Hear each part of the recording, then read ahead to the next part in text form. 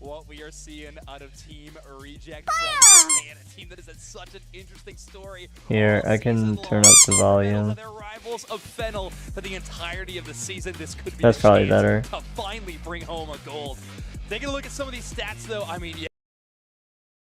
3,000 looking impressive. Overlord with 9 KOs in this game with almost 70,000 damage on the Metagross, a Pokemon that you knew was going to be phenomenal this weekend. You can pet and play with me in the Pet Cafe Twitch extension. It's so fun here. Come visit.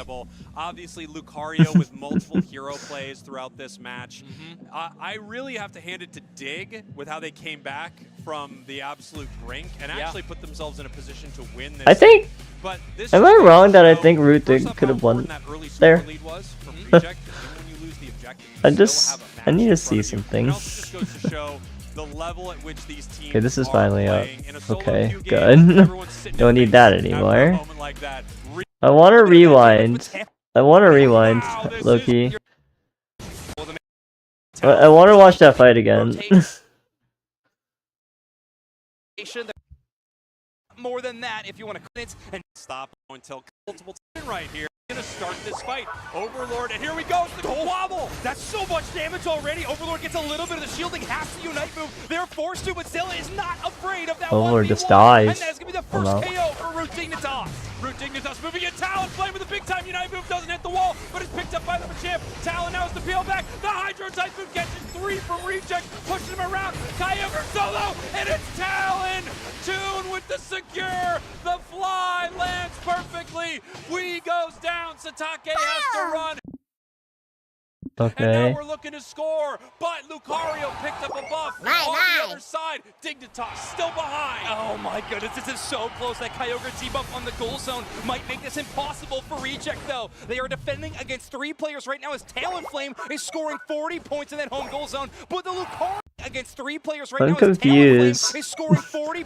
Why aren't they? What? They're so tanky. Just stand fucking together and score. Like, wait, am I stupid? I'm just like thinking about this now, and it's like, I don't think it's impossible to just score. Like, do you know how fast like you can score if everybody is standing together? They don't even have that much AoE damage or like consistent damage, if you will. I just Reject, though. They are go for it. I don't feel like I'm dumb on that.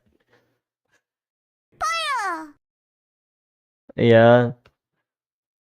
Oh wait. Oh, don't worry. I've already seen it. I've already seen it, buddy. I'm just rewatching for the fact that like they lost. I'm just thinking they could have won. Like they just needed to commit. That's all I'm thinking right now. 3 players right now as Talonflame is scoring 40 points in that home goal zone, but the Lucario is matching pace. 54 from Haruto as Japan. Wait, what? What do you mean they just leave? On to this lead. Right now, Dignitas is making a massive call. They are saying we have to take Lucario. They're looking for it. The unstoppable, trying to get out of a bad situation. 55 seconds left. Haruto using power punch once again, making it out. Here comes Talonflame, missing with the Haruto using power punch once again, making it out. Here comes Talonflame, missing with the unite move. Haruto, huge fly, but is able to. Brother. 45 seconds left. What's that? They're breaking their ankles. Reject is running. Wait, I don't. Right now, Dignitas is points in that home team. Massive call. Bad situation. I'm scared. Players right now is Talonflame.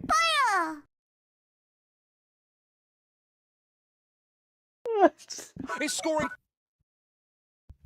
I'm just like. And then the fact that they don't keep like one behind for the fact that in case like Root Dig made at least like 4 major mistakes despite getting the Kyogre. I don't feel like stupid for saying that because it's like Kyogre buff is broken. Let's be real here. They have Blastoise, Quaquaval, who restores HP by the way, and Psyduck. Like, these hits are not gonna die on their pad. No, real. And like, what are they gonna do? I feel like it's just scripted. They gave him the win or something. Like, even on a ladder, like a stupid dumb random could just like walk up on the pad with you and they'll probably win because they pressed their buttons. I don't know. After breaking the goal, the other team could kill them? No, they can't. It's Kyogre buff.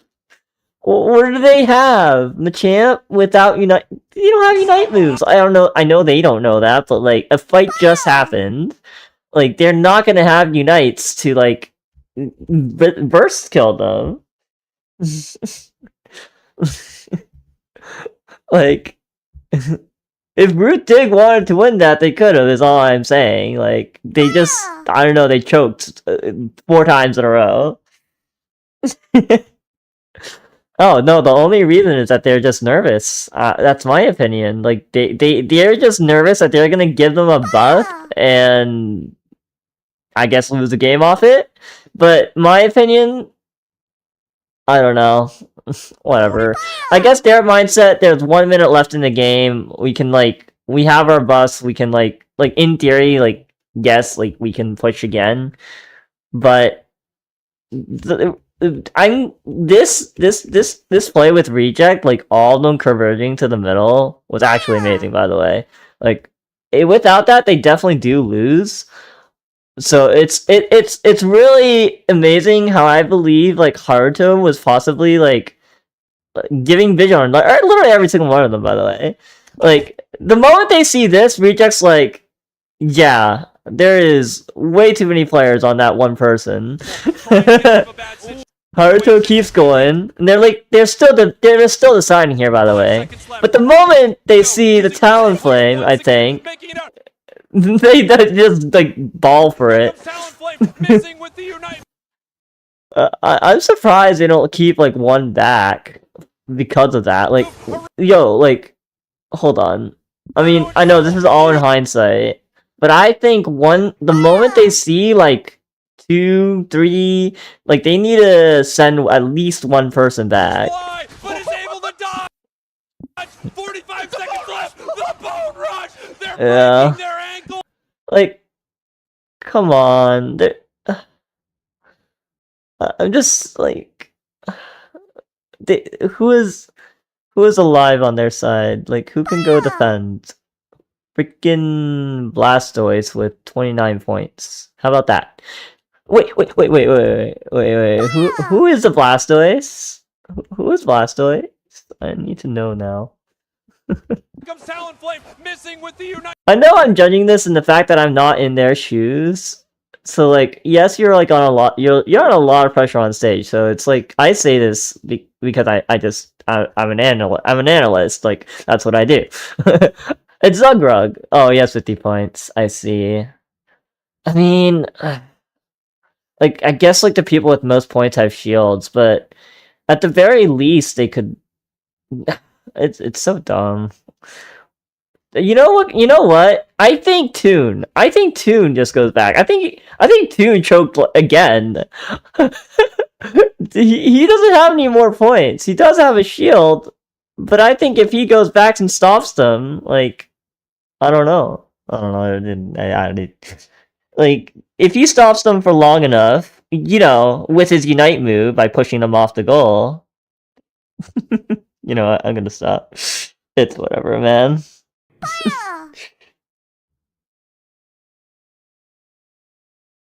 Yeah, he had 29, didn't pick up the point center. His teammates did, I'm pretty sure. Yeah, oh well. I'm gonna see if the next game's up. I've moved on. Oh, not the Overlord interview. That's what I want to. He looks so Japanese now. Look at that polished hair. And that makeup, if you will.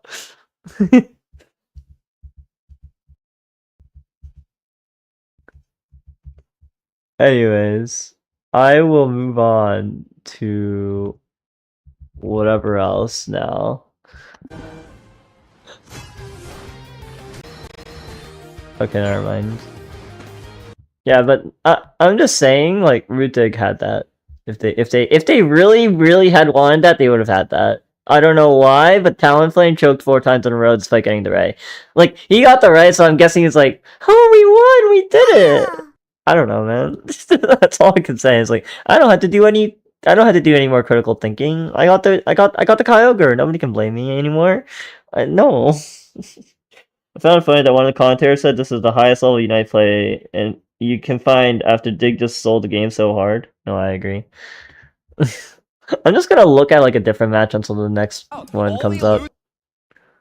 I want to look at like some of these like final fights just for fun, I guess. I've seen higher level Unite play on ladder, I feel. See, I say that a lot too. I believe like there is better games on ladder constantly than you see in like the World Championships. However, I do also believe on the fact that on stage you have millions of people screaming, your heart is racing, and it is much harder to focus. I don't blame that. I think it is much harder to play on stage than in the comfort of your own home. I'm surprised that I can let it slide with more casual teams, but you guys play the game as a job for the most part. That's true. I'm guessing I'm thinking of my personal experience in a way. For that, in that fact, I would say. But yeah. Also, why is OBS streaming OBS? Why is it doing that? I'm confused. Wait, why is it doing that actually? Hold on. Oh, I see. Wait, I don't see. What is this? Oh wait, that's funny. Oh, I get it. Oh, I fully understand now because it's on my tablet. Alright, sorry guys. I was watching chat on my tablet so I could like one of the Japanese players sent him 1,000 yen. There are 3 alerts that yes, I noticed. They're gone now. They kind of got an objective for free here in the bottom path. Or are they? Yeah, they're gone now, right? Surely. Or they will be soon. Anyways. Yeah, I mean, that is a lot to work with, especially for Reject, and they're playing the aggressive route.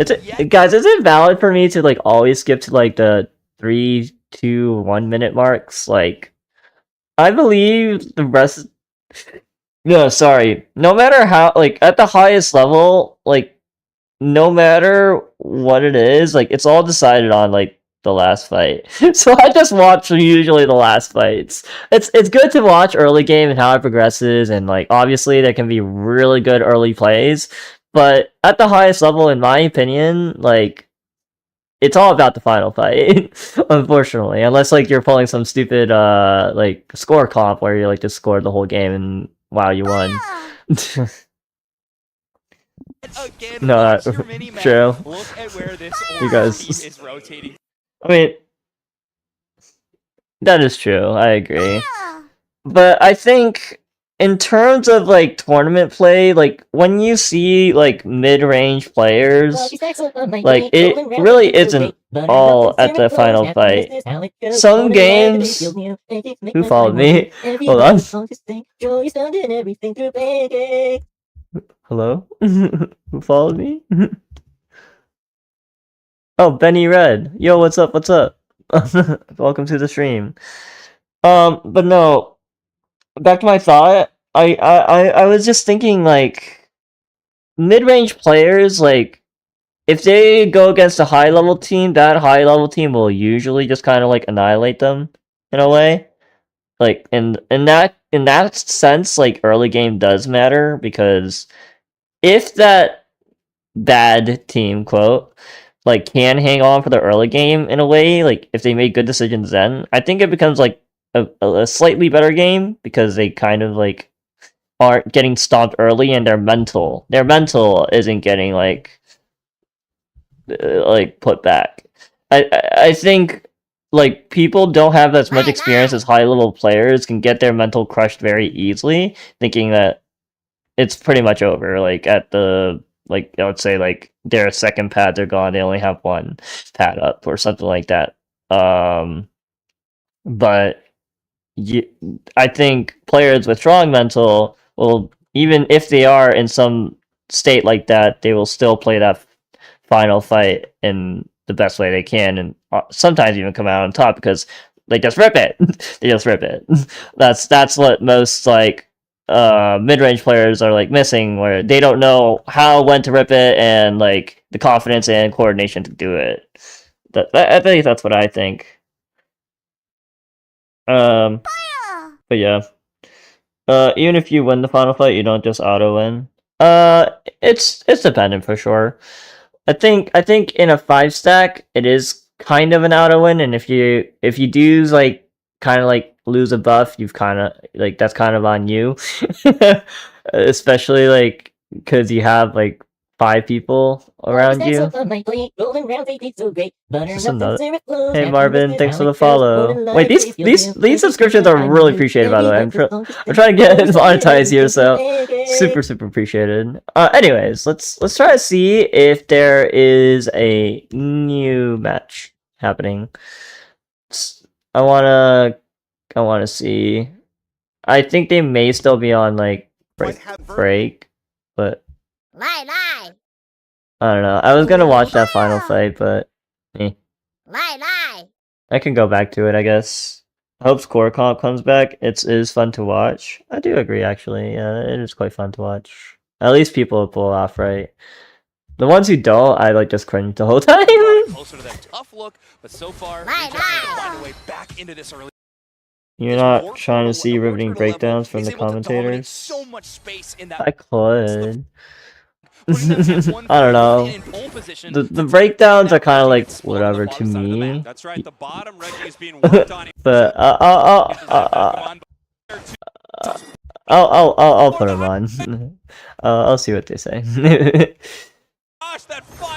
Spraggles are just Spraggles. He's really cool. He braided my stream the other day. It was awesome, but I think he also casts very well. I just, in terms of like actual analysis, he's just overhyping them, which is fair, and he's doing his job. To work with. Eventually the Blastoise will go down. No, that's kind of what I mean, yeah. Able to force 2 fights during that Regirock buff last time around. Really impressive stuff. His commentating is good.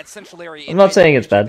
It's definitely like he makes everybody and anybody feel excited. I think that's important. Have kept the scores quite close, but Rude Dignitas has so much working in. Dude, he glazed me once when I did like this Talon Unite, and he said that was one of the best Talon Unites he's ever seen. I'm like, oh, thanks. I basically hit like 4 people and then flew and then immediately went down. Like, I've done so many times on ladder, by the way, but it felt nice to get recognized for it. Just a little too late, couldn't get enough vision for Pui there, couldn't get the secure, and now we hey, have Reject on a bit of a I never said I didn't like him. I just all I'm saying is he's a little too much. But still. Blaze is fun. I guess. Will find the last hit, and that's onto the enemy central area player. And here ways. It feels like Dignitas has had the upper hand in some of the bigger engagements, big plays from the Blastoise. I want to watch this final fight because it's just taking a while for the next match to start. So yet again, watch your mini map. Look at where this orange team is rotating to. That is a 50-point attempt with 2:20 left on the clock. So it won't be in double scoring, but still 50 points will give Reject the lead. Haruto is caught out though. That means the Surfetch has to dive away, and they will make it back to the safety of the Clefable. Yeah, Clefable with hello, the Nezumi. Their huge screen. The question hello, is, how are who's you, going to start this Nezumi fight? 10105? It's going to be huge. Big time Solar Beam. Overlord's moving in. Oh, that's so much damage already. Zogrug the only one to take real estate as Groudon. He's dominated by Root Dignitas so far. Poke damage from you is not going to be enough to push away Root Dignitas, and they have already hit their target. Overlord is down. Overlord's down. Why is Overlord just guys? Why? Why has Overlord died in the first fight? I mean, the final fight first every time. He does this so much, and somehow his team still wins. I don't know. back towards it. Zugberg right now looking to push them away from the objective. Dignitas in a great position, but they have incredible secure from Reject. They are not moving forward with Groudon. They're trying to take Mew. We have 2 attackers on the side of Dignitas looking for the KO. Hit it. No, it does not go down. Overlord. Mew has to come back. Hit it. Here he's back. Now that is going to be Mew totally forced into the recall. Wait, guys, can Raichu not hit from top side? Am I stupid? Now coming off a cooldown here, he's back. Oh, Now that is going to be I'm Mew so totally confused. forced into the recall. That's too much damage and they can't safely make it back. All right, let's see what happens. I mean, I don't know how this game goes. Like, they... exactly that. Satake will be able to dodge away with that enhanced agility, and still Root Dignitas dominate the Groudon pit, but they're still behind. That's a nice. Huge push. Satake having to run back now. Haruto in some trouble. Zealot looking for a fight, but they are behind. You know what I see here? I see a lot of trouble with commitment. You see, oh, you can't hit it from top side. Oh, what is this? Oh, okay. Has to run. 5 members of Dignitas are still standing, but they are behind, and here comes Overlord! Reject is so resilient! Overlord goes in for the combo, and Satake takes down the Espeon! Reject will not quit! There's only Zugberg left, the last defender of this Groudon! Oh, what just 5 happened? members of Dignitas are still standing, but they I'm are scared. Dude, they take down Overlord and... Ew, you can get in fun with me in the Twitch Pet Cafe extension. Come visit. Shut up, It's so Pando. much fun. Shut Turtle up! emoji. I don't care! 2 hearts emoji. I'm trying to go off after this. Hold on, I literally am. Hold on, I don't want to hear his stupid voice right now. Bye-bye. Ahem. Otter bad position, bros boosted. So the only thing I see here is Reject. They lose Overlord. Reject. They stall. Overlord comes back. They die.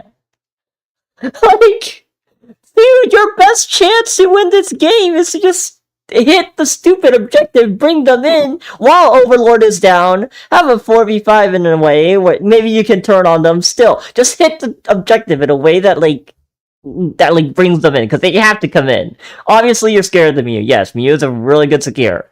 That does not mean it's the end-all be-all. You're still a 4v5. You can pick off maybe 2 or 3 people if you time your, let's say, Zealot does a Quavel Unite, or literally Espeon does a Eject Unite onto 3. They can't react in time. I don't believe they all have full heal. I don't. I can't see their battle items, but I don't believe they all have full heal. Another subscription. Yeah, thank you. Appreciate it. Everything through pancakes. Yes, die, Pando, die. There. but why are they blind rushing to the bottom of Central? No, I can see what you mean, Voltage. Big time solar beam. Overlord's move. I just think there's confidence problems in NA right now. If you're going against one of the best teams in the world and you get a pick on them, your only instinct should be to freaking hit the stupid final objective. I don't know, man. I say there's pressure, but I think if I were in those shoes and I were shot calling, I'd be like, hit it, just hit it. Okay, look, I haven't been in their position. I've not been I have been in top 8 before. I have not been in the final seedings or whatever. In the the highest level. I don't care what you call it. But I think in terms of those decisions, you need to make those fast and well. So far, I need to see how this progresses one more time. So they kill Overlord because Overlord's inting as usual for some reason. He's always the first to die in the fight. Yeah, so this is... He does hit it, but they stop because Mew exists. So they start running out to Mew. Mew unites. Now that Mew has united, Zug is... What is Zealot doing? What is Zealot trying to do here? What is Zealot actually trying to do?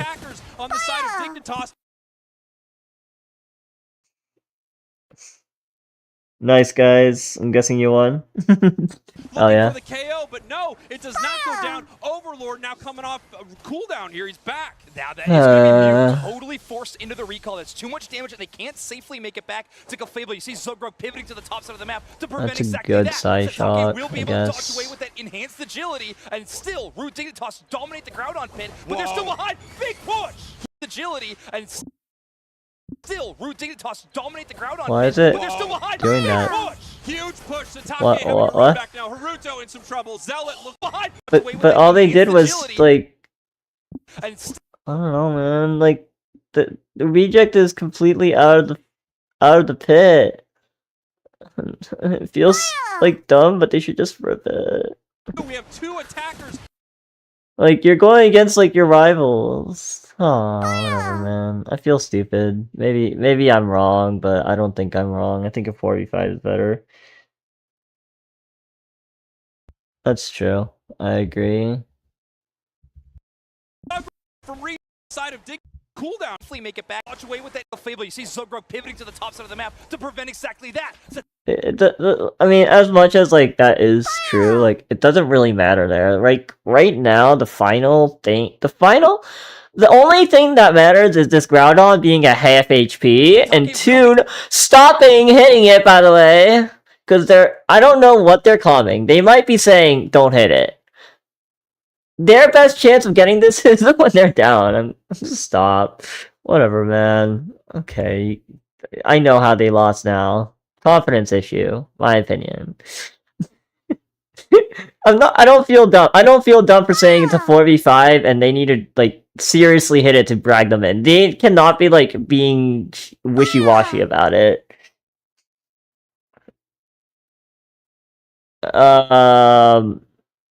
At that point, yeah, Hershey was up because they had taken so long.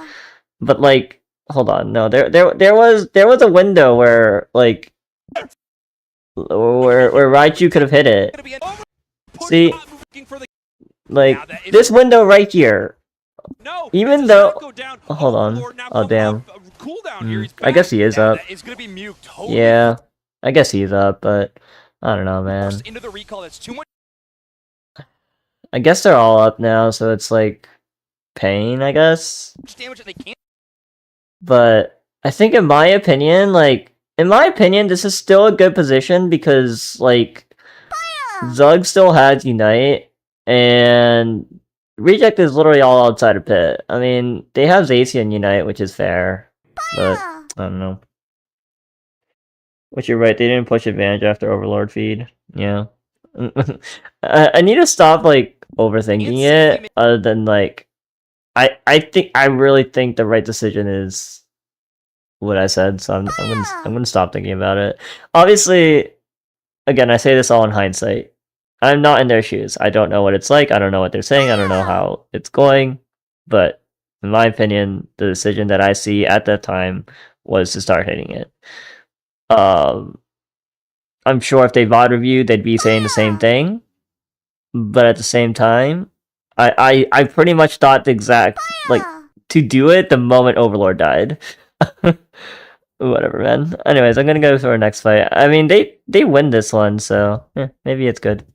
Actually, I want to see something that's live. I want to see something that's happening, like, right now. I'm not like, I don't feel like I'm, like, judging something that's already happened. It does look like we were not able to steal away that buff. Lel, of course, one of the best Eldegoss players, I would say, in the world. Extremely strong on it. And best Eldegoss player in the world. Okay. Key point for a lot of these matches going up, but we'll see if they can take away the blue buff as well. No, 2 for 2. A lot of these really strong on it. If you're the best Eldegoss player in the world, I'm not saying this, but I should, but I am. I'm not a great Eldegoss player, but I think if you are a good Eldegoss player, let's see how this all goes out.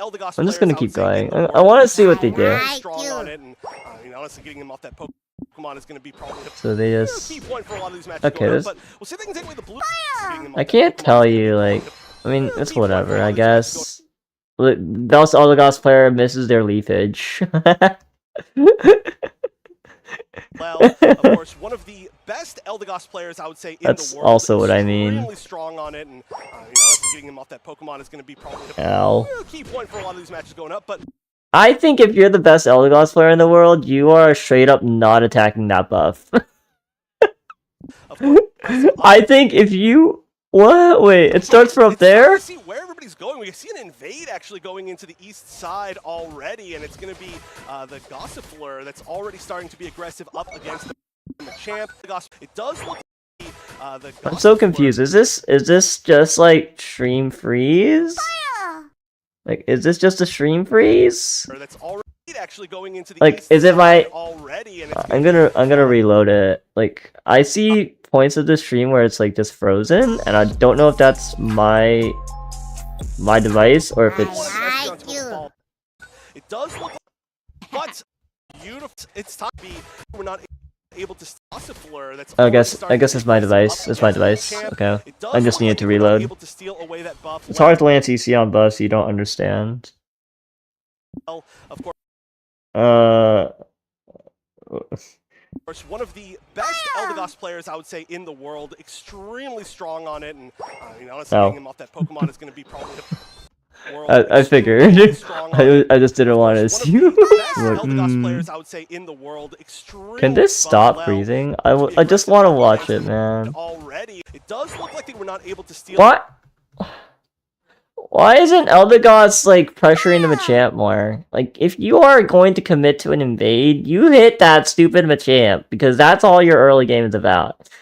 Because, like, you ain't securing no farm, and the best way to secure with a farm, by the way, with LD, is to land it boosted with leafage, like almost like at the same time. They are not doing that. Of course, I guess they get it here. Eldegoss players, I would say, in the world. Whatever, man. Strong on it. Honestly, actually, they didn't have leafage, but key point for a lot of these matches going whatever. on, but I don't see it trying to like use its boosted at all. Yeah, whatever. I don't really care. These are just small interactions. I judge small interactions. Now Soto takes quite a lot of damage here on 50% Triple HP. Zard, damn. Hasn't yet. Alright, I'm gonna move on. The Eldegoss, we see Kiluk also on 50%, just trying to get some of that pressure in here with a gank coming from Angelzine to guarantee that Swablotaria. Okay, so Typhlosion's keeping his Ember up, that's good. Or his fire meter, whatever you want to call it. Diago takes so much damage there as the Psyduck. They have popped that headache as well, and it's going to be Grêmio coming out of top of that first. What's bottom lane? And you Espeon? see like how teams choose to fight against the aggression. And right there, Dark Peach just said, Submission nope, Machamp. we are backing up, we are not overcommitting. We're not going to allow this team to get that early advantage, especially they've got a pretty strong path up there. Their duo can be hard to fight, but they're holding on. Lel still needs a little bit more experience, has been starving a little bit after the failed invade, but so far, Brazil kind of doing what they're doing, but Dark Peach not giving up any KOs yet. Absolutely not, and not giving up any experience as well, although it was Grêmio supposed to got that Swablotaria on the top side. Their numbers are looking pretty good, especially on the Machamp, now hitting level 7. Oh. The interesting choice here was to everybody to kind of stack top, right, for the side of Brazil. Like, they could have maybe tried to take away the experience from the Decidueye instead, but they chose top again, which does mean they're probably going to be pretty aggressive on that side in general. Oh, wow, nice steal. I mean, where even were they? That is I nice. didn't really see what their positioning was. Me I kind of thought they weren't in the right spot, but great way to steal that away. And again, really needed experience from the Decidueye being. I'm gonna skip. I mean, like, look, Grêmio Esports is supposed to be winning early game right now. I'm glad they won early game. Good for them. That's what their comp is made for. Let's see how mid game goes. I want to see this Decidueye do something. So it's all about lining up that burst damage and just chain it's not. one single Pokemon. Hit your arrow, please. Yay. They're doing pretty well here, Grêmio Esports with Soto managing to I guess. although they were picked off here, they were able to separate Dark Peach from the objective as Grêmio has confirmed bottom Reggie. Now on the other side of the map, we have a scuffle in the central area. Yeah, I don't know, man. Crash is used, but they're not going to overcommit on this one. They go into the center though. 432 takes damage from Typhlosion, but Falb notices that it's just too much HP to take down. I think this is actually a really good strategy as well for a team that maybe doesn't have quite as much, you know, solid experience up in the competitive scene to try. And there we go. We can see it again, just throwing them back. And there's just so much crowd control. You love to see it. They're going to get the KO on the Espeon to start this off. Lovely play here for Dark Beach with that Ice Fang. Like why does it zoom in when Flash Blades unites? I mean, it's kind of cool, I guess. Just waiting for the Spirit Shackle, but it's not going to go Oh, onto the other shit. boss this far. Now going with the Surf Soto into the back line. 1v4 almost. This Blastoise against Dark Beach. They're going onto the pad. Push them back once again. Valve takes a lot Champ of just getting their damage, and sacks there or they go, something? up into the air. Just Hey, look, trying to do something it's a here as Darkrai. Palkia I mean, sorry, is Darkrai. two. Palkia. They get taken down by Dark Beach, and Gremio is just dominating this pad. They continue pushing forward. 4-3-2. Look, I think Palkia isn't like the worst Pokemon competitive, but I don't think it's a viable choice in general. Priority is going to be a big deal for Dark Peach, and I think I just think there's Mon that do its job better. I mean, normally, of But course, you I don't know, I could be wrong. I haven't really played Palkia in comp enough to really determine that fully. Can't lie. Already level 14, and it can sometimes not matter against a comp like this. You know, they could be the first one to be caught out, and they could just be like, I've seen Derpy do some really good things on Palkia, I will say, but I don't know, Palkia's just Palkia. and you're taking damage the entire time, and you don't get to play. So realistically, that's kind of what we need to see from Dark Peach, taking out some of the strong DPS and then trying to close this out.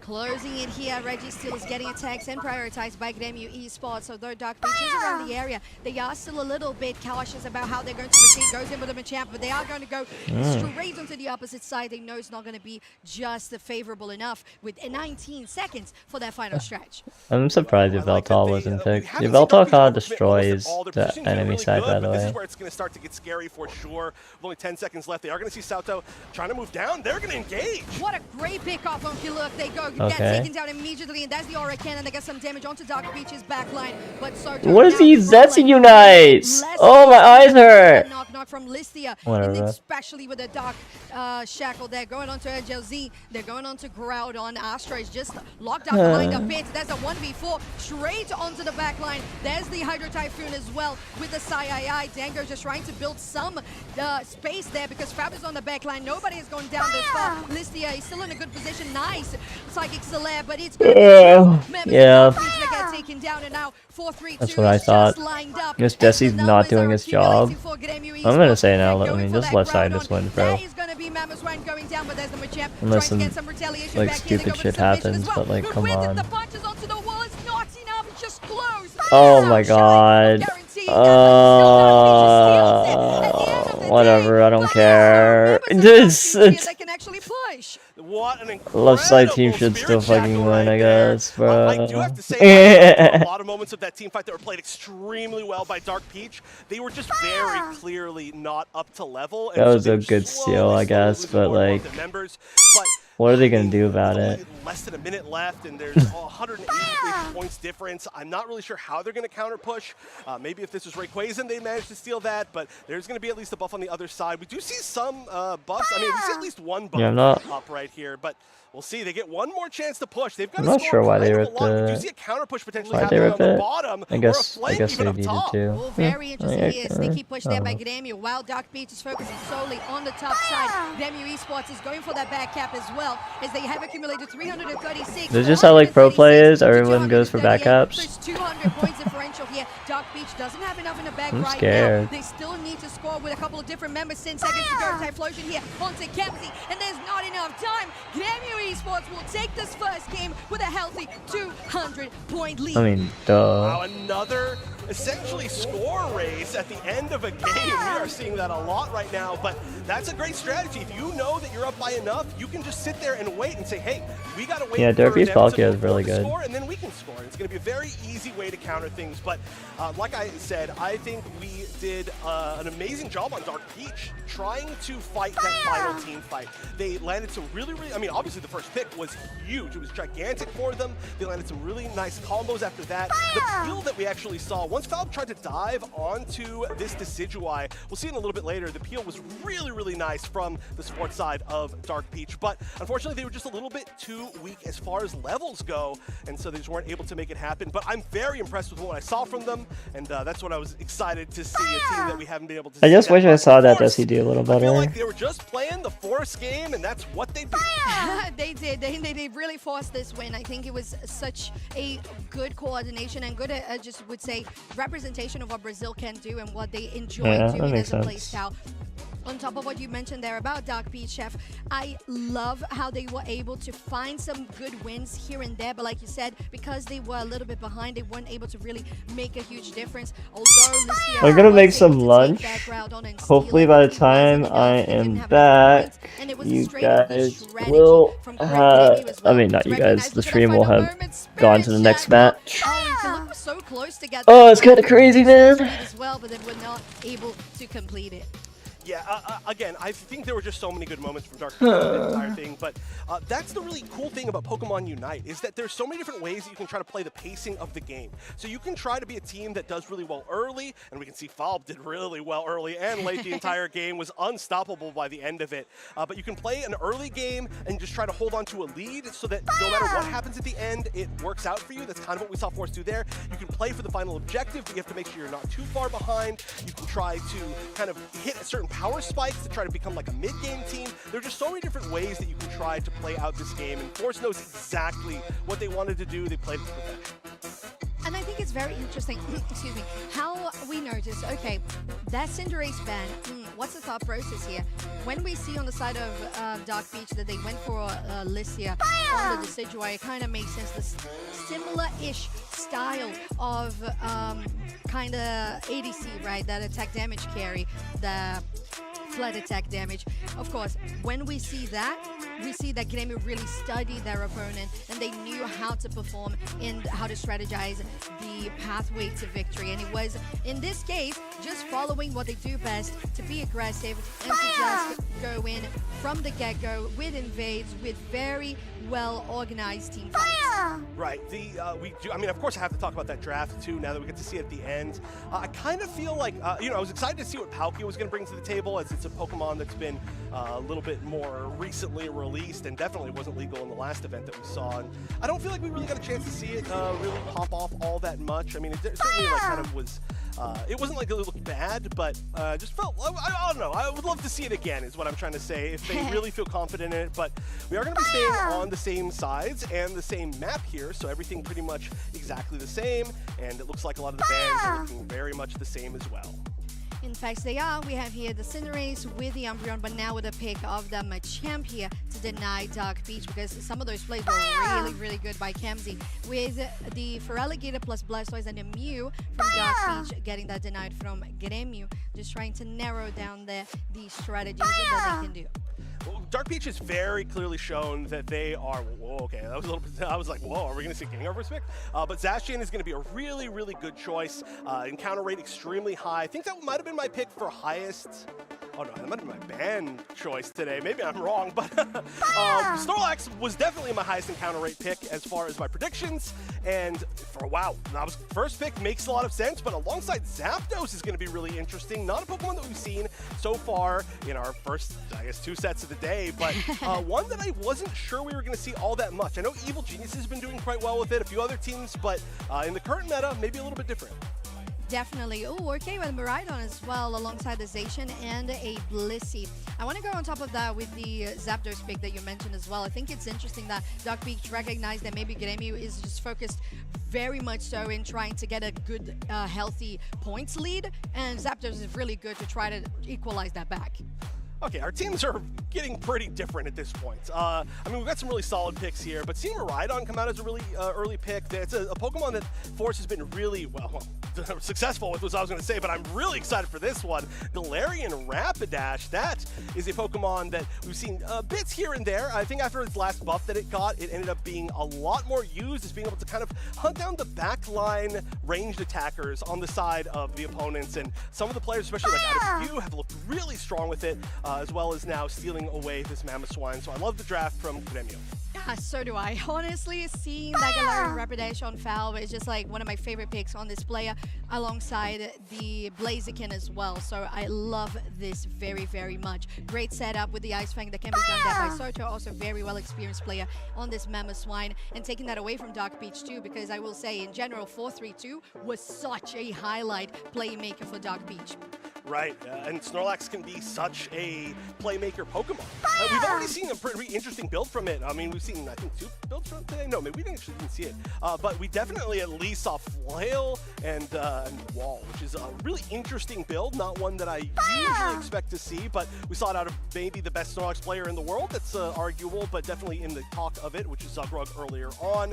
So we'll see what they end up choosing this time around. And I do have to assume that we are going to be seeing the Scyther coming out from Kemsey, but of course you never really know. There could be anything happening, especially with a region that we're not as familiar with. But Scyther could be really, really good in this matchup. I think a lot of really good targets for it, and obviously we've seen a lot of other regions do very well with that Pokemon.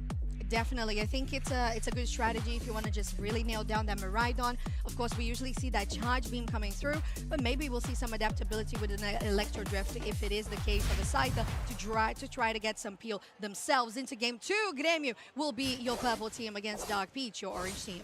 And seeing where they're going to send everybody is interesting. So we are going to see, almost certainly going to be Scyther then going to the center area, and then we are going to be seeing the Galarian Rapidash, which means it's going to be a pretty aggressive team probably. And speaking of aggression, we're going to see a double invade already happening from Grêmio. I still want to keep calling them Force, but they are now Grêmio. So already we'll see if they are able to steal away any of those buffs. It looks like with 2 people, they're probably doing a pretty good job of it, but hopefully we can get to that in a little bit. All right, we are going to be moving over there, I think. All right, we'll see. I think Leo's got a buff, maybe. Oh, it's Soto who's got a buff. Let's go. Grêmio Esports with a double invade, successfully making sure that they would steal that objective, those buffs there. Kemsey takes a lot of damage, and now Soto, not even with a sign-up, was able to set up Angelzine for such good damage. Yeah, this is, I mean, that's going to be a great way to start. I do wonder if we ended up stealing away any more experience in that invade, but just to be able to slow down that Scyther. They are going to hit level 5 now, but you can see they're just barely getting here in time for the spawns. Okay, if they'd been slowed down like 5 more seconds, that could have been huge. Maybe. Well, 3 members here on the top side, and it is Dark Peach who gets majority there of the experience. Leldo is there on level 4, so they are at least that Blissey to allow for more healing. Bot side, though, 4 members of Grêmio pushing out on their bot tier 1. Now we get the chance to see maybe a little bit more of what Palkia can do, but going up against Zacian is not going to be easy for anybody, as of course that is one of the most contested Pokemon, I would say, probably of all time. And we are going to get a little bit of an assist from the Zapdos, so it's going to be a little bit scarier, but back to 2v2, and the Palkia may have overextended a little bit. Oh, he definitely did. Zacian can do just very much damage. Explosive, such burst, 2 KO streak going there for Kiluka, as now it's not looking that great here on the top side for Dark Peach. And I was saying earlier, in the previous game, I really don't feel like Dark Peach overextended almost a single time, but already we've seen a few kind of big team fight losses. Well, I wouldn't say team fight, like path losses so far, and especially giving that kind of experience to something like a Zacian is going to be very, very dangerous, so you really want to try to steal back this lead somehow, and you can see with the fight in the middle, maybe that's what they're trying to do. We'll see. Reggie Drago is up for grabs. Now going onto the back line there with that little bit of freeze coming from that Swine Up. They are able to take 1 member down from Dark Peach, and they have separated the orange team really, really well. Now focusing there on the Reggie Drago, as there was a 2 KO streak that went for Falb. They go down immediately, but Listia is also going to get taken down instead. Reggie Drago hasn't been continued, but it is around on 40% HP. It's so funny to see how little some of these teams value Reggie Drago. Like, you could take 3 seconds and take that thing down. It does look like somebody will be taking it down in the meantime, Soto. Just a little bit of life left on that, but they were able to check that bottom tier 1 at least. Another match is happening. Lead growing, and hey guys, sorry. They just took me a bit. I don't know. I made some cheese these tacos of sorts. And they already won the game last game, so it's just looking better and better. They definitely are now with Reggie here on the bot side. Reggie Drago Soto on 1% HP. Going into the backline, Falb goes with that Unite move on Listia. Almost able to take them down finally with the Dazzling Gleam. They do. 4-3-2 is in damage as Grêmio has once again dominated a team fight and converting that into yet another objective. That Zapdos is most likely going to get taken down as well. Okay, we're back. And now I can judge more people because we could see feel like it, I guess. See 40 points in pocket for this Scyther. Wow, I'm surprised actually that we're not going to be taking down the tier 1 gold zone on bottom side for the side of Grêmio, but up top we are going to see a pretty solid defense, although Red already did go in, and it does look like 40 points went in. It's going to even up the score at least a little bit. They probably, I don't know if they want to break this. They're not going to get a huge overdunk, but they are going to fight on it at least a little bit, and they are going to break that tier 1 in full commit. Fully committing here on a 2v2, and Alicia once again in terrible danger. Get these different camera angles. Well. I think they have someone out like automating it. The only person who's standing is that Palk here on the bot side, just because they or wouldn't like even threat. not automating, but like controlling it. I know I keep pointing out kind of like the strong. Yeah, someone that's really good at doing it. Because it's a team that I'm familiar with.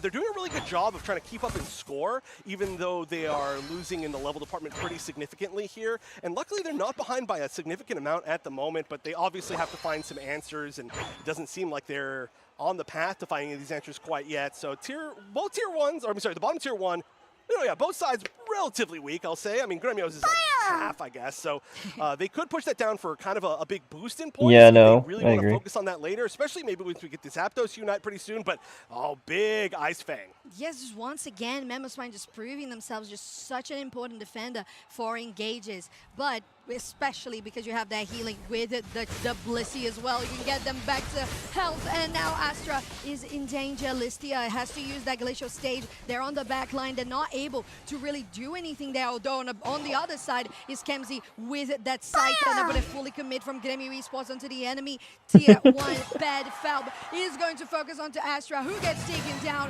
It is a full team wipe, as although they have already respawned because the timers are pretty quick, it was still 5 members of Dark Peach that go down.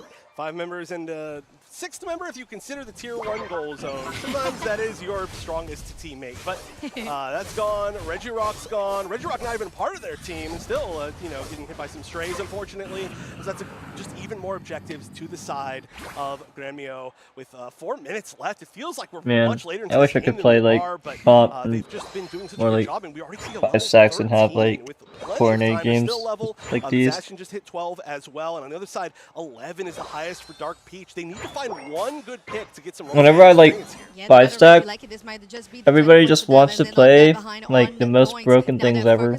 Not like what anybody's individually good at. It just feels like another boring ladder match. Oh yeah, I definitely was. I just meant like now. I guess. I gotta rebuild my team. I just meant like regular like 5s. I just like they're really fun, but they still just feel like another ladder match. And then to me, it's like everyone just playing the most broken thing because they can. I mean that's exactly what you're supposed to do, but so. Just like you said, and still the points lead is not huge. They do have to be a little bit careful, but the position. I wish they did like All-Star Draft in Worlds. It'd be so much like more interesting to watch. They still have a tier 1, which is going to be very advantageous. They've got really high mobility too, so it's interesting how they kind of across the entire map. That there's some like different picks here though. I guess setting up some like pretty nice vision. Not necessarily going to be holding that for all that long because there's not that much to defend, but they're in a spot where they can set that way up for the final stretch. They're sitting pretty preemptively. And do people really not feel like Yveltal to try it? Well, like, would you look why at that? is nobody like playing it or there. taking they it? Get somebody here that gets completely destroyed, but over the wall Astra goes with a little bit of shielding on that Yeah, no, side. exactly. That's what I mean, Still Voltage. able to escape on the other side. Dark Peach gets taken down. It's the side that goes to the Pokemon Nice Center. And levels. they're still trying to get at least some survivability, but they're not able to do so. Dark Beach with 3 members down in 9 seconds for final stretch. It's not looking good. That was the most risky return I've ever seen from that Palkia, just out in the open in vision. But we've got now the spawn. They're going to be burning it down. If anybody can get it, it's going to be Astra, but can they make it happen? No, Zacian, easy take. Yeah, it's the Sovereign Sworn, baby. Grêmio Esports is going to guarantee this objective. And now, Dark Beach with 2 members, 3 members going down. Bright Future, Meteor Storm looking good for Grêmio Esports. It is a full team wipe. They go to the bot side. 314 just growing with even more Handleburgers. This is Yeah, that is a weird angle to see. I can't lie. I don't like that. I don't like that. It's so weird. All across the map. And they just don't do that. Anything. This is such an impressive game as well from Grêmio, right? Well, obviously we got to see them win in game number 1, but going into game number 2, they learned so much about. Is this a sign to play Zacian again? And they adapted. When you can adapt that well, even on the turn, it is so impressive. So I think Zacian's exclusively a trio to 5-star character. If you play in solo queue, you will have a very miserable time. The only reason you play Zacian is to like block moves for your teammates, be able to have early pressure, and then to rip it crazy. As a character, I think it is very bad at like team fighting consistently. I don't know, man. Even like really good Zacians I know that used to like dominated back then just aren't doing what they used to do with it right now. That's like in my opinion. So yeah, if you're gonna bring it to trio and 5 stacks, and you know your trio and 5 stacks will follow up on you, and your protection will be like valued, then yes. If you want to play for solo queue, there's other mods you can play. Is in a terrible position once again, but they are able to at least get away for 1 more second. It was 200 points. I know, I agree, Walter. They were able to do so. They are here in the base goal zone. Dark Beach just trying to get as much as they can, but I don't know if that was enough. I don't know. They scored in the tier 2 as well up top, but they needed, I think, just short of 100 points to catch up right there. And I'm not sure if it was enough. We are going to see the score here.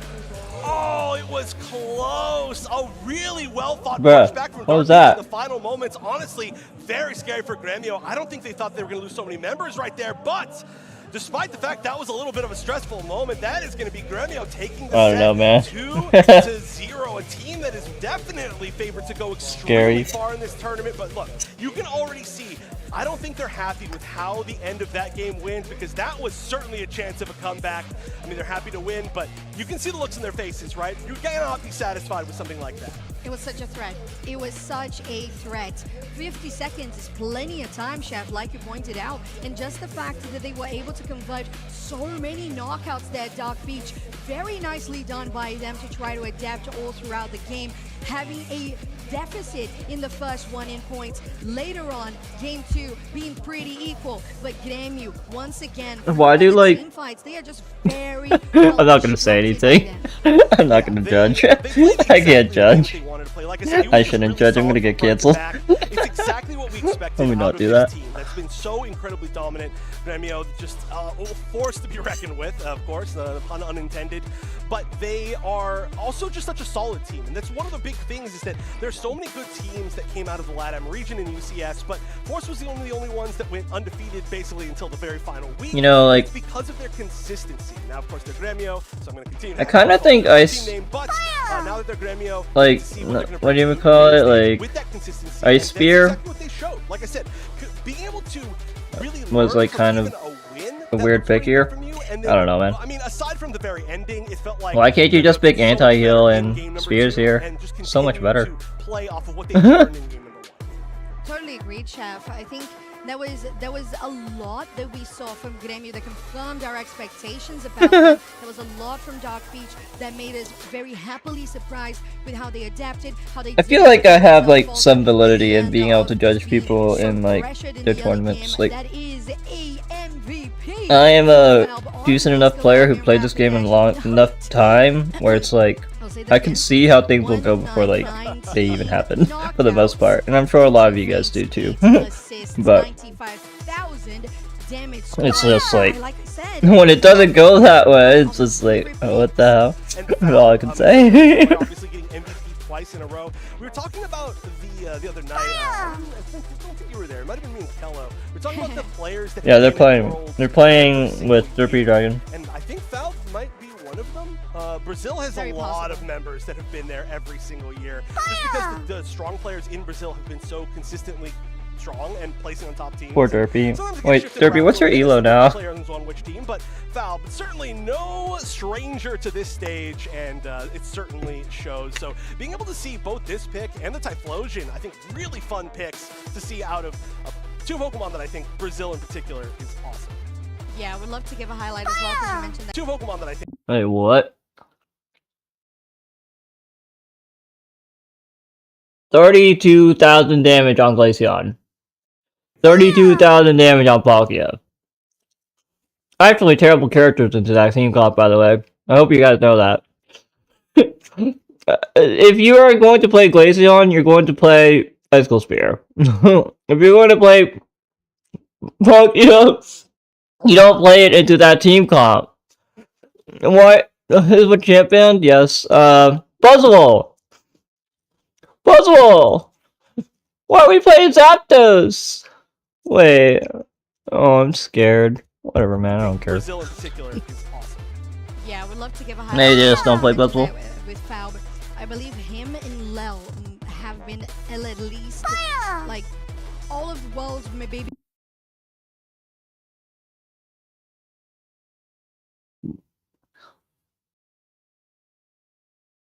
Poor Derpy. I've been trying to get him to Legend so bad. Also, did they get counterpicked on the Glaceon? I feel like you don't run that into Rapidash. Let's see. I can see when they like picked it. There.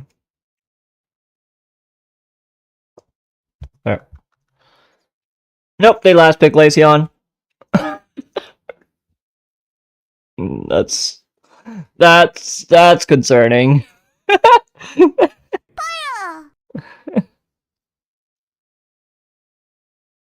Nah, bro. Nah.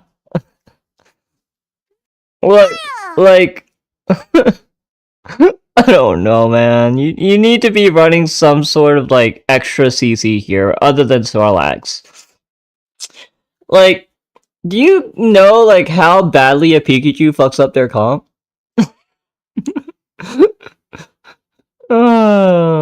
And then maybe Glaceon can still play like Icicle Spear to like break the shields off the horse. Wait, do they not have a support? I just realized. Wait. Where's like Hoopa? Or I guess support Pikachu at that rate, man. I don't know. I'm scared.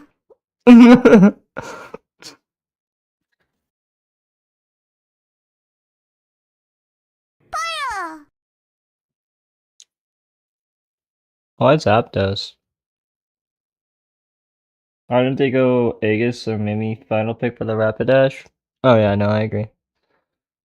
I think Uyi would have been a really good pick here. I'm in Q2, you're right. I don't know, man. Well, to an extent, it's also like comfort, but I think if you're like playing at this level, like you should be able to play anything and everything to a decent extent. Or like have somebody that knows how to play it. Also, why Muscle Band on Scyther? Why don't you just run like Amplifier or some shit? I'm scared. Whatever, bro. But they didn't. Why Muscle Band, actually? Definitely are now. Why Muscle? But Falwell Am I missing something? Like, how often are you actually basic attacking when you're like running in the air and like, you know, you doing combos? Like, I play Scyther, like, I don't know, like, you don't need to auto attack that much.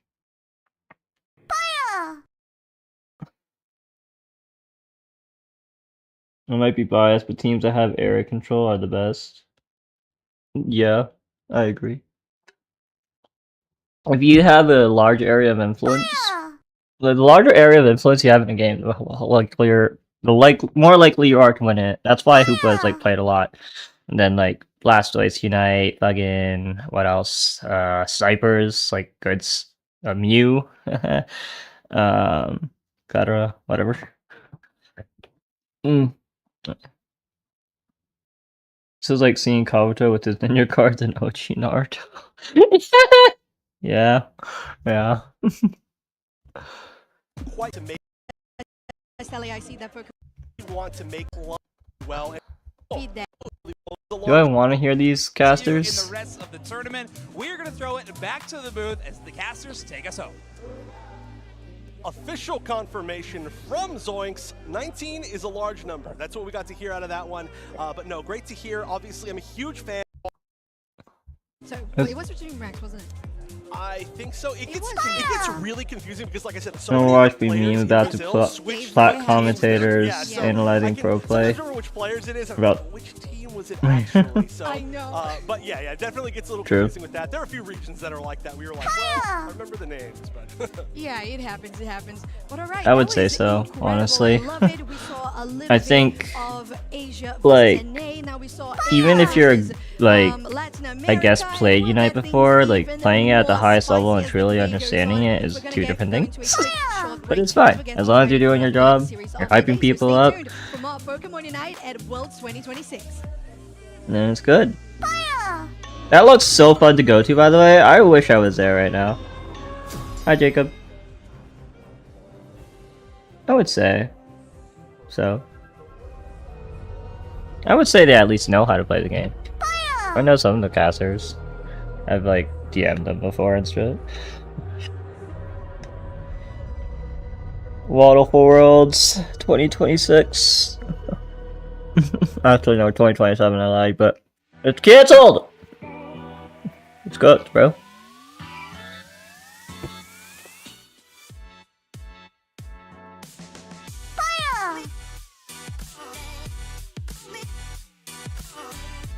Not 26/7, so true.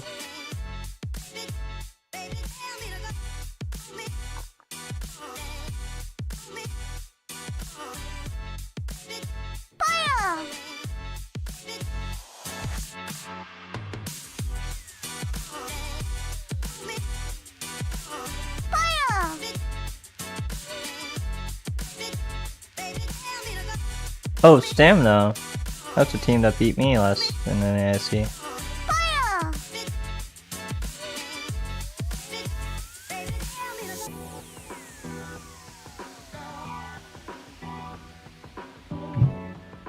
Poor Derpy.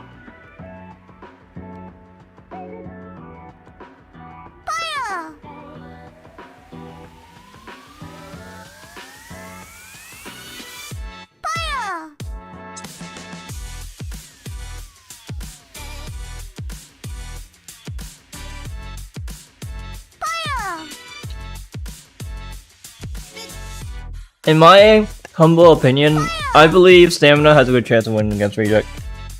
I think Stamina is going to bring the style of gameplay that Reject isn't prepared for. I've seen how they play. I know they don't choke. If they make a good decision, they're gonna maximize it. I see Reject like making basic decisions by the basic mistakes, by the way. Like, they're really good. Obviously, they probably have a good chance of winning this whole thing because of like one, intimidation, two, just like they played a fuck ton and they're Japanese players. They know how to coordinate, but they make mistakes mechanically, as far as I've seen. And then Overlord still has his ego, where he just kind of like dives in and kills himself because it's funny. Is the tutorial two bots fighting each other? Yeah.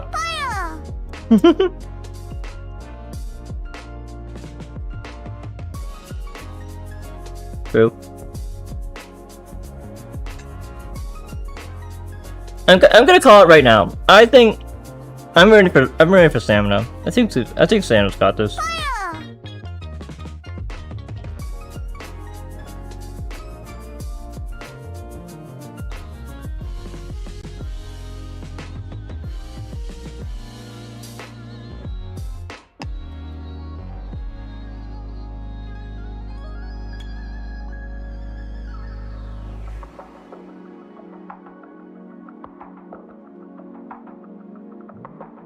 What a Glaceon Unite, guys. Crazy.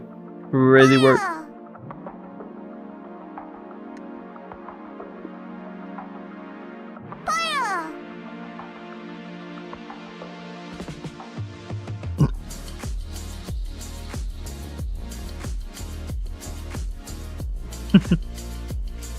Not the suicide bomb.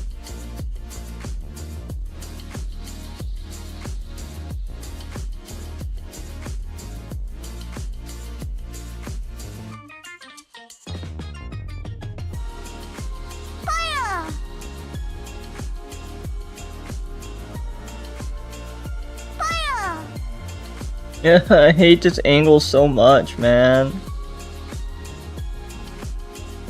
Maybe stop that. Stop that. Stop that right now.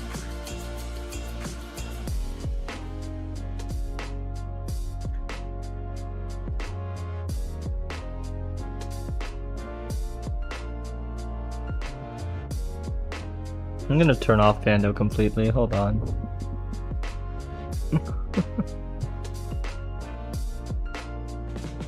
Give me a second. Sorry, guys.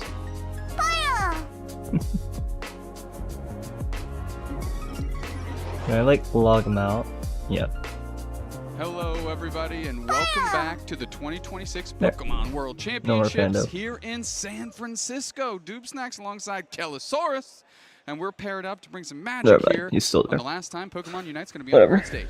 Yes, I am so excited, especially considering how these two sets have gone so far. We are about to go back into Group H. We already saw an incredible game from Reject earlier on in the day. So this is going to be their second and their final matchup for the day. And that's going to determine whether they end up making it through day 2. Yeah, absolutely. And here's a little storyline for you. Last World Championships, Stamina actually beat Reject. So this Group H has so many storylines going on. Of course, I told you. Rejecting Dignitas kicked off our day with an absolute banger. Stamina here to try and put their run together against a team they've already beat, and Reject guarantees themselves out of the group by winning right now.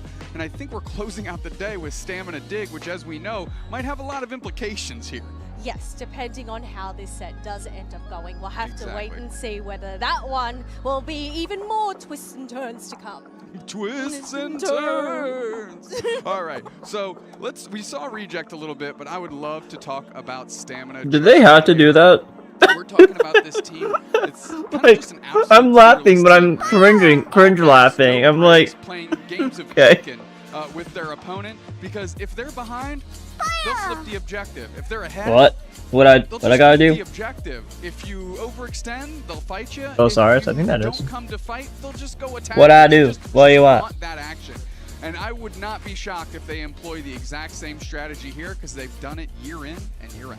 Yeah, I feel like that's very synonymous across the LATAM region in general. That's true. They really just like to brawl each other, and I guess considering Stamina's season throughout 2026, they were at the top. They were second. I know, that's fair, but they did end up missing out on that world qualification spot in the playoffs. I guess I'm laughing about it now. I guess it's fine.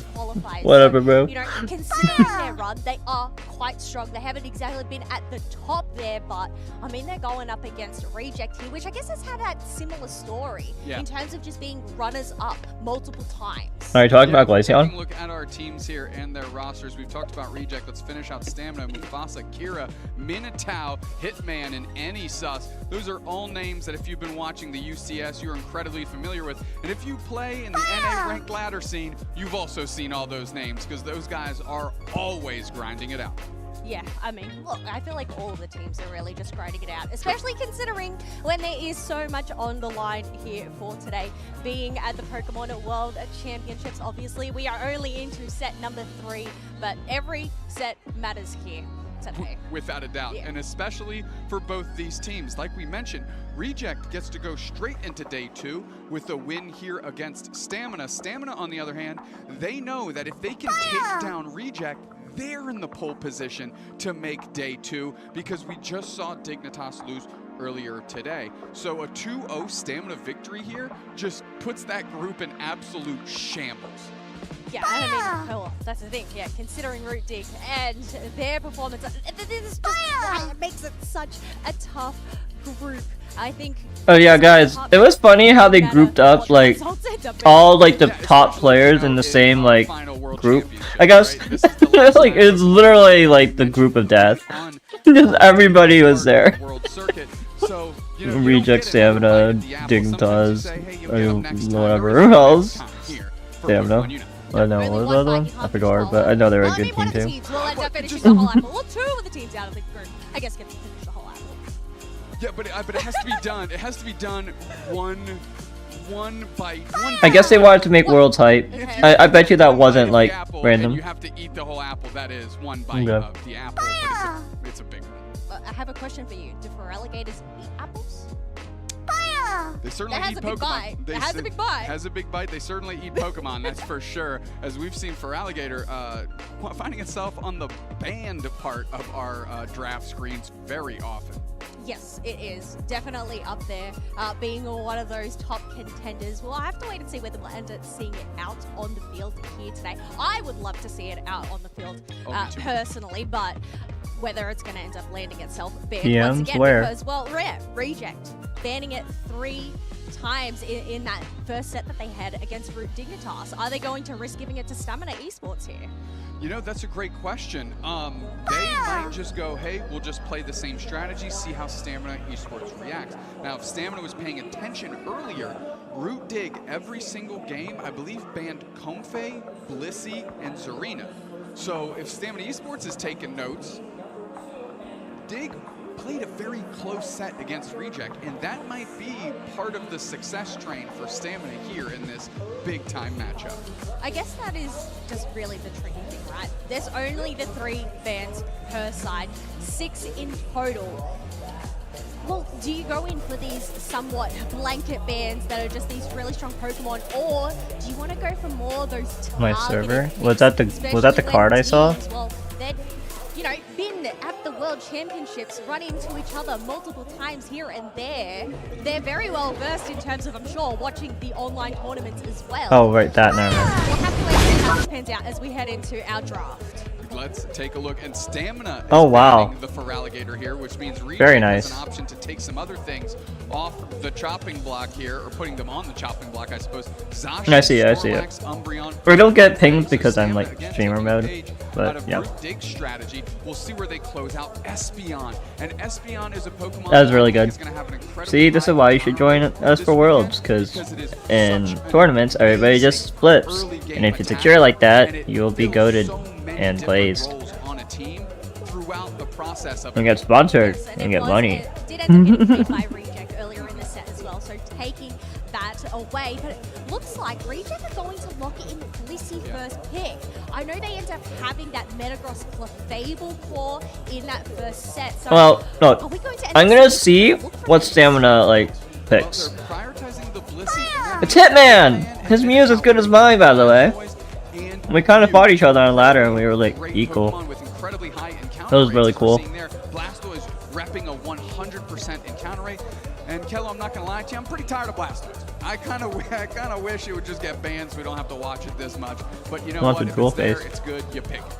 Yes, especially with that Ignite move as well. Just that power to go and interrupt multiple members. But here we are. We actually have a Buzzwole being picked up by Reject along with Psyduck. Now, Psyduck was actually the one that I put as my highest encounter rate that we have here this weekend. But it's still high. 77 is still high, but it's not 100% in comparison to Blastoise. Well, for sure. People that pick Blastoise are grabbing truly the lowest fruit from the tree. Now, rounding out, we do have the Surfetch and Eldegoss. Eldegoss, incredible. Has been incredible for a long time and really seeing a good resurgence here. I'm not a huge fan of Surfetch. I'm excited to be proven wrong here by Stamina Esports. I'm not convinced Eldegoss is incredible. I'm not convinced Eldegoss is incredible. I think it's a good mon. I think they're a better mon. Where the fuck is Hoopa? About this Mega Charizard X. I'm very curious to see how. Like Hoopa's just better here. Hoopa's literally just better here, by the way. In terms of, you know, Where the fuck is Hoopa? Pokemon and all that. Whether I would put it up there, but I mean that's the thing. It's Overlord. If they're the ones that end up playing it, I feel like in terms of just Reject in general, they're just so flexible with their picks. But this time around, we also have Satake on the Urshifu. So are we going to see the water bear or the dark bear Urshifu this time around? That's a great question. You know, I'm still focused. Okay, guys, purely comp wise, I've lost all faith in Stamina. I'm so sorry. Right? I think Stamina's getting destroyed. With that, with the I think punch, and then you the way they drafted was awful. I hate that comp. I hate that comp so much. And that's a great I have lost faith. I'm sorry. They don't have. They don't have what they need to like rip objectives easily. At least I guess they have a little secure. Map of the day that is locked on in, But otherwise in the next set. Reject's comp is just 20 times better. They go that or either side, but I don't know, man. is going to be locked on in. Wanna know why? Because it's well-rounded. It has everything it needs to beat their comp, like the other side's comp.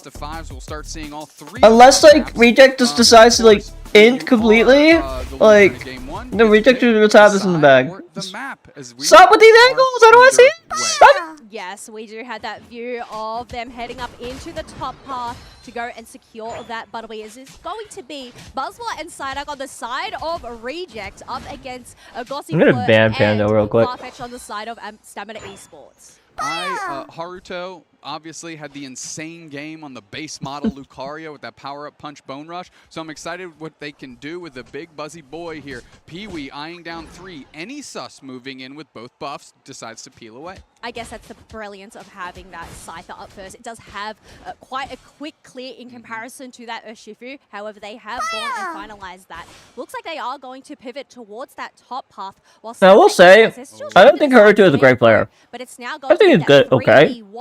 I don't think it's the best. Any sus might put themselves in I think for that fact, kind there's a chance they win this. Like, pull downstairs. It's going to be a 4v2 never mind. there. Stamina Esports looking to What the hell is Anisus doing? What the hell is Anisus doing? What the hell is happening? On Charmander as Eldegoss now. Kira rotating I'm confused back. now. Mufasa dusted by Satake on the deep push, but here comes Anisus the other way, Okay. taking care of Haruto. Pee-wee and Satake trying to close the gap. Okay. Kira with the support. Nice little power puff giving some HP. They're looking to scrap, and that's Latam through and through. As Kira makes it back to pad, Pee-wee goes down, Satake is getting chased, Anisus being relentless. Dual wing beat is there. Haruto with the cutoff. Yeah, definitely some. What's that, man? You're not even gonna kill it. Who cares? Who cares if you like slam, eject, whatever? Like you ain't gonna kill him. You're not 5 yet. Oh my god. Stamina Esports still at that 0. And me? Why did I see that? Attack weight stacks for them. Stamina Esports with a good little exchange early. Nobody really putting a ton of points in. Reggie Draco nabbed by Anisus again. And this Scyther is really getting online. And if you take a look at the levels, cancel me all you want. I don't think Haruto is a good player. Satake on that Urshifu. I'm saying it. We are going to rotate down into that bottom path. Overlord has engaged on that move, but they are just going to rotate backwards to safety, considering they do have those other 2 for backup. It's just a matter of waiting for this next engage. Pee-wee's headache just went off before a big fight. Not great timing there. Gonna have to pop some Tylenol, try to get back in the mix. I'm not stream freezing, guys. Swablu and Altaria are down. Anisus dual wing beat. Maybe it's not. Maybe it's just my own feedback. Pee-wee triggers a headache again, and pushes everybody back. Yes, I for that. No, it's not freezing, I guess. Do not want to deal with that earlier on in the morning, but they are still left standing. Those objectives are about to spawn. No members go down just yet, but we are having a rotation from Reject. They're going to just leave this. Regiroth by Stamina are going to shred it on down. Yeah, Stamina going to take it for free here. Back into path is Overlord. Half HP with Pee-wee. On pad, Pavone has to try and run away. E-ball kind of cleansed there as Pavone gets back to pad. Now we've got a Charizard X online.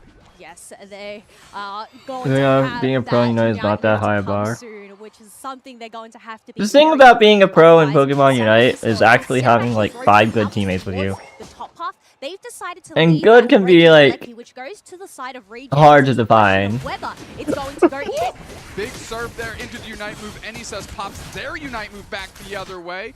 Looking a little Emerald out here, and they're working on the Regieleki. So a good little KO, able to take care of the Regieleki before it hits. And Stamina Esports is really putting the pressure on. Like we said, all gas, no brakes about that action. We'll see if they overextend here. Overlord tries to put the pressure on, has to peel back, even though the headache from the Psyduck goes off. It really just eliminates the fight. No, I think that was a great call, especially considering they don't have that level 9. have that Unite move to go in with the chase. They just want to focus on hitting that level 9, which they have. Alright, well. This might be their chance to try and find an opening, but Summoner Esports, they have a lot of defenses. Sorciero or Minotaur, as we saw on our previous screen with this Blastoise looking for position. We've got 4 players pulled out by the Psychic. Pee-wee gets some information for the squad. Then again, Yeah, I mean, just going to okay. rotate on back. I don't know, man. Just scope whatever is in the area, but otherwise, I just think have already been soaked on up. Rejects and Teamfight is better than Stamina's. Like, way better. And the fact that they haven't, like, been able to truly push an advantage yet at the 5-minute mark, it's concerning to me. They need to take for them to have a chance to, like, win this. They need one pad gone, like one T1 pad gone.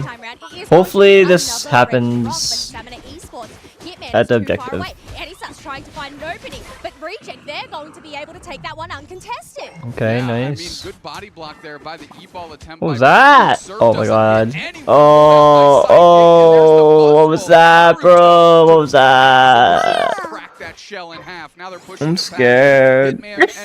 Crazy surf for real, bro. Draws out Anysus. They go for the dual wing beat on Pavone. It is enough. Satake steps up. Anysus steps up. Here's Kira. And now it's 3 on pad in the face of 4. Hitman, Minotaur, everybody's there. We're looking to fight. What is happening, brother? Is Satake. Hydro Typhoon kicks up 3. This is an opportunity. There's the first KO, and now Stamina Esports can rally. They're looking for the push. Pavone taking a ton of damage, closing in on Pee-wee. They're right on top of Satake as well. Another deep surf, and we're popping the Buzzwell Unite. In his eye. Oh, hey on, bro. I'm definitely gonna be very focused on what is happening on screen. It's the World Championships are going on. Yeah. But you also see a toxic side of me because I fear these players aren't doing what they're supposed to be doing at the highest level. Anyways, it's okay though. I also saw that you now have 704 followers. Yeah, it's just quite nice. No, they kind of have an idea. Mufasa's up top. Proud of you, buddy. Thank you. Surf by Hitman as well, which is causing a lot of traffic. Alright, so and now they all run away. I'm like really just thinking that I hate that they changed it. I can't. No, like, guys, have you seen Charizard like Unite ever this game? Like, I don't know. What's going on? Is he just holding it? Yeah, I don't know. I haven't seen like the last time he united. Maybe he did it while like the announcer wasn't like panned on him, but I haven't seen it. I haven't also not been paying attention for a second. Reggie, as it is dealt with, but down here 3 minutes ago? That's an awful long time for a night that's like a minute cooldown at most. Okay. They might be able to make this into like final fight-ish, like they be trickled. Ooh, good secure. Okay. Unfortunately, Regirock time just means nothing, unfortunately. We are 20 seconds away from that Groudon spawning. The camera showed him as X, so he did ult, that's it. Tragic. I guess to be fair, neither pads were broken at the time, so there was like no farm to farm, but whatever. And the Blastoise, we'll see if that's what they use to God, stop with these angles, they're so bad. I don't want to see it like that. Like, I want to see what's happening. I want to see what's happening. That's so... Okay, thank you. Oh boy, very cool, the Groudon. Wow. But what about the fight? Yeah, I know, like some like crazy fight could be happening in like another side, like top side where you can't see, and nope, you don't see it.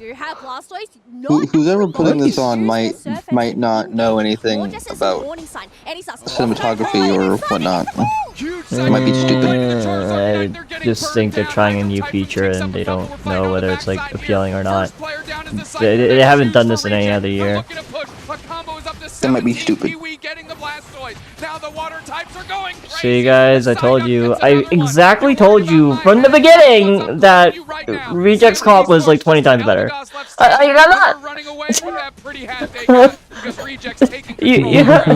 Yeah, they just have to focus on staying up and whether they can actually defend They have a full dive comp against like what 3 squishies. Their main damage deal just gone.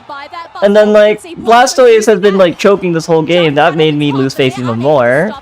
Like their Blastoise was like almost the only way they could have like possibly won this game by like having a really good stun and everybody following up on it. Maybe Surfetch doing something cool too, but no. Also, I don't like Surfetch as a character. I think it's too squishy. I think the ult is nice if you are coordinating with the team. It's really nice, but yeah, I don't know. It's also squishy. You have like the I guess the parry, but I don't know. It's not a true all rounder to me. Yes, it does all rounder things. It's just squishy. It's not Scizor? No, that's Scyther. I mean, yeah. They had like no bulk on their team. I'm just not surprised. Like, why run Aldi with like you need to run Hoopa. Like, if you're gonna run a comp like that, you need to run Hoopa because like it has that huge AoE stun after it ults, and from there, like your entire team can follow up on it. Like, LD is not gonna save anybody. What are you gonna unite like a group and push people away? Maybe like heal your one-shottable team to half HP before they like get hit by one other move and die again? I don't know, man. I fear. I think Scizor would have been asked into this too, by the way. Anissa's just is like a really good Scyther player. He made it out of work early game because it's supposed to, by the way. But Scizor like into Buzzwole specifically, and then like Charizard Unite-ish, like kind of just suffers. Like Buzzwole, for the fact that like I don't know, it prevents for any like CC, not any Pokemon from like really doing that much. And bulky Divemon from doing too much because it's just Buzzwole, man. I think like that's why tank Buzzwole is so valid. Like you do not need to play a traditional tank if you just play Buzzwole. You're basically playing a tank with like 2 times more damage of it. That's why I always like validate people who want to play like tank Buzzwole because it's good. Anyways, and also that Wizard, just literally like might as well play Comfy or something, bro. at that point. Player of the game on the Buzzwole, and maybe this is maybe their stats are getting like mentally boosted by I told you from the beginning, just purely from the comp, they're gonna lose. It's just no. If you know this game well enough, you know what any character in this game can do, and like anytime there's like a 1-up advantage, like the other team has a like higher chance of losing. I saw like 3 major factors where like the other team was gonna lose. The squishies, the fact that they have to dive with Scyther, by the way, and they have anti-dive, and the side just bulky, and the other team doesn't have any consistent damage, and they can't rip objectives. They just can't rip objectives. Like, what's Surfetch cannot rip an objective, man? Like, what is that? Whatever, man. Like, just play what Zacian's band. Might be the next best option. Like, well, what's a good? I don't know. Like Mega Lucario. Honestly, Mega Lucario does like way better here than like maybe play Clef. By the way, so they can't use their Blue Bear nor their Buzzwole very efficiently because Gravity is like really cool. I don't know what else. I mean, whatever. How much damage did Haruto do? I want to see. 39,000 damage. Yeah, I guess whatever. It's just pop damage. It's whatever. Focus fan, huh? I've considered running that on Buzz. I guess it's good. I do want to learn Buzzwole because you hate it. Yeah. I wonder whether we're going to end up having a different. I mean, hey, if you want to play tank Buzzwole for us, Withered, I am not opposed. Based on their picks, I'm not too sure. Yeah, I was a bit surprised because normally the way I feel Stamina plays is, you know, any sus goes in, the team just collapses and follows, and then that's where we're at. That's just what we're doing. But right now it seemed like it would be like any sus goes in, we might get a KO, and then we all just kind of scamper away, which is a little bit different of a texture from Stamina than I'm certainly used to seeing. Yeah, different texture indeed. They were playing Intimidated, by the way. I could tell. But also, their team comp was horrible. On Stamina. I mean, like, if you think about team composition, you need to immediately be thinking about the final 2 minutes. It's in my beginner guide. It is dumb, but you need to think about the final 2 minutes the moment you start the game. Because if you don't, you will most likely lose. They saw what was across the way and they said this can be pretty reasonable for us. Again, because certain Pokemon cannot keep up. And then like there's counters and like things that like you can think about in terms of moves. Like some moves are just better than others, and you want to have those moves. And other than that, like building a team composition, which I'm by the way I'm gonna make a video on like sometime next week. Actually no, it's gonna be like published. I don't know. It is gonna be published next week, but I'm already working on like making the video for it. It's all about having a good balance. You need good range, you need good rip, you need good secure.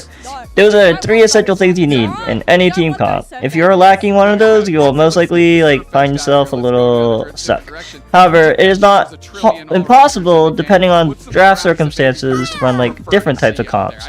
Like there's like full dive comps, there's like tanky comps, there's anti-dive comps, there's lockdown comps. Like there's different types of comps that like beat other comps that you want to like slowly move towards. Right now, what I see, take your pick. off Stamina specifically, is disorganization. They don't know what type of comp they want to run. They're just playing what they think they're good at and hoping it's gonna win. But that's what I see. But maybe you bring that. Was Zacian banned? I don't even think it was banned. It was banned? I mean, look, I've struggled with draft in the past, but that's because I've like not in the past, like recently, because I haven't had like they've added like I don't know 10 more characters since I last played, and there's like some imbalance of like what I like understand and don't understand. In the next like month, I'll like if I do like competitive again, I'll probably be like just fine. But yeah, no, when I like drafted for my team back then, I always made sure like we had like a really good balance on everything. We were playing what we were comfortable with, but also like what was gonna like thoroughly beat the other team, which is how we got top 8, I think. Other than that, it was just like having better coordination and understanding of what we were gonna do in terms of planning. Like it's just so important. I don't know, I didn't see that from Stamina. All I saw was like, hello, we are picking cool characters that we are good at on ladder. We're gonna win. I don't know, that's all I saw. I thought I banned Panda, bro. Hold on. That's a bot, by the way. You know what? I see it's an extension. Let me just move the extension at this point. Close or slightly stream and stream. Here, you know, maybe the biggest extensions. My extension. Let me just do that. Okay, maybe that'll remove it. Those range Pokemon, they're going to be a lot more squishier. Sure. So Get in on the action by nope. Not me reading another bot. Aspect of it. That way they're not going to get targeted from the side. Filthy bots. More of that more robust brawly comp. Yeah, don't worry about it. I guess now I remove the Pando command, because I don't think I'm keeping Pando. Yeah, don't need for it. In the blender that they obviously created there in the last. Yeah, Pando is gone for now. I mean, I might. I don't know, I might bring it back in the future, but I don't think so. I don't like him very much. I just want to see what it was like. I like the point system more, and then hey guys, if you guys can still talk to like hello, this is my bot. Say hello to my chat. Maybe they just need to go putting on that. Not the 1 point. Yay! I win. Too easy. Seems like a different look for them, so yeah, you guys can talk to that guy instead. throw the kitchen sink at them. Also, I'm gonna remove the not necessarily within the draft, but we're gonna head into our second draft anyway. We can see Comfey once again out along with Umbreon. He's gonna move home the thing, I guess. against Reject every single game so The far. command for We've seen them Pando. on our I main kind of don't need that anymore. stage. Second band is looking to be Eldegoss here. Delete. Espion locked in. That's a No great more band. Pando Blissey by there. Reject, maybe the other way. Commands. Okay, well, I mean, I guess move with Espion that being Wait, so there. who's Pando anyway? that new pick once again. Just a bot Selected by that I PB, added but on my then Saturday Esports, streams. they Like are it was a the little ones pet that you are could in take that care first of, quote. position, But I don't I know. don't They were kind of like I didn't even know disrupting about 'em. things. don't I just know added that them. it I was added so many things this morning, by the way. necessary, if that makes sense. Like it Oh. wasn't all that impactful. You're very silly. Yes, it does have a great unite. Yeah. But I was just I testing feel things Panda out. would be cute. Panda would be cute if it was the something little, else, if it was the little Kirby would on the probably left. fit in. I mean, you could even go in with a targeted ban, really, Yeah. on Cypher. If I could Hey, sign to that, I Rejects, would, you but know, I they're can't. the pros. Unfortunately. They know what they're doing. I'm not going to underestimate them. Hello. I'll try to find another cooler right pet. now. And there it is, Mufasa grabbing What? for alligator. Wait, Okay. huh? That's They're a letting Pokemon you can use for that alligator isn't through? fetched. Let's Okay. make it work. Let's make it work. That seems like a poor decision. Blastoise somehow at 96%. Oh yeah, Waddle Rybot's broke. He can't earn points. On the duck, and the duck is looking good. Duck is definitely Yeah, it kind of is. looking good there. We'll have to wait and see what they end up around on out, especially considering Stamina This is just like watching have access to MCR these buttons, but one thing with they do Sparksy, have isn't it? access to is this Snorlax, now that it isn't banned on Or out, and EMCRS, they've whatever you call it. also decided to pick up that Mew away from Reject. Or is it Yeah, I think that's Minecraft just a Speed great runs choice overall. MCRS? No. The amount of tools in a Muse See it. kit is Minecraft right? Speed. It has the Something. most tools. The Something. most, The actually. most You're tools, correct. yeah. There's no, yeah. Pavone. 6. I forgot. That's so many tools. That sounds right. Pavone on the Eldegoss Overlord grabbing the Buzzwole, which did do keep some playing very Mew. good work in that first game. I don't know, man. It did, going to, it Let's looks see like what else they again, pick. they're sticking with more Right that now, I'm front like, on combat, whether they're going to actually round I am leaning towards like to spice it on what up, Stamina's but wait running see, to an Sniper is extent. going to hover over Oh, that Glaceon, there's but one thing, LD. well, yeah, there we go. Why not run like Glaceon, Mime this is going to or be some sort of like too much of a thing that's risk gonna to stun play or up like against block? Cypher on the Hustle! Glaceon. Actually, no, I guess I feel like can't. Glaceon is actually a pretty good pick I don't know, man. What else? I like Glaceon. I've yeah. always said when an EV It's a good evolution support can be that chosen against- in the gutter position, usually it's an indicator of a good against meta for because they do alligator. very I don't good really know. Glaceon I just know it's not specifically, if LD. you get picked 4% of the But time, in a I will great say position LD where is you really okay show out, here for the Glaceon fact is in a that healthy they do spot. have a What you never bulkier wanna see team is this Glaceon time. getting picked No, first, this is because that on the means side of we're in a Regut. real bad spot. So I'm loving Wait, this. Satake on the Glaceon is Wait, what's something I'm excited to watch this? here. One thing I am liking as well What? from the side of I Stamina mean, Esports okay, is it like top lane all rounder or the all rounder like Blastoise, and then like yeah, I guess he's gonna run Rapid Spin and Hydro Pump or something like that. So I don't know whether you know. And Overlord's on their Buzzwole. knowledge and expertise. It's They just, play. we are going to Okay, see no, I that like Stamina's gravity team more right come now. I into can't play lie, here. but It's really going to come down. no, I mean, okay. If I will say purely off composition, I think Stamina's gonna win. I mean, they have for alligator, they have range. If this Mew doesn't go crazy this round, in terms of like poke damage and bursts and whatever, Yes. they're doing something wrong. Here we are, folks, going into game yeah. number 2. I think for Stamina Rage. Stamina should equals win over this. On the purple side, Reject on the orange. With Yeah, that I would. one up. I do If think they Mime win is this good. one, I just I don't know if making they're their way like through to day comfortable number with 2 of it. the They should Pokemon play here in Championships. theory, That's but exactly what they want. I don't know, man. Getting 2 quick stacks in, pushed by Haruto here. Nice little light screen by Hitman. I think Reject loses this game Haruto closes the gate. unless there's a big choke. The K opener for Reject. Make it 2. Yeah, now this is definitely some early aggression, a very different look from both teams that we saw previously, but we do have Stamina Esports at least picking up a KO of their own. No evolutions just yet up in the top path for Reject. Mufasa able to pick up a couple AOS energy, might go try and stack here as any sus is hanging out up top. Kira moving around, getting vision. Here comes Satake. Yes, they are. Is Icy that an wind. icy wind? Yes, I it think is. having that maneuverability is Why so great icy for that big wind? burst damage I to lock on in, guess. but it's going to be a 3v1. I mean, like, which a means really Slice good is icy not wind able to player stop this AOS can make it energy, look, and make he it shine. No, it's just gonna have Just, to I don't tackle think its it's way through as the headache stupendous pushes it back here. for just a mere Like, moment. wouldn't you Overlord want to still run, like, getting some stacks Curse, here, which is, and is able you know, to canceling out-secure heals the against Snorlax. Clefable? Wow, get another stack in. Yeah, And that's then, so I don't know.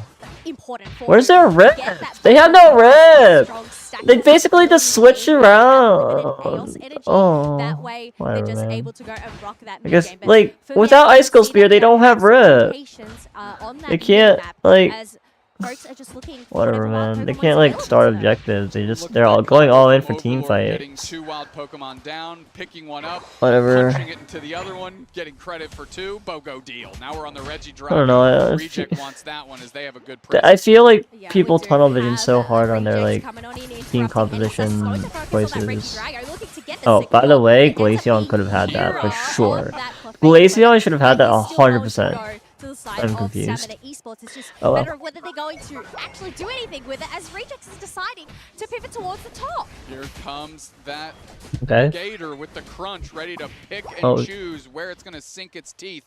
Pavone is getting chased. Anisus collapses, can't quite get the knockout. Pivoting over to Overlord, who's fighting Mufasa, and is able to Dang. get the knockout. Sorciero Yeah, no, that's on a bad top of matchup. the War Turtle. Haruto Didn't even gonna try. have to peel back for just a moment.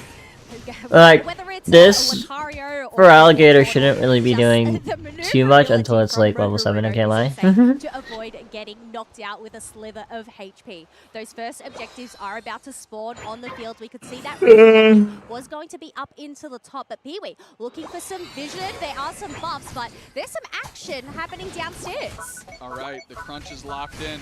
We're moving forward. Reggie is there. Satake Okay. eyeing up. Glaceon, stop hitting it so early! What are you doing? Reject forced to You're peel gonna back get as there are that! other players from Oh, Stamina you here, scare and look me! now that Mufasa has the Feraligatr What is online. this? Come on, They are ready man. to chase down some targets. Yes, they have Okay. that waterfall running on up into the top grass. Not able to meet anybody just yet.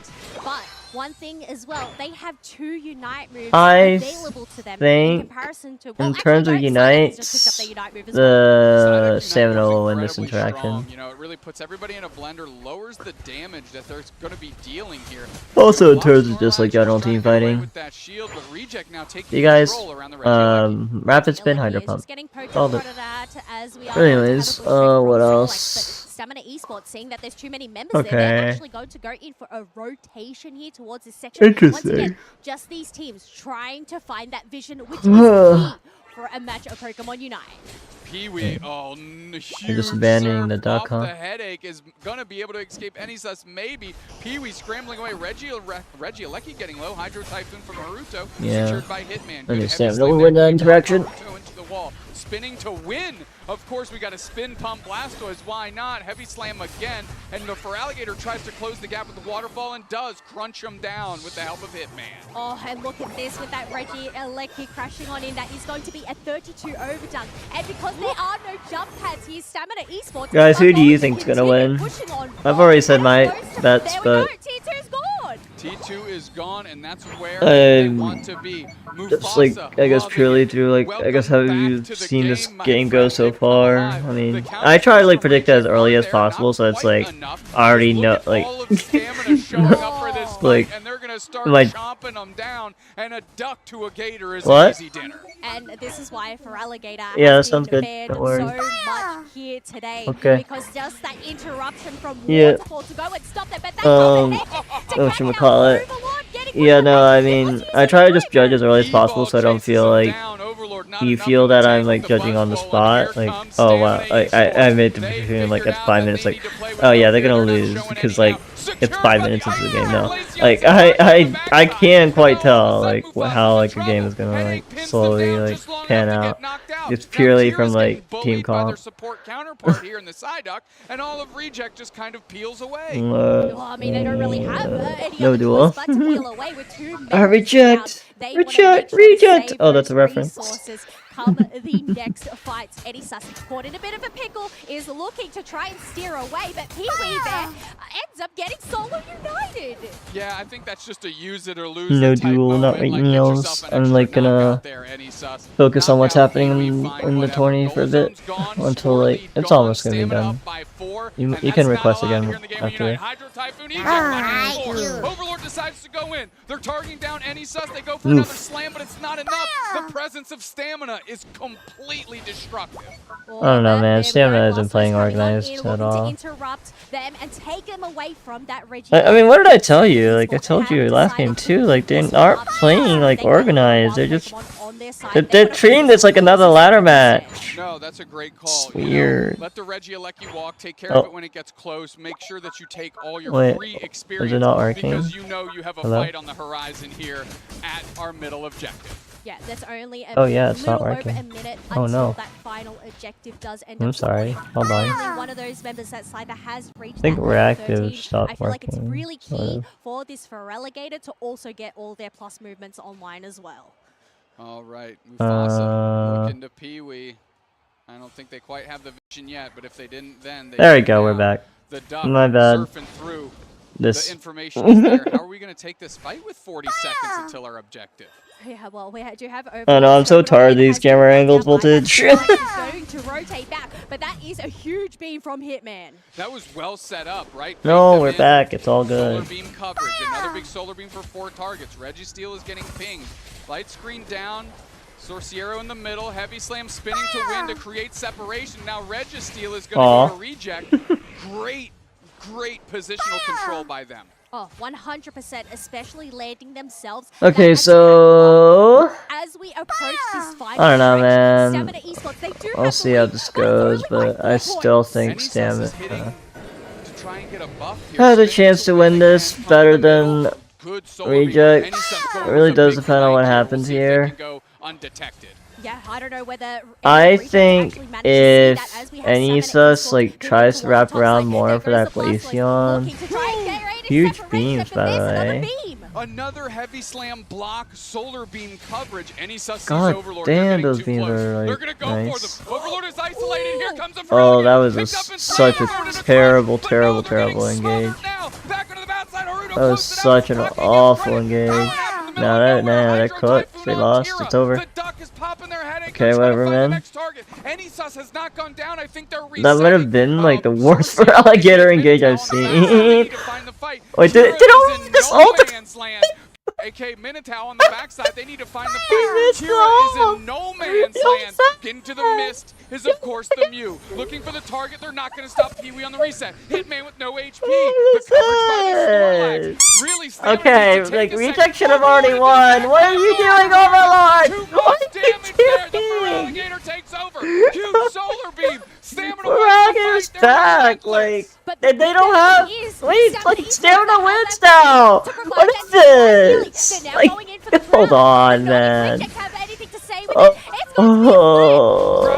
Not the flip, bro. Oh, okay, it's Reject. Never mind. Whatever, bro. These people scare me. Why'd they flip it so fast, by the way? They didn't need to do that. Yeah, especially It should have team fought. It was a 5v4, right? Hold on. It's a 5v4. Go fight them. Go fight them. You would have won. What is this? Oh. No, for alligator, you griefer! Go fight them! What are you doing? What is this? What is this decision? You're 5v4, they will literally get destroyed. They have nothing, they have no unites! What is this? Whatever, man. Even an attempt! Groudon is on a razor's edge. Wait, basic attacks it! Where's the Evolve? Wait, where'd Evolve go before this? Wait, wait, it's Beam! It's Beam! They're now going in for the Groudon, but not if Reject have It beams to anything say rip with it. it! It's going to be a It doesn't even It's switch! on a razor's edge. Who's gonna secure? It's the Take again. Wait, I removed that? No, I didn't. Did I? I shouldn't have. Oh. Like No, I didn't remove it. No change pet color. Oh right, all the rewards, I guess, that Pando added. Yeah. Whoops. I can delete those real quick as well. Viewer rewards, power-ups and emotes. Why are you guys? Why do they have to like make such like awful decisions at critical moments, man? And I get it, you're on stage, it's scary, but like, come on. Okay, no more treat squirt. No more hydrate squirt. Mark all is complete. Delete. No more dreams, I guess. No more shell game, unfortunately. No more change pet color. Sad. Alright, well that's that. Anyways. Icy Wind Glaceon, the gutter pick from the Japanese squad. Reject steps up and rejects the notion that Stamina Esports deserves this win. It's gonna be a scramble for those burgers. Yeah, especially considering there's Stamina, Stamina Esports down. There's no you one to choked and so stop bad. these dunks going on in and letting Reject take the lead. Hundo burgers from the Blastoise right into the middle. Reject That's eating an fine, early I lunch guess. and eating it well. Stamina Esports, good presence, Okay, well, but it wasn't enough. I don't Reject know. is humming today. Yes, Stamina could have won that. I don't understand. Worthy of victory as they have now just secured themselves that day 2 spot. The first team into day number 2. Wow. Wow, wow, wow. And against an absolute buzzsaw of a group too. I think, you know, because I rejected the redeem, you get your points back, I'm pretty sure. Those fights were crazy, they were long-winded, they were resilient, and I think they have a chance if Root Dig can't bounce back. So our match today is going to be one of the most important ones we'll ever watch. Yes, I think in terms of this game in comparison to the previous one, this was a much better. Oh, there's the capital D. No! I want to see the capital D. No! The lowercase D makes me uncomfortable. I mean, the fact that. But I like the big D. I hate to hear about it. I'm never saying that again.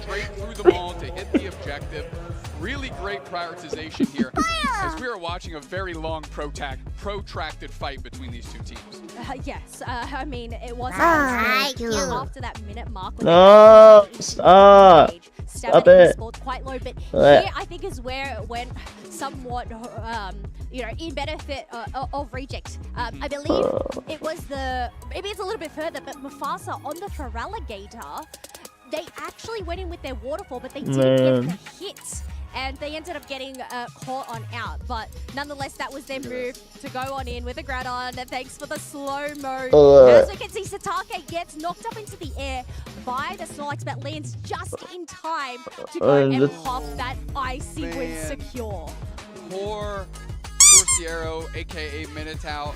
Great heavy slam on the right target. That's who they wanted to bubble out. It was just a bit too early because the Glaceon went with that, I believe, freeze dry in first and then was knocked up. And because it was knocked up, it actually put it just in time to hit the Icy Wind because otherwise it probably would have been too early as Haruto, player of the game. Yes, with that 5 knockouts, 1 feint, and 8. Dang, that's actually kind of close. They are the defender player, only seeing it knocked that slow-mo just really goes to show how well this Hydro Pump. I also agree. I don't know why with those like the best secure or chance to get it there, you do it to rip really it. worked out well. They actually dished out a lot of damage as well. They scare me, but also like Voltage, the best play there for them really is just to fight. It's a 5v4, like come on. It's a 5v4, one of their best players is down, you have stuns, you have resources to use, the other team already united, what can they do, bro? And you have a Feraligatr, by the way, who can just run up to people and take all their HP. One thing I want to point out though, Satake on that Glacier. Yeah, I know, exactly. Faint a single time, and I think considering, you know, we were questioning whether a ranged attacker would be too risky going into a Scyther, being an optimal target. But Satake, I think this Glaceon pick was such a great one with that maneuverability of that icy wind to be able to go and dodge that. It just really goes to show, you know, what a powerful team this is. Well, look, we've showed that, you know, Feraligatr isn't the end-all be-all, right? I will say, the Feraligatr felt like it was having some good moments, but you look at that stat line, I mean, 2 knockouts. I think it was knocked out 5 times, 6 times. You just wrote down 20K and circled it. Tell me about that. I just thought it would be a bit more impactful is all. Yeah. I know we've been seeing it bans on out, but maybe, you know, it was impactful, but wasn't doing some big damage. But, you know, that is enough from us. I feel like we head over to the stage and go in with an interview. Let's do it. Thank you so much to our wonderful casters. Welcome to the main stage, everybody, for our main stage winners interview. Round of applause for Rejects, our winners for this best of 3. Yay. Now joining me today, I have the wonderful Good for them. Congratulations on your victory. You look incredibly strong this year. How does it feel to be playing so well today? There's a possible chance I will take a 10-minute shut-eye while I wait for the next match because me tired. Me need shut-eye. I will open eye again when... Fine, I'll open eye for chats. Incredibly strong, bro. Everyone else is just selling. True. Oh, I'm just a little bit tired, so I want to close my eyes. But also, I'm guessing you said that for like the pro players. Yeah, I don't know, man. I fear this ain't what I expected to see today. In terms of final fights, I guess. 今年の環境、ゲーム環境が去年と比べてだいぶ変わっていますが、どのように変わったかとか、なんか強いポケモンが変わったか語ってください。難しいな。That's a tough one. そうですね。僕らは結構まあみんなからはそう思われてるかもしれないですけど、結構タンクというかディフェンダーのポケモンをあまり使わないチームで、まあそういうなんていうんだろう、こう外れたメタから外れたチームがあるので、そうですね。まあその正解答え合わせというかに近い感じがしますね。So yeah, we're a little unique in that we don't focus on tanks and defenders. So you could say we're kind of playing off meta in that way. So maybe it's to our advantage. Oh, that's very interesting that you have your own playstyle. Speaking of, I do want to ask you, are there any Pokemon that you feel are underrated at Worlds that maybe teams are not really considering? この大会のポケモンの中でなんかあんまり知られてないんだけど強いポケモン、実際強いポケモンは何かジュラルドンですかね。Probably Duraludon. So why Duraludon in particular? Because I think it's a lot of people have wanted to see Duraludon be played, but what is holding this Pokemon back from performing? やっぱりファンの中でもうめっちゃジュラルドンの見たい方が多いみたいで、なんであんまり人気ない今まで？まあシンプルに使ってる人が少ないっていうのと、まあそれがでかいですかね。やっぱ印象というか最初の先入観みたいなところは大きいと思います。実際使ってみるともう11レベルからかなり強いポケモンなんで、まあもしかしたらこの大会でも見れるかもしれないです。So it may be that when it first came out, it wasn't really well understood. But if you actually pick it up and play with it, it proves to be quite strong. And maybe we'll see that at this tournament. Fingers crossed that we do end up seeing Duraludon, folks, because that is a very underplayed Pokemon. let's flip the script and talk about Pokemon that you might think are being a little overestimated. They're very good, but are they maybe not as good as people think that they are? 逆によく使われているポケモンなんだけど、そんなに強くないと思うのはなんかそういうポケモンもいますか？まあ個人的にはミュウが本当に限られたプレイヤーしかミュウはうまく使えてないと思うので、自分も含めてなんですけど、そうですね、ちょっと課題評価かなって感じはしますね。He feels that Mew, you sort of have to specialize in Mew, and he himself isn't so confident in it, so that's the one he would pick. Okay, Pee-wee, thank you so much for all of your insightful knowledge on Pokemon Unite. I do have one final request. Is there anything you would like to say to your fans and any of your supporters at home? やっぱりファンへのメッセージとか、なんか支援してきた方へのメッセージはありますか？そうですね、本当にさっきも、去年と同じ状況と言ったんですけど、まあ今年こそ優勝します。Like I mentioned earlier about how good we're feeling, and we're aiming for the championship. Okay, thank you so much, Pee-wee, for the interview. Hopefully, we might be seeing you up again here. But folks, thank you for the stage interview. Another round of applause for Rejects as we get ready for our next matchup. Back to our casters. Thank you so much, Janalee there. It was great to hear from Pee-wee there and just his expertise. He has just been in the scene for so long as well. So really just getting that delve deep. I'm surprised that he actually selected Mew, though, as the one that was somewhat overrated. I don't know. What do you think? Yeah, I think maybe it's more of like overrated in his hands. Yeah, okay. Because as you said, he wasn't super confident. I was pretty surprised by the answer of, we kind of play off meta because we don't really focus on defenders, aka tanks, and the player of the game on that second game was a tank, so it was a defender. But we did mention it wasn't really a defender though. It's Blastoise. It didn't really play like a defender.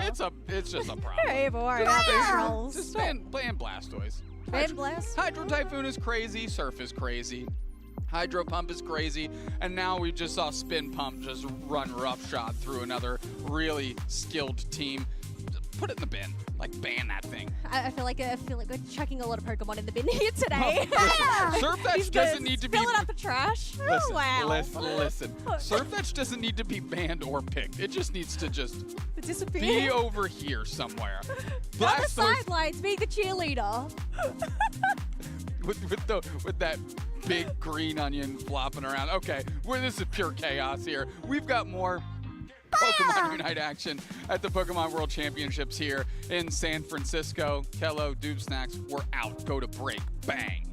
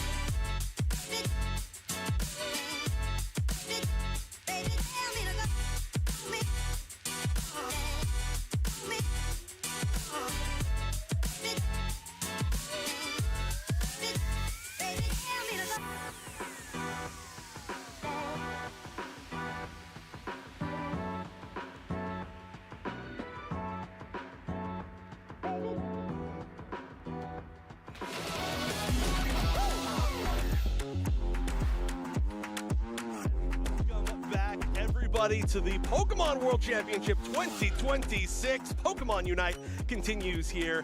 Its final day one that we'll ever have at Worlds. A little bit sad, but amazing matches so far. And of course, now we get to shift up the casters a little bit even more, as of course I'm Wonder Chef joining Danily. Yeah. Glad to, I actually don't think we've ever cast together in person. Have we? Did we cast together in different Worlds? What do you mean?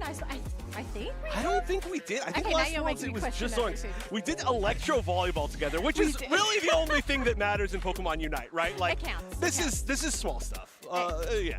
Yeah, it counts. Okay, electro volleyball counts. I refuse to say that does not count. Hey, but look, we've got an amazing game together, right? So we have a really interesting situation for this upcoming match because we took a look at the brackets before we jumped into this game.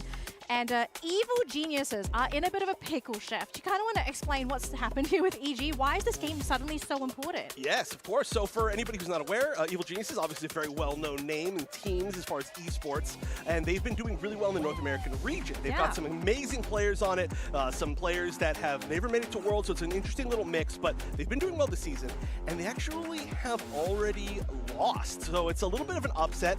They lost to, I think their name is Looking for Org, right? It's something along those lines, but it was a team from LATAM that qualified, I believe, through the Last Chance qualifier. So I'm not as familiar with them, and hey, you know, maybe they deserve an org after this. But really great to see. Obviously, the other regions doing really well, but North America has had a tough time. So they are now down one game in their group, and they really need to win. But they're going up against some monsters.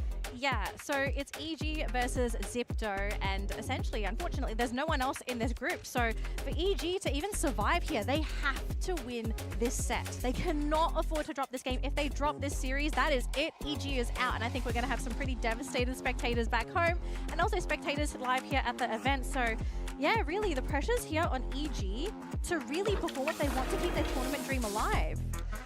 I mean, already the pressure being on them is really intense. And like I mentioned, you can see over there, they're the team that's going to be on the purple side. And they, well, at least on the purple side of the stage, not necessarily in game, but you can see some really well-known names like Curios, for example, who has been on the world stage many times, but also some newer players like Zealot, for example, who is, I'm sorry, no, I'm saying a lot of, there's a lot of names for me to remember today. Not Zealot, Ducky. We just saw Zealot in the last match a bunch of times, so I just have it in my head. For example, Ducky and Chris Smith. Those are really going to be the two mains to look at. They don't have as much experience on this world stage. Wow, they're jumping right into it. Yeah. So just a quick recap for anyone that is confused as to who Zipto Esports is. If Zoro Tigers Gaming sounds familiar to you at all, that is Zoro Tigers Gaming. They were just picked up by Zipto coming into Worlds. So yes, if you're a Zoro Tigers gaming fan at home, then you know who to root for. But this is going to be an incredible series. We actually had a small discussion backstage with some of the other casters, right? And Zipto, Korean Pokemon Unite is legit. This is not a region to just bat an eye at. They are incredibly strong, and I guess the benefit here for Zipto too is that being in Asia, they have easy access to being able to scrim with the Japanese team. So they have a lot of experience under their belt playing up against the Japanese teams. So I guess my question here is, can Evil Geniuses keep up with Zipto? Because they generally love to play in your face. Right, I mean, Zoro Tigers Gaming doing extremely well. I believe they actually flew over to Japan to play a show match with some Japanese teams some point after, maybe not the previous world, but the one before, I think, just because they had such good matches. So, yeah, like you said, lots of experience against Japanese teams. I'm sure they play online scrim quite a lot. I wish there was more time, but the draft is moving so fast because there's so much to talk about these teams. Okay, so looking at this, Umbreon has been banned so much throughout the day. That's a really common pick, I think, to see first if it does go unbanned, but I'm surprised that we're seeing the Surfetch so high. I kind of feel like if you're picking the Surfetch now, you're kind of hiding something for those last two picks, right? Either you're going to go for those reaction picks to react to whatever Zipto is playing, or you have something else that needs to have that space, that moment to breathe.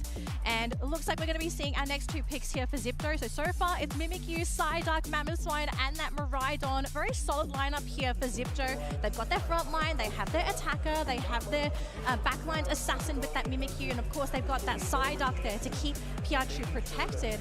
Now for Evil Geniuses, what's the plan here? Because they have a really strong lineup so far, and also they do round out with their final two choices here, so either Sizzle or Scyther, and the Espeon.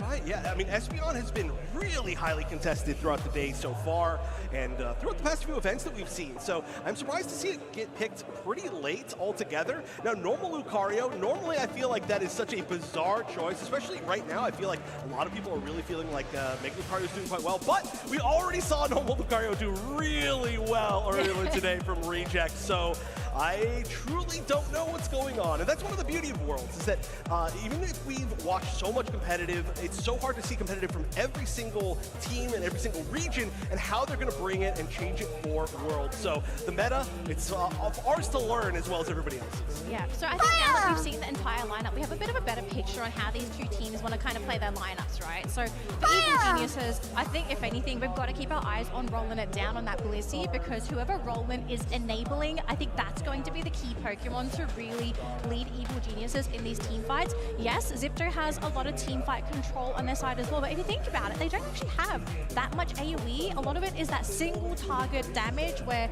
they go in, pick up the target, they back up and they reset. But they don't necessarily have true healing on their lineup. So maybe this is where Evil Geniuses can take advantage of Zipto and say, if a fight takes too long, we have the sustain with Roland on the Blissey. I don't think we're going to be seeing Wish on Ducky, maybe, who knows? But yeah, I kind of feel like maybe it could be a battle of stamina here. Just try to outlast Zipto, force Zipto to make their move, otherwise they're just going to lose out in that battle of stamina. And there's definitely going to be a point, especially once we get to the final fight, where if it lasts long enough and then we get to a point where they can just kind of use a Bliss assistance when they really want to, it's probably going to be quite strong, exactly like you said. But here we go, game one. Evil Genius's life on the line, going up against Zipto Esports, our first look at Korea. And we are already starting off with a very low Lucario. Yeah, very low Lucario. I'm actually surprised how aggressive Evil Geniuses are playing, but I guess that's where desperation comes in for the team. You know, you've got to try and put your own fate in your own hands. So we'll keep an eye out on this top matchup for now. Really, I think the goal for Evil Geniuses, you've got to try and pick up that momentum as quick as possible. And it looks like Piachu could be the target here. They were thinking of picking on Roland, but as soon as they see Vin, they decide, yeah, we've got to back up. Mule even going to be coming in on that Mimikyu as well, so it could be a 3 versus 3. Here comes Mule, gets the KO onto the poor old Chansey, and already down to a 2 versus 3 situation in this top lane. Ooh, and they're staying pretty aggressive to try to space out. Obviously, that was a really, really fast KO way before the spawns at the 850 mark, so they're just choosing to take space instead. Vin trying to check the tall grass again, saying, oh no, wait, Mule's still there, but they've got 3-on-3 now, and they just use the, the mobility, the movement, or I should say the actual pushing, the crowd control of that Lucario to make sure they get so much, but oh no, they tried to catch somebody out by punching him backwards, did not quite get it, managed to escape just barely. That was almost a really bad situation for Zipto, but they're going to stay ahead. Yeah, so I think there was both teams just trying to bait each other into a possible play. Oh, looks like Miraidon was caught in that bottom lane though, so that's going to be a little victory here for Evil Geniuses to assert some more control down in that bottom lane. If they can get ward, that will be another bonus, but yeah, Kyrios is deciding, I want this experience as well. I'm not going to try and waste my time trying to get that little Pilus line. It's not the... Yeah, ward's not really worth trying to KO here. It's just get as much experience as possible and just snowball, because especially with that Scyther lineup, we did see earlier today, right, Chef, that with Scyther, if your team can keep up with the momentum of a Scyther, you are just going to go for those back-to-back fights, and you should be able to get that experience as winning your team fights. But Ducky going to be coming in just to slow that assault down from Mule, and it looks like right now Evil Genius is looking to compete for this Regidrago. Oh, the Espeon manages to get the secure. Beautiful stuff, but is Zipto looking to get some revenge? They do get the knockout onto the Scyther. They're trying to find some more. Roland is a little too big there. So yeah, looks like, unfortunately for Zipto, they don't get the Regidrago. Right, they actually didn't get quite as much out of that, even though they kind of felt like they won that fight, like pretty significantly, but they weren't able to catch that many targets. They weren't able to get the secure, so altogether, I mean, that's pretty good for Evil Geniuses. They've kind of got to fight back into this, as we're starting to see Mule really pop off on this Mimikyu. It's going to be so hard to deal with, especially as time goes on. This is a pick that's been so good, but very rarely banned. We do see a points lead, though, for Evil Geniuses, and that's pretty important. Not the hugest points lead in the roll, only 52, but it's at the point where they can sit a little bit more confident. They may be able to get the quicker zone breaks if they do so choose so.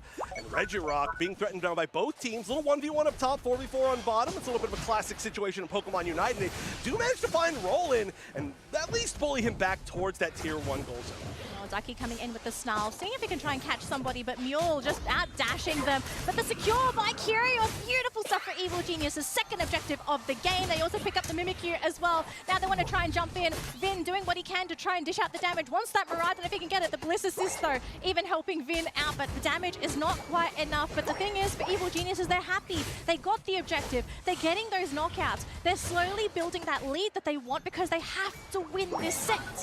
This is a pretty big turning point here. I mean, like I said, I feel like Mule running away with things obviously was level 9, was the highest in the game, but that was a really big pick to be able to take them out, and then get the objective, and everything just going the direction of Evil Geniuses in those team fights. And a lot of it is off the back of Kyrios being able to secure a lot of these objectives. Obviously, one of the best secures that's currently, I would say, in the meta right now, and certainly the secure to be looking for in this game. So as we go a little bit further, we're going to have to make sure that they're taken out for objectives and just using the Unite to just try to get out of there. I mean, just a 2v4, or actually, I'm sorry, 2v5. Every single member of Zipto all kind of roaming together at this point, maybe trying to see if they can catch somebody out, trying to follow them. But at this point, they don't have that many targets to go to. Maybe the top Reggie pretty soon. Yeah, actually, going back onto that Unite from the Umbreon, I actually think Ducky made a good call there, right? Because if you're leading, you don't really want to give anything away to Zipto, not even breadcrumbs. So if it requires a Unite to get out, sure, but you've got to keep up that momentum. Looks like up top, though, Reggie, Aleki, Zipto really want this. They've just got to keep an eye on Kyrios, because you can see the Espeon waiting in the wings, looking to get the steal, but no, just a little bit too late. The Lucario secures that. And all of a sudden, it's going to be Evil Geniuses sent back to their goal zone, waiting for that Reggie Aleki. Now, the question is, what does Zipto want to do? They're not going to go push, and instead, they're going to try and go for a attack in that bottom lane instead. We do see an interesting stagger between the basement and the top Reggies, right? We are going to see the next one spawn, and then once this one's done, we're not going to be that far off from the top one spawning again. So we are definitely in a weird rotation kind of set, and a lot of times we see them taking down at the same time. Not this time, though. And trying to take out this goal zone, this tier 1 is going to be huge for spacing, trying to take that once it spawns. They're not quite able to get it. They did manage to pick up a KO, but not able to break that goal zone or even get a single point in, as they have so much in pocket. Chris Smith is going to be chasing them, and numbers advantage, or health advantage, I should say, at least here for Evil Geniuses. They also, of course, do have that secure, as long as Kyrios is there, and Kyrios is definitely there. So Zipto actually not even challenging this, realizing that they are just not at the health they want to be. Maybe just going back up top, trying to take down the tier 1 goal zone, maybe trying to go center for the Regidrago, but not anywhere but basically down there. Yeah, this is actually the disadvantage of not running that classic support Pokemon on the side of Zipto, right? Like, they don't have any Pokemon like a Blissey that can get their team back up to full. So I think Evil Geniuses, understanding this, they know that if they're able to come into that fight with full health, Zipto either has to make a really, really risky call, or they're going to have to abandon the fight. Now it looks like they do want to try and go for a battle here. Ward coming in on that Mammoth Swine, but Vin just doing absolute Man, I drifted off for a second there. Back. Sorry, guys. They do get the Mimikyu, and that's huge. Oh my gosh. Mimikyu is the one to set the pace here for Zipto. So without that Mimikyu, I kind of feel like Zipto is feeling a little bit lost as a team. Oh, you lost 15 points? Every single time that they've lost the Mimikyu, their team fights have somewhat crumbled. I mean, of course, it's just the strongest Pokemon on the team. Rhydon's starting to catch up, but it's looking a little bit more tough. They're going to How long did I on that Mimikyu, sleep? but not quite in time to save that tier 1 gold zone. Not a huge overdunk, I don't believe, but they're Did I heading sleep that long? 92 points, which is just such a ridiculous amount. Oh, it's Evil Even Geniuses and further, obviously being able to take Team down that tier Sports. 1 gold zone. Wait, who won? Regieleki is going to make it that much more dangerous. Zipto, though, continuing to just rotate. They've been rotating. Who won? They're Stamina? all around bottom now. Or We'll see what defense they bring Reject? for the Regieleki. Oh wait, I'm sleeping. I already know. Try to do something here, because the lead is slowly falling out of their hands. Wait, I already know how that. Yeah, I think it's reaching that match very went. critical point here for Zipto, Well, where if the gap is just too big, they're gonna have to go for that final objective, right? Like, you've got to go for that Groudon, and if they aren't able to get that, then it's gonna. Yeah, I be, remember. I closed my eyes till the next but in most match. cases, I kind of feel like a game is lost Whoopsie-daisies. if you are as behind as Zipto is right now. We've got 40 seconds to go here. I should sleep more, one guys. last opportunity to try and grab those points or to break a goal zone. But yeah, I think at this point, everyone's just going to try and get into position and really just nail down that final 2-minute stretch. And where is everybody hoping to Not the be? We've got 2-minute the Reggie down stretch. bottom. It's a Reggie steal as well for Evil Well, you Geniuses. rigged This the game is gambling. setting them up to No. win. That attack boost is Go to going to sleep. be huge. Maybe. Zipto, are you going to try and wait this out, or are you maybe going to try and go for a surprise attack? Because they've got to do something. The problem is, the longer they wait it out, exactly like you mentioned, they don't have the self-sustain on the team. They do have the poke, which is going to be really nice from the Rhydon, but the more they get poked, the more of a problem it is. Groudon already taking just a little bit of damage, but they've got to make a decision, and pretty quickly. Exactly, I think like you said, they've got the deficit as far as points, some pokes coming out, but they've also got to deal with the secure from this Espeon. Yeah, Mule's trying to bait them in, but So far, Evil Geniuses are not biting. They know they have the lead. So right now, Zipto, I mean, as much as they want to try and bait, as long as Evil Geniuses doesn't bite, it's going to be a big win. Ward taking some big damage. Their Mule just going in and out with the pokes, but doesn't want to fully commit because he knows if he goes down, this game might just be over for the team. Slowly chipping away at Ducky and Kyrios. Maybe this is what Zipto is looking to do. Ducky coming in with the Moonlight Prance doesn't connect onto anybody. Evil Genius is looking a little bit low. Zipto not looking too bad here, Chef. Yeah, I mean, the health advantage is pretty strong, but again, they're not going to be able to heal it back at all. Kyrios getting extremely low, had to go all the way back to heal, and they do manage to get that in time. And they've got, again, got to deal with Kyrios before they try to rip this down. Yup, there we go, going in through triple stun, but Ducky's so extremely low. Ward trying to push forward, but they're just playing such a great footsies game here. Nobody getting the full engage with Cario low. There we go, that's a way to get in. It's going to be a big KO, 3 KOs in a row, all the way down for Zipto Esports. They're backing all the way up. Vince already scoring.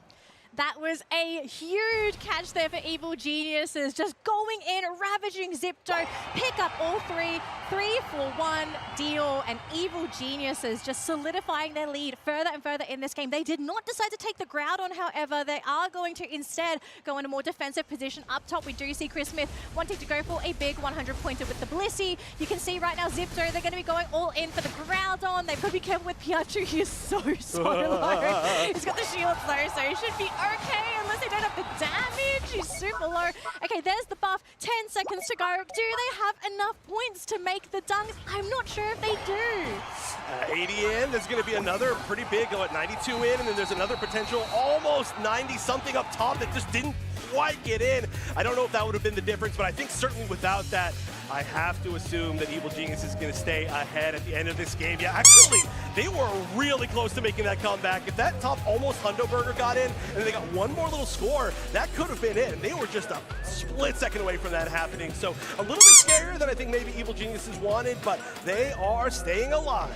Look, I think they did such a beautiful play in that top lane. After securing the knockout, they said, okay, we don't need the Groudon. They made the perfect calculations with the time of that time remaining in the game. They said, let's just go for the back caps. We know that they have to rush the Groudon to win this game at all.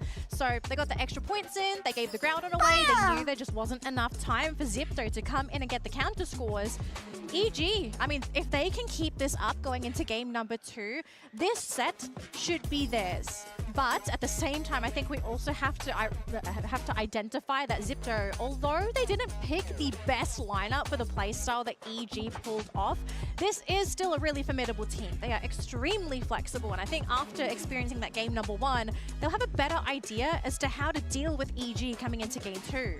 And I do think that this draft from the side of Zipto was really trying to be an early game draft, and they did win the early game, but the ability to come back was just so huge from Evil Genius. As you can see here, Chris Smith, our MVP, and on this Surfetch that I kind of feel like has been an interesting pick so far today. I'm not sure if I'm sold on it quite yet. It has won a decent amount of games, but compared to some of the other picks, I'm curious to see why these teams want to choose it. However, they won, and that's exactly, I mean, that's all the proof that you need here with Chris Smith as our MVP.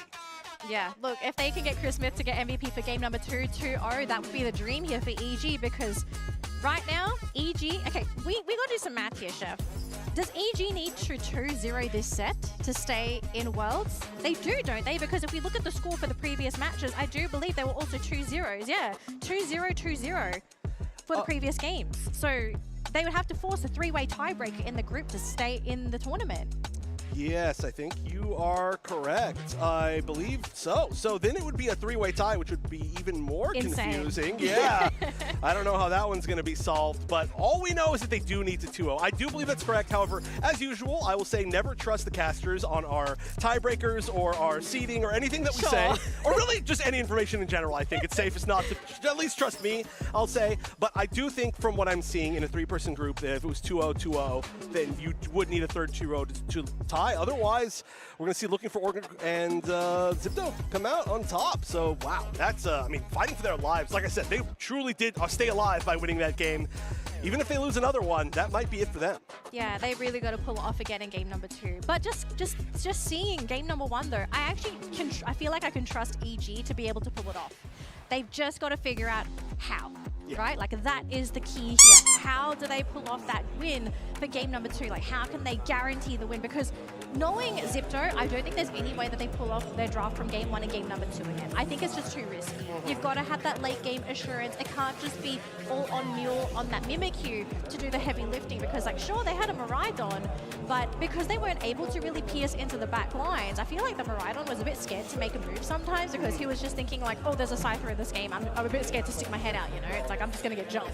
Right, some of the pokes damage seemed pretty good in the final fight, but one thing that I really want to point out that I think their comp was missing was they were doing so well at the start of the game, right? Like I really felt like they were ahead, and I mean Mule especially was just so far ahead of everybody else as far as level, and then they lost like 3 objectives in a row, and a lot of it was because Kyrios was on that Espeon, right? So the secure was so good, and I feel like if they had a way to either challenge Espeon a little bit more or secure of their own that was a little bit stronger, they could have continued with their momentum, and that was really what their comp wanted. So we are going to see the sides switch here. Zipto now going to be first pick, as Evil Geniuses will be second pick, but I just think that secure is, I mean, forever secure has been important, but specifically in this matchup, I would really take a look at it for Zipto Esports. Yeah, I really do think they have to challenge Kyrios. He got away with too much in game number 1, especially considering they were objectives that also award experience, right? That was experience that Zipto needed to be able to pull off their early game play. But okay, going into game number 2, so it's going to be Groudon yet again. Bans though, Blastoise, Mew, Snorlax, Feraligator's about to get locked in. There's the Feraligator. Zacian, I'm thinking for EG, would I ban anything from Zipto? I kind of feel like EG didn't really feel threatened in that last game, so Umbreon. Maybe the Mimikyu, right? But hang on, Psyduck? Umbreon, they're thinking, I'd say Umbreon, yeah, they're locked in the Umbreon ban. Well, they were, which is interesting because they were the ones who chose Umbreon last time, right? Yeah. With Ducky playing Umbreon. Also, I'll point out that I was surprised that Ducky didn't actually invade. Ducky's been invading a lot in the previous events, just being very annoying, and I say that in the most positive way possible. I'm a huge Ducky fan, but boy, I do not want to fight against that invade from Ducky, which is really funny because Roland very well known for invading and stopped being the person invading on this team. But wow, interesting first 3 picks. I mean, okay, sure, Ducky getting Psyduck is quite funny, but Blissey, that is a super high priority first pick that I didn't expect. And then seeing the Urshifu as a counter high priority pick, and then normal Lucario is a high priority pick. I don't think I understand how to draft in this game anymore. I might be confused. Maybe chat knows. So I do have a little bit of a theory. So I think the first pick, Blissey, firstly, Jong plays a fantastic Blissey. Second, I think they had to take that away from Roland. Yeah, they had to take it away from Roland, played a really great Blissey, so you had to get rid of that enabler. Made it a little bit of an awkward opener. I can't put my finger on Piachu's Lucario. I think that one, again, as you said, right, it's a bit of an odd one to pick this up so soon. So it makes you think, like, okay, if you're picking Lucario now, what kind of funky stuff are we going in for the final 2 picks? Because Espeon makes sense. Take that away from Kyrios. He played a really great Espeon in that previous game. But look at the other side, right? We still have some really strong Pokemon. Ducky's got the side. Duck is the Ducky. I mean, we did say it was going to be an interesting pick. I didn't think it was Cinderace. Yeah, Cinderace we actually saw banned in one of our previous sets, interestingly enough, against Dark Peach. Cinderace getting a little bit more popular recently, but to see it as kind of the gutter pick, I like that. It's really interesting. And then Trevenant, actually, with how many strong defenders are available. It's Ward 2. It's also Ward's Trevenant. He plays a nasty tree. So these are signature picks from Zipto. And they did kind of fix their issues in that previous game too. They have the sustain, and they have self-sustainable Pokemon too.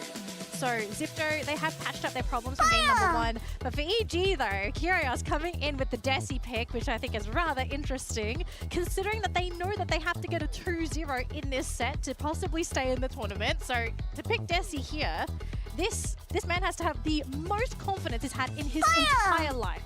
I think there are so many juicy Spirit Shackle targets on this other team.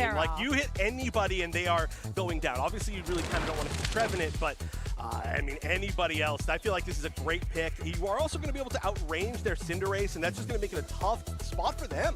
And Cinderace really is going to be a really core part, I think, of going into the Zipto draft. So if you can just be the one who outranges with the damage, I think it makes a lot of sense. But again, it almost feels like we're in a game 3 here, because that's just how this group is playing out. If Evil Geniuses lose here, I don't think they can make it out of the groups. They need to win a 2-0, and then it will go to even tiebreakers. Yeah, so everything is on the line here for EG. If they want to stay in the tournament, they have to win with this lineup of theirs. And I think some people would look at it and say, you are absolutely crazy. But look, I think if there's anybody that knows what they're doing, it's EG. You don't simply pull a draft like this in a game that is basically deciding whether you do stay at World or not.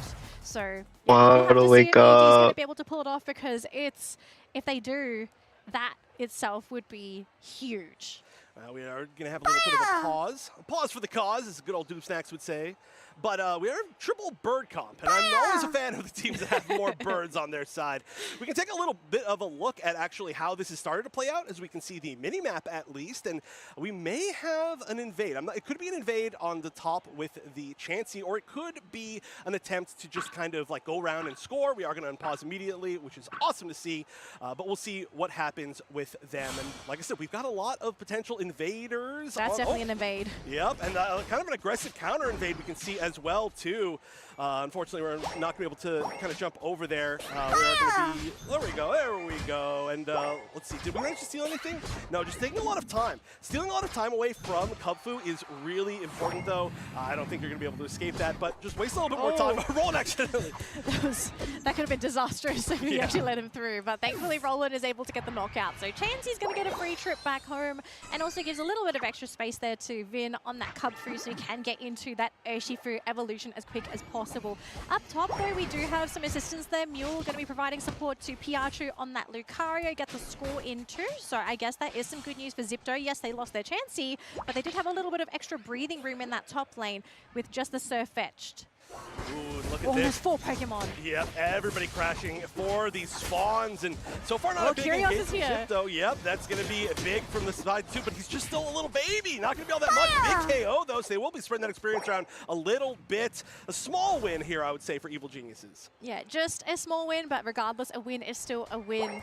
So EG, I think if they can just try to pull off the same thing like they did in that previous game, just get that experience, even just have a slight level lead over Zipto, and then just absolutely take over, because they have Pokemon that can run through Zipto, no problem at all, especially that Urshifu.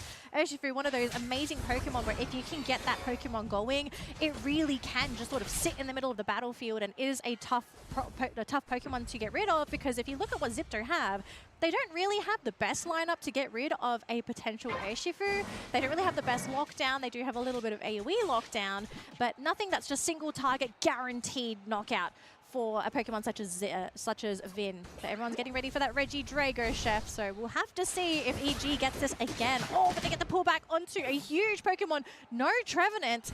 That's a big deal. Yeah, I mean, the Trevenant's going to be a really big part. Like you mentioned, there's actually not a lot of crowd control in general. They can't without the Trevenant. They have to give it up. Yeah. There's almost actually zero crowd control on the side of Zipto, aside from the Trevenant. So the Trevenant making some huge plays, which obviously they can, but it's going to be so important for them fighting in the future. Yeah, Piachu, 1v3, probably not going to be able to do all that much. We are going to see the evolution for Kyrios, and this Tier 1 goal zone getting lower and lower right before this Raichu like he spawns. So we'll see if they choose to continue to prioritize this top path, or maybe they'll just continue to keep Kyrios up there, as quite a few now fighting down and bottom. Yeah, look, I think he's comfortable being up there by himself. He's just getting so much experience. And I guess the great thing with Desi too, can solo those objectives. That is one amazing thing about Decidueye. Yes, in team fights it does tend to struggle sometimes, but if you leave him alone, he can grab those objectives all on his own. In the meantime though, Zipto trying to go for a big push in that bottom lane to get that boost for themselves, but Ward unfortunately on that Trevenant not looking too happy himself, does get taken out thanks to Vin, and unfortunately whatever Zipto had planned, that's going to be, I guess, postponed for another day. Yeah, maybe another match at this point. This is looking pretty tough. I don't think there will be another match after this. Yeah, well, I mean, another.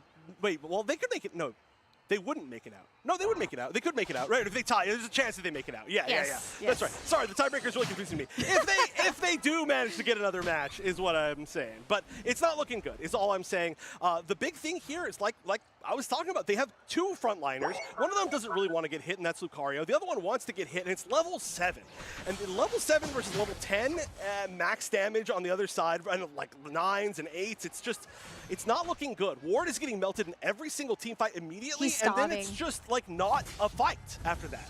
No, I 100% agree. Ward is starving for experience. If he can somehow get a little bit more experience on it under his belt to tank up a little bit and just survive that 1 to 2 seconds longer, that might be the time needed for that Cinderace or the Espeon to just come in and clear out one of those Pokemon and Evil Geniuses and maybe even sort of tie up this power imbalance. Right now, though, Evil Genius is once again going to remind Zipto who they're playing up against, trying to go for a Bliss Assist as well just to keep their teammate alive. Jong coming in with the save onto Mule. There is a bit of an attack boost here if Mule wants to turn things around, but with the Regieleki, it makes it a bit tough to engage into Evil Geniuses. Regieleki going down, but EG already knowing their limit has already backed up, so there are no casualties for this free push. I do feel like that was a really good choice of resources to try to keep Mule up there. I mean, he's level 10 right now, has to try to stay competitive. That is going to be their main damage they're looking to continue to feed the experience to. He's level 11, so just using one Unite to try and keep him up. Oh my goodness, that was such a chunk of damage from that arrow. Oh, Kyrios, he's just constantly throwing arrow after arrow. And it's specifically at Ward 2. Like, he knows if Ward is too damaged, he doesn't really want to be on the front lines. And there's no Bliss Assist as well. It was just used in that previous team fight. So there goes Ward yet again. Unfortunately for the Tree, not going to be able to survive in this team fight. They are still kind of hanging around here. Zipto, are you overstepping your bounds here? They tried to go for Ducky, but Ducky is still hanging around. And now Vin wanting to pursue up the Jong. Piachu coming in for a backstab onto the Desi, which is a great pick. Looking for Roland here on that Hooper. He's going to try and play with them against the wall. Unfortunately, it's not going to be enough. Now Vin wanting to turn things around. Ducky is here to provide support too. But I think right now Evil Genius is thinking, okay, maybe it's a little bit too much. If they can meet with Chris Smith, then they can turn this into something else. But Chris is like, oh, it's just Jong. It's just simply yeah, just Jong. We don't need to deal with that. Mule, though, would be a really nice target, who is going to kind of be joining this fight a little bit. And you can see Mule wasn't even really a part of that fight because they were too busy just kind of feeding him experience, which is, I think, exactly what they need to do. It needs to be, going for the engage. All right, relax, Chris Smith. That is a 1v4, although the rest of the friends are coming, and they're going to be able to get at least one person down. So, oh my god, another great shot from Kyrios. Bliss Assist is going to get KO'd in the middle of it, I think. And yeah, none of this is going to matter. So, I mean, attempts to kind of re-engage didn't really work out for Zipto. Like I was saying, though, I think really all they got to do is they got to try to Bliss Assistance onto just a ton of damage coming from the Cinderace in the final 2-minute mark. I don't know how else they managed to come back from this because it is looking very difficult. Yeah, look, we have to say props to EG. Like, I think every fight up until this point, they have been the ones to decide where, when, and why it happens. And Zipto have been very reactive. Like, they've also tried to play aggressive themselves, but unfortunately, they've just been constantly pushed back because EG, they've been successfully juggling all of Zipto's resources. Like, they have successfully dismantled this Trevenant. Trevenant, up until this point, has been a non-factor. I actually feel very bad for Ward because I think if I was him, I'd be thinking, what do I even do? I can't even survive long enough in these team fights to contribute to the team. Like, it's just really, really hard. I think at this point, he's going to have to play far further back because if he stays in the front lines, he gets knocked out, frontliner is gone, and it just leaves Zipto wide open for EG to just run down the rest of the team. Yeah, I mean, they're going to have to try to set up maybe an ambush because otherwise I just don't know how Ward's going to get anything done. But the problem is they've got such good options for checking tall grass. You've got the Decidueye, you've got the Psyduck, you can honestly just face check with the Surfetch, which is exactly what we just saw right there. And the Hoopa as well. Everyone. Yeah. Everybody can face check those bushes. So I don't know what you would do if you're Zipto. I kind of feel like you just got to play really out there. But with 6 seconds left to go for the last final 2-minute stretch here, I think they're just making the call here, Chef. They're saying, guys, it's do or die. If we don't do something now, it's going to be over. Ward just sitting right on top of the Desi so far, even using the Unite too. Not going to get the knockout. The Kyrios is very low. There is going to be some shielding as well. The team's trying to go in. Bliss Assist is going to be used, but the Cinderace is already gone. Damage dealer down and out for Zipto. It's just the Lucario and the Espeon, but I think EG, they have done it. They are breaking through Zipto Esports and are looking to get a 2-0 victory in this best of 3. Well, hold on real quick. They've got it to make sure that they are not getting stolen away from this. No, they're not even going to attempt it. So they will be getting that buff pretty cleanly, although that could have been a scary spot. Getting chased down. Ducky on the duck, making sure they get one more KO there.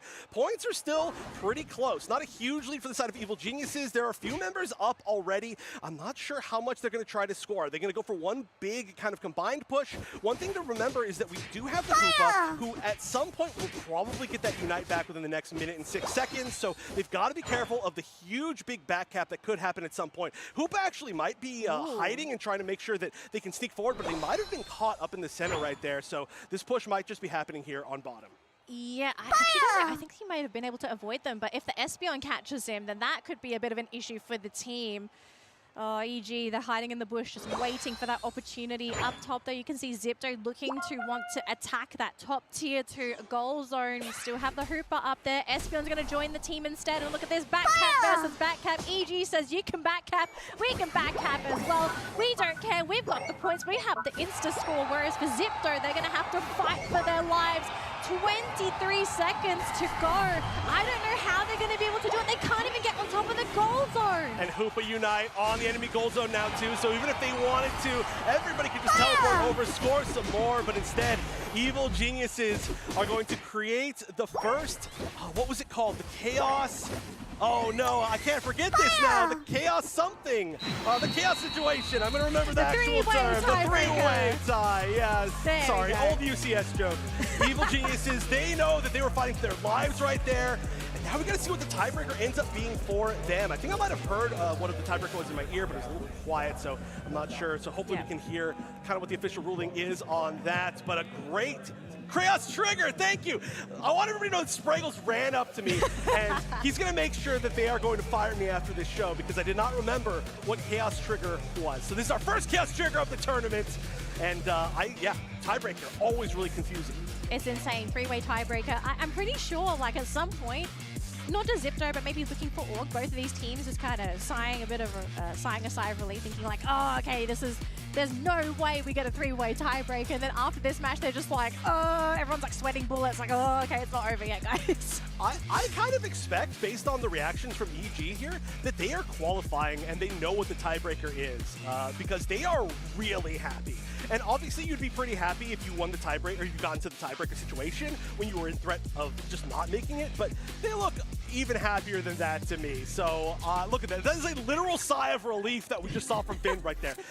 So I think there may be a chance we'll have to get official word. Right now, though, we can take a look back at some of the moments, but felt to me like Evil Geniuses was just in control the entire time. I really liked their drafts.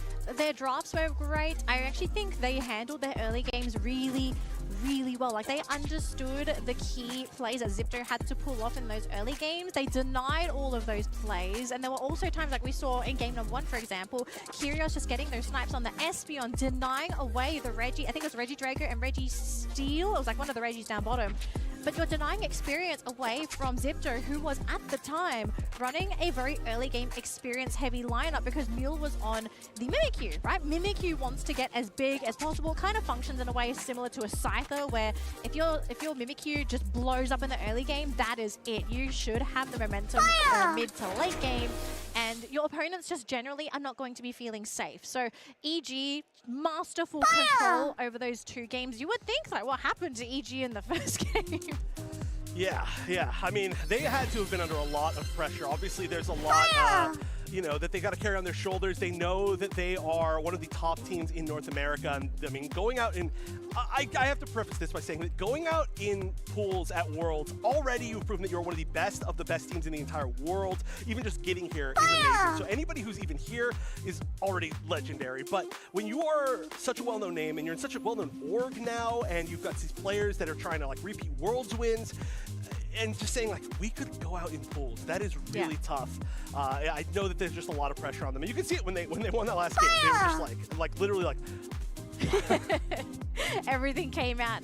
So yeah, we'll get updates on what's going to be happening for Group D as we now officially are going to be playing. What, Chaos Trigger? Chaos Trigger, yes. Our first Chaos Trigger of the tournament. Yeah, so we'll find out a little bit more about what's going to be happening in that group later on as we do get ready for our other matches, because we still have matches ongoing. We still have a lot of groups that are undecided. So, okay, Chef, I want to get your opinion on this, okay? Because we've had some matches on stage and also off stage as well. We have a little bit of an idea as to what regions are doing well. Now, originally, who do you think, or what regions do you think are going to perform at Worlds this year? And have you been proven wrong or right based off of what's currently happened in our group so far? I mean, I thought Japan was going to do well, and so far they've done really well. I don't think that's a huge, like, hot take or anything like that. But as far as the other regions, I was kind of feeling like, especially Europe, could be a big upset type region, and we just have seen them, I think, do pretty well in a lot of their pools matches. Yeah, actually true, right? I think EU, and this has been something that's been happening for the past couple of years, I think EU really wanted to, the region just needed to somehow either survive. We never really saw the region thrive. So I think in a way, we're starting to possibly see that, but we're not done yet today. We're basically just starting the broadcast, so anything can really go as these groups kind of figure out, you know, who's going to be the top two, who's going to be the bottom two as well. So we'll see if EU is going to be able to maintain their strong command in their groups. We will give you guys updates in a couple of matches as to how some teams are going. It looks like, though, the interview is ready. So let's hear from our winners from our previous best of 3, EG. All right, here we are up on the big stage with the big winner, Chris Smith from Evil Geniuses. Amazing 2-0, and you needed a 2-0 in that moment. How was that mentally moving into this match? Yeah, it was definitely stressful at the very start of the day, going down 0-2 against a team we knew we should have beat, but we know that no matter what, we have to keep giving our all, and we just prepped as much as we could for this team, and I think we definitely showed it with 2-0. Yeah, absolutely. Tell me about, I didn't get to see the match. I know you were on one of the feature stages back there. What happened in the 0-2? Like you said, this feels like a team you should have beat. It definitely felt a little unlucky when it came to endgame objectives, securing it. And our team has historically not been the greatest at the start of the day, losing to teams we should never lose to. But, you know, once we get warmed up, I think we're the best team in the world. Yeah, you guys have had an amazing run. I feel like the story of Evil Geniuses this season is almost there, almost there, almost there, one step away on the precipice of being the champion. How does that feel going into a competition like this where the best in the world are competing? Yeah, you know, it has always just been almost there, second place after second place, but after NSE, I told myself that would be the last time that would happen, and this tournament, we will be there. Amazing. So tell me a little bit about the match that was the 0-2 earlier in the day. What do you think was the big difference maker where you come up onto this stage against what you would have assumed is the harder team? I think it's definitely just getting the early nerves out and just sticking to what we play best, sticking to the drafts we have prepped very well, and I think they showed out very well. Amazing. So there you have it. I know we have a crazy three-way tie in this group, and we are still figuring out exactly what this means, but congratulations. You needed a 2-0 for sure, without question, and you got it. Chris Smith from Evil Geniuses. We're going to send it back to the booth. Take it away. All right, well, Spraggles, I can confidently say that what that is it is a Chaos Trigger. That is my confident answer, and that's in the books. And if I'm wrong on that, then, well, I'm not wrong on that.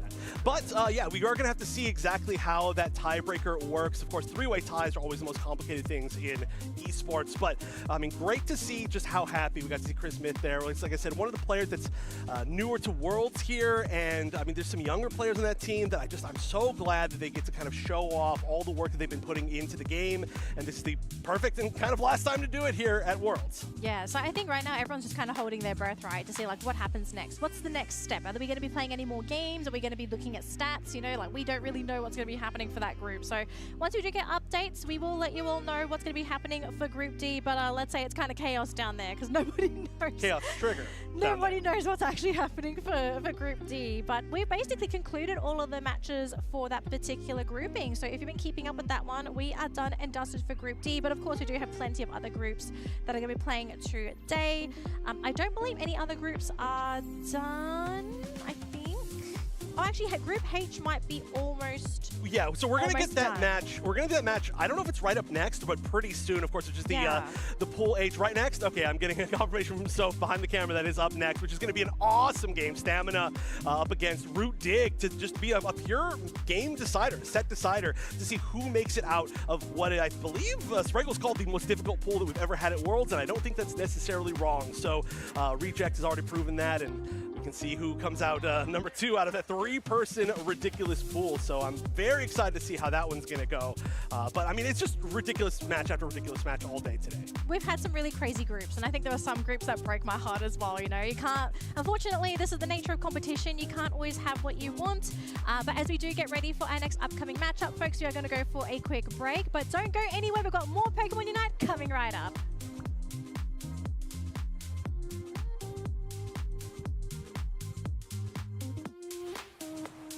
Give me some! Give me some! Yeah! That's not over! Come on!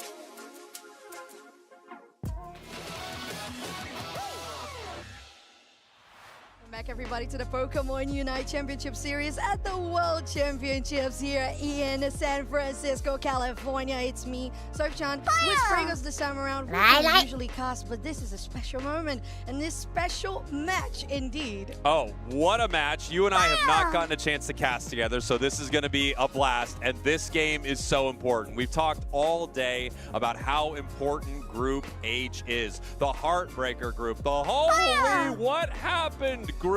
Group H, Dignitas, Reject, and Stamina. Reject beat both Dignitas and Stamina in some different ways, but they won their sets, meaning Reject is good to go. They're heading to day 2, and they're the kind of team that you could see in the grand finals. So are these other 2 squads, and right now, it all comes down to this best of 3. One of them will be leaving our tournament, the other heading to day 2 as the 2nd seed out of Group H. Exactly, and we know as well that these 2 teams now on a record of 0-1 with Root Dignitas and Stamina. We have an NA kind of Mexico situation here for these 2, which is super fun as well because we had some different things happening during Regional League, right?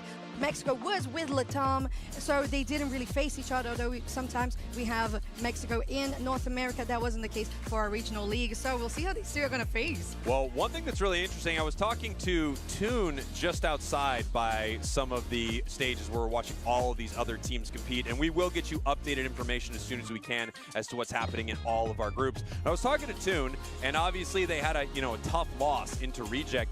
Seemed insanely calm, seemed really ready to go for this next match. He, however, did mention that they've scrimmed Stamina many times, and they're one of the only teams that seems to always hand Dignitas a loss. So Stamina apparently has been a really strong matchup into Dig, but Toon seemed completely ready for this. Ready for day 2, not stressed at all. I cannot wait to see how they show up on that big stage. As we've talked about before, Stamina is this kind of team that I think can beat anyone in the world and has no fear in their play style. We're going to see if Dignitas can shut them down or not. We'll see, because like you said, it's not just the situation of them, Stamina, being a team that can take down Root Dignitas. Root Dignitas also coming from that 1-2 loss against Reject in the first match of the day. Although Toon was very calm, it's also something that will shake up your spirits in some way. And Stamina, like you said, much like with that passion that we mentioned from the aggression that Brazil brings, that's also what Latam brings in general, and I love that. It's just a little bit of sparkle and flair that these teams can bring and just destabilize, because both of them are extremely experienced.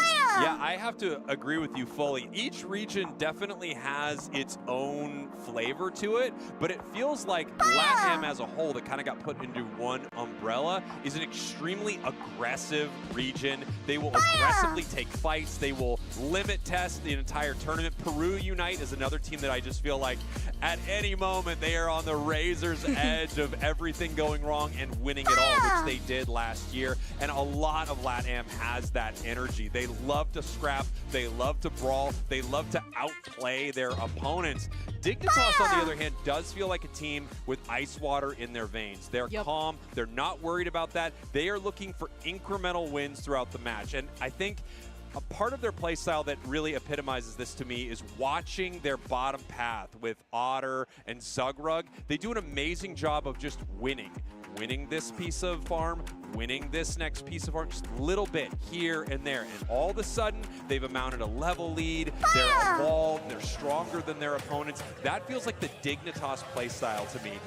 Make their way to some of the end moments with a score lead, with a level lead, with a confidence lead. And even if your opponent wants to get squirrely, wants to, scrap, wants to fight, you're ready for it. Oh, they're so ready. They're always ready. And it's not just in regards of that momentum build-up that you mentioned, Spragos. It's also about the fact that when it comes down to the last-minute team fights, they know how to play. They know how to rotate. They know how to position everybody, and especially with Otter, like you mentioned. The fact that their Espeon has just been, coming through, it is a worthy ban, but still, when it comes through, they just do so incredibly well. And it's not just the team fight, they're able to really seal the deal, taking that objective at the end of the day. But Stamina, on the other hand, they know as well that with that little bit of that not just experience, but play style, they know that if they need to flip and steal, they can do it as well. Yeah, Stamina to me, I was talking to Doob Snacks backstage about this before the first game. It feels like they're the kind of team that is ready to play chicken with you. They are just ready. They're driving the car straight at you, and they are not going to veer. They are ready to go, and I love that about this squad, and I think that's why they're so scary. They're the kind of team where you can never feel comfortable for a moment against them, which is, you know, a huge part of their play style. Never at any point do they want you to feel like it's okay to not watch what Stamina is doing, because the second you do, they are taking that objective. The second you do, they are flipping, you know, whatever is in the center there. They're ripping Kyogre Grout on Rayquaza right off the map. Dignitas had a really strong start to the day, but you, as we mentioned before, you do have to wonder where your morale is after losing the run back against Reject. Exactly, and it's the only two groups, no, actually three of those. No, only two groups that we had, only 3 teams in this group stage of Day 1 World Championships. So it's the added pressure of, okay, you don't have to play that much, but it means that every game that you play counts even more. So let's have a look at the rosters here. As we were talking about Stamina, we have Mufasa, Kira, Minato, Hitman, and Anisus. Just this team that has so much world's experience in each of their individual players, sometimes in different teams, but this year playing as a unit, as Stamina all throughout Region League. And then we take a look at Root Dignitas on the other side here from North America. Zugrug, Otter, Toon, Inder, Zealot. If you've been following the game the entire time here, let's say you've been watching Unite since the very beginning, you've seen some of these players since Day 1. In fact, so the first game I ever cast off of a broadcast, it was a tournament that was being played with Unite, was TTV. And I saw Inder, and I saw Zugrug, and I saw Toon, and then at the time the other players that were on TTV no longer playing, Lutano and Goof GG. I was watching that as my first game ever. And now coming to the last tournament for Unite in the Unite Championship Series, Root Dignitas is in a position to win the entire thing. They've got to beat Stamina right now, and then they may have to run back into Reject, which selfishly, I want to see so badly. Yes.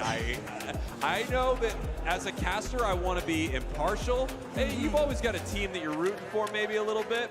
I want Dignitas to win this, mainly because I need to see them play Reject again. I need it so much. It gives me so much life, and it also will destroy my vocal cords because I'm screaming at 9 a.m. here. Yes, I know. Not just 9 a.m., but potentially now in a little bit. True. When we finish a 2-0 or a 2-1, we'll see how that goes, Fraggles. But I totally agree, and I don't judge biases. You know how I am about Brazil, so we don't judge in this house. We are in the same level. This is great. We're the most biased casters right now in the game, baby.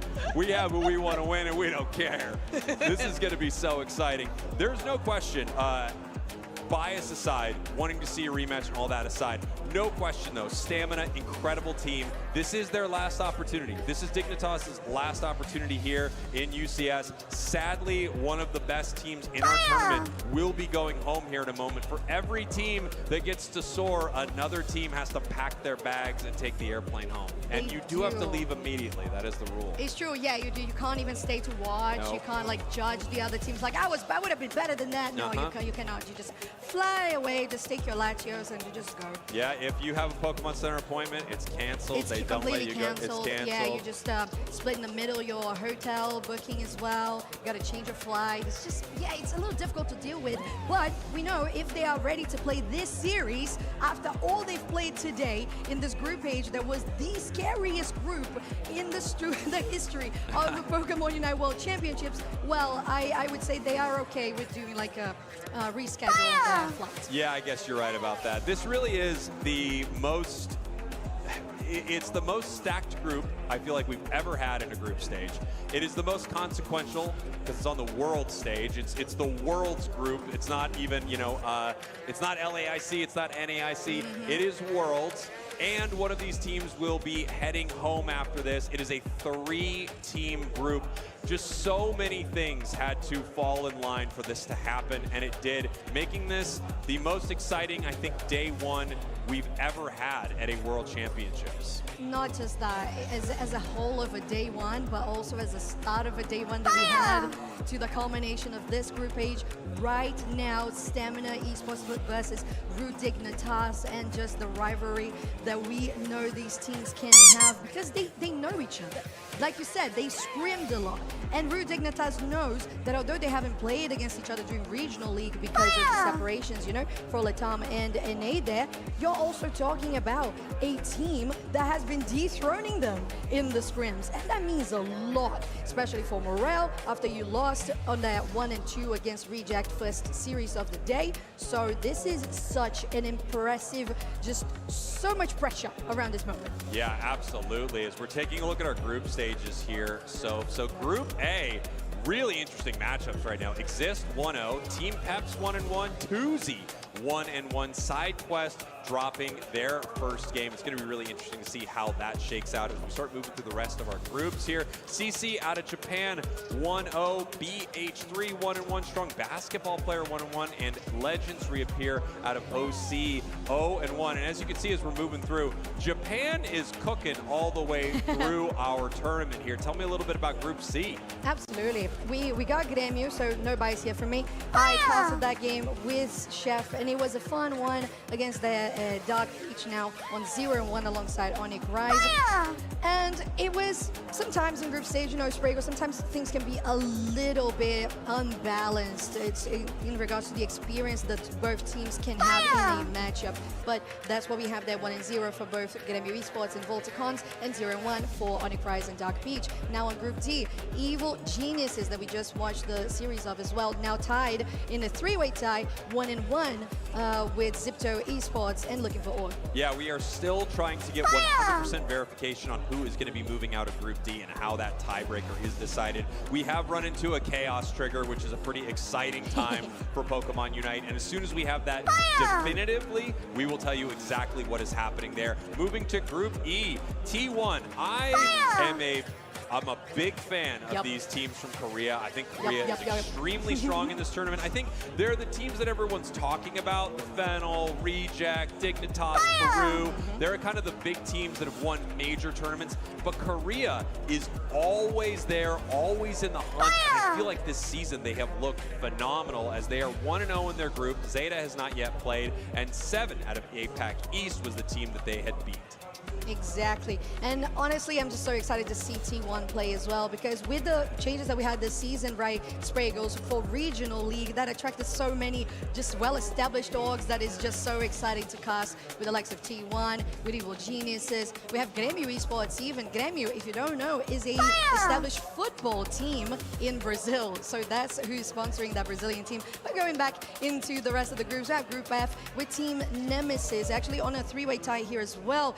1-1 for those teams. Let me check here. Yeah, Lunex Gaming, Team Nemesis, and DreamHack Esports, while Fennel has not yet played in that group, which is honestly very interesting. Like, yeah, I feel like we're saving the final boss a little bit, right? We all know that Fennel is one of the best, if not the best teams in the world. I think they're the favorites to head to the grand finals. But right now, I need to know who's going to day 2 out of Group H, the most disgusting, meanest group we have ever had. The meanest look ever. Meanest look ever. The Umbreon of our tournament here as Stamina Esports and Root Dig head on in. We've got the Psyduck banned. We've got Mew. Over to the other side, we have Espeon banned out by Dignitas, so it's not something they're going to be looking to pick. They're going to stop Stamina from grabbing it here. They also banned Scizor, but we know Scizor, with a lot of these teams, that's a Scyther. For Alligators, our next ban.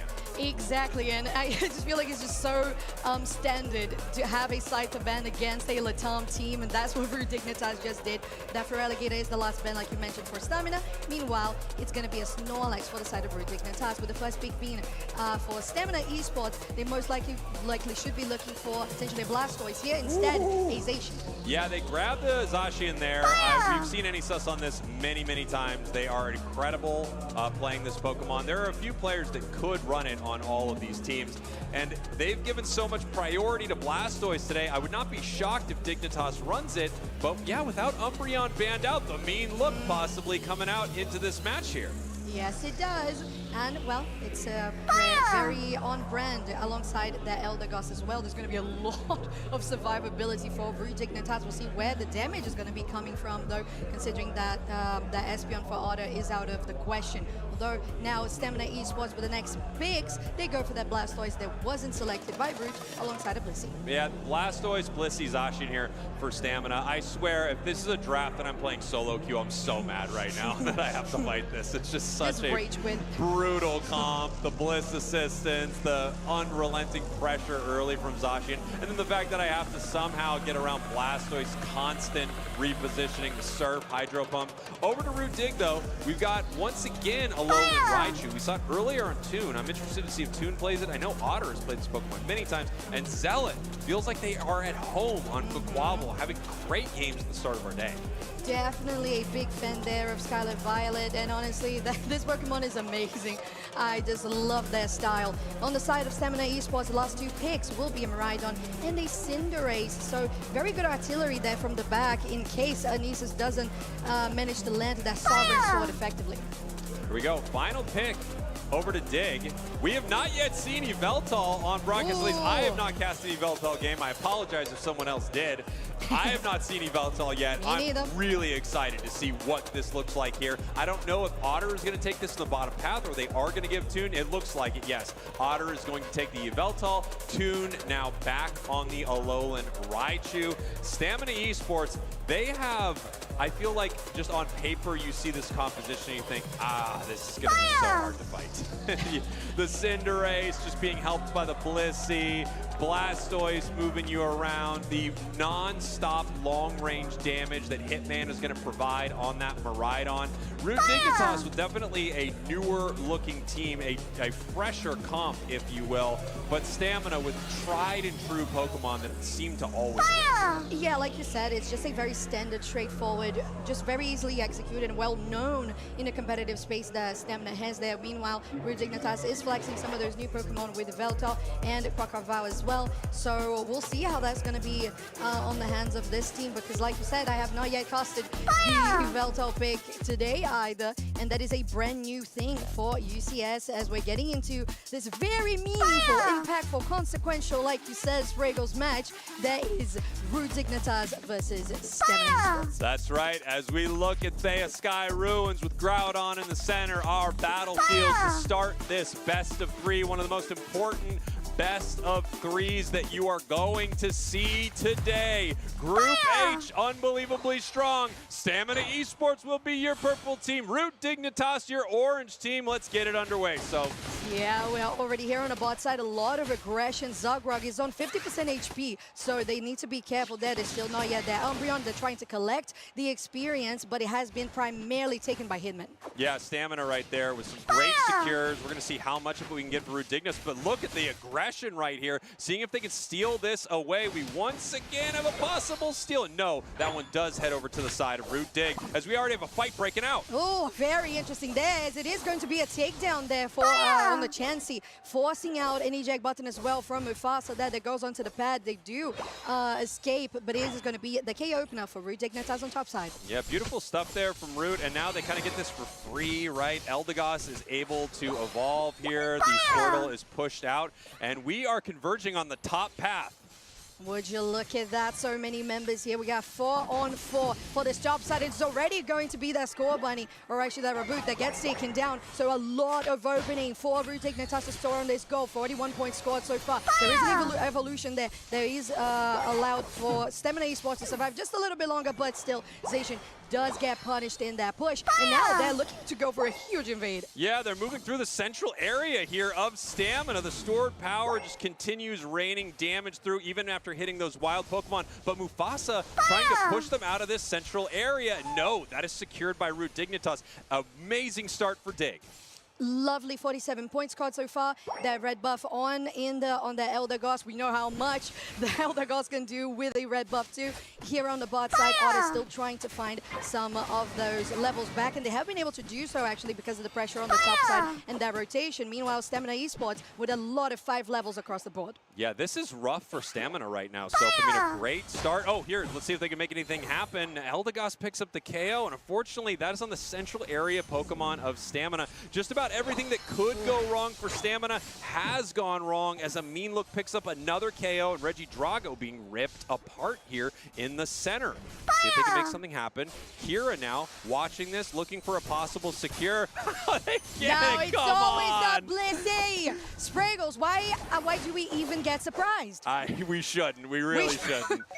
We should be so used to this right now, but Root Dignitas building such a steady lead. Level 8, now 9 on that Alola Ninetales, 7, Alola Raichu, excuse me, 70 points on the board and almost ready to take down this top tier 1. Yeah, and here we have an objective in the top path. So, but it looks like Stamina is going to go straight for this Regieleki. We'll see if Root Dignitas can secure. Oh, so good because of that Mean Look. Hitman was stuck, but they are not going to be able to find any of them now with the Electro Dip. They are able to escape, and it's Stamina Esports who confirmed this one with the War Turtle. The question is Root Dignitas going to be able to defend here as we have all 5 members of Stamina Esports in this bottom path, and they actually peel away. They're looking for other moments, other opportunities on this map right now. They decide to walk away from the Regieleki and just look for some experience. They are behind. They need to get their levels. They need to get their Unite moves. Dignitas right now already has a level 10. We don't even have a single Unite on the side of Stamina. And not a single point scored by Stamina either. So they're just trying to find what they can. Here with the Electro Drift, they're going in onto Zagreb, but that is a defender. Got to be careful. They're going onto the other side of the pad with 5 points to be scored by Hitman, but then now they're in trouble. Root Dignitas is not going to get any of those members getting taken down themselves, but it is the Zacian that is not going to be available for this fight. Root Dignitas still standing. They haven't found Hitman, who's going to get a cheeky reset. Yeah, you know, that was actually a pretty good fight from Stamina right there. I'm surprised. I kind of thought that Root Dignitas were going to have that one in the bag, but a really strong start. Blastoise coming in, trying to make something happen, but getting caught in the Mean Look and ripped apart immediately. Yeah, and honestly, it feels really harsh right now with 3 level 10s on the side of Root Dignitas. There is a level 10 on the Cinderace who could be the saving grace for the side of Stamina when we go to final stretch. Here we go. We're looking for some experience right here. The Electro Drift Miraidon now using their Unite move, possibly looking for a KO, but no, it's just kind of too little too late. Does push them off the pad here. They are not able to score because of that now 69 to 158. Stamina, unfortunately, has got to find some wins somewhere on the map.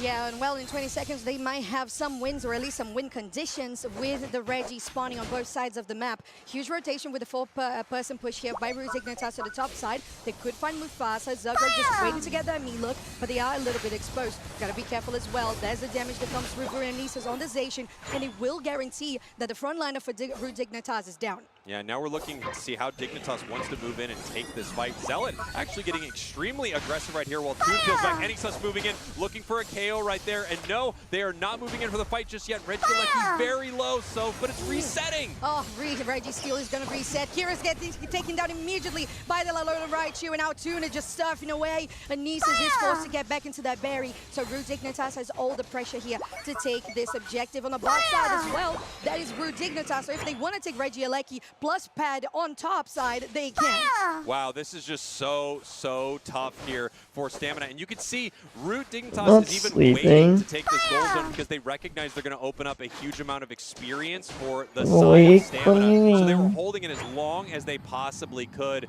Toon now scores 69 to 238. Root Dignitas winning on just about every metric you can find. Regieleki now being ripped apart by Stamina Esports. We'll see them starting this one. Zagreb is in the bush, so they're not going to contest. Oh, it's Elna versus... If it does hit the pad, in 3 minutes before fight? Perfect. Good position to try to fight this back.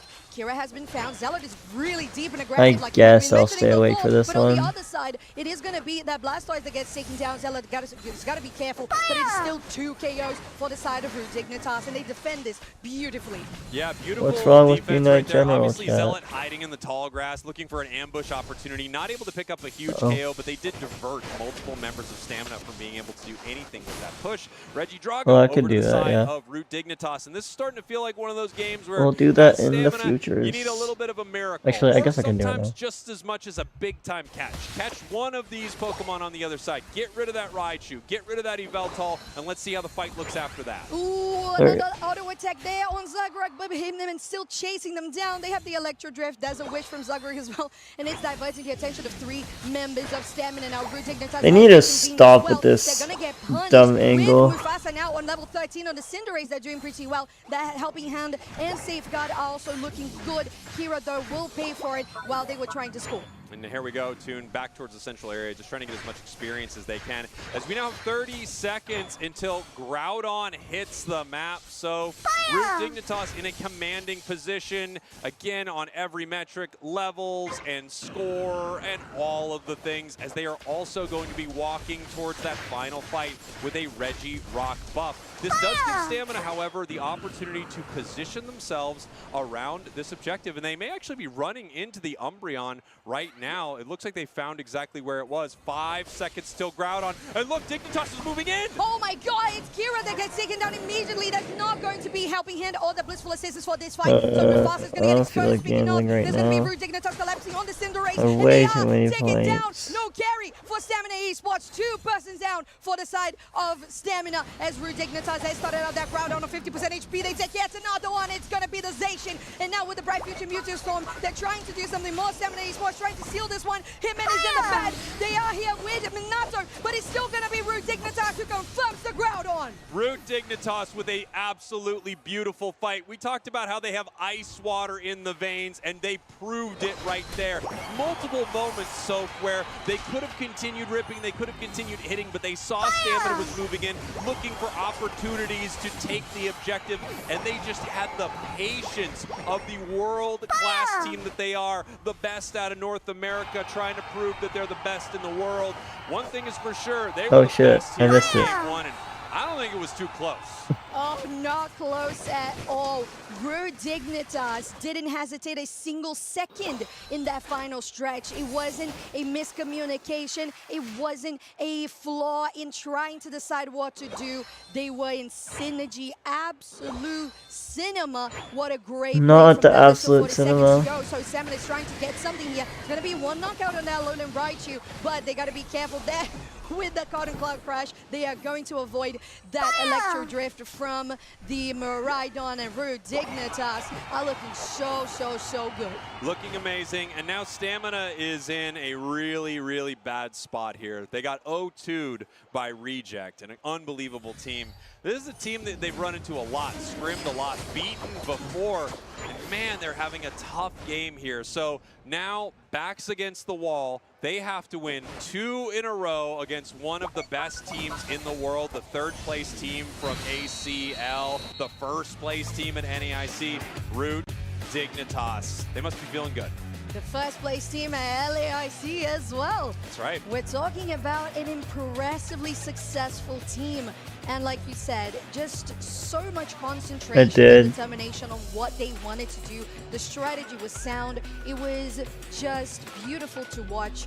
Although we had some break points that could have seen success for the side of Stamina. The level 13 power spike on the Cinderace could have been a good one. They tried to do it, but as soon as Root Dignitas takes down that Blissey, we're going to see it pretty soon. Here, Kira gets taken down, and you don't have a Bliss Assistance or a Helping Hand for a Cinderace, they're done. Yeah, this is one of those moments that when I am playing my solo queue game, I go, my Blissey didn't even Bliss Assistance at Groudon. What can I do, man? What do you want me to do? Okay, so we don't even use our Unite moves. It's the most important move in the game. It's a 1 button. You just need to press 1 button. It's so easy. No, we're just messing around because honestly. Is that the impression of me? Is that how No, I'm not. I was laughing there. I don't know. I was entertained. Maybe it's my American impression. I don't know. That's pretty good. I mean, was that pretty good? Okay. It was. What it was it felt like it got me right in my soul, so I knew it had to be close. Well, I'm glad that it was amusing to you, and I am very honored for you to think that it sounded like you as well. Right, like you said, backs against the wall, a needed 2 wins in a row for Stamina Esports. Now, Rude Dignitas with a 1-0 up, feeling confident, comfortable, and just knowing that, well, it was a stumble on the road, the fact that they didn't win against Reject earlier today. Yeah. Now, so this is one of those moments, I think about this a lot, you know, the mental that you have to play on a stage like this to actually become the champion, and Stamina is the kind of team that can do it. I know you've cast, you know, a ton of esports. You've seen moments like this before, and we've all seen this go the other way. We've all seen that horrific start, but somehow they, you know, they bring everything they can to the next match, and they win. And then I don't know what I've seen from Stamina though. Man, I think they're cooked. Stamina right now. I know I haven't seen like all they've been doing, but in a moment like this, because it truly yeah, no. Almost everything is gone. Yeah, it really is. It's just you, the moment, your Switch or your phone, and you just got to do a lock in. It's one of those things that it has to come from the soul. Like you said, it's the fact that you have experience enough to know that you're just gonna lock in. You just leave out any thought.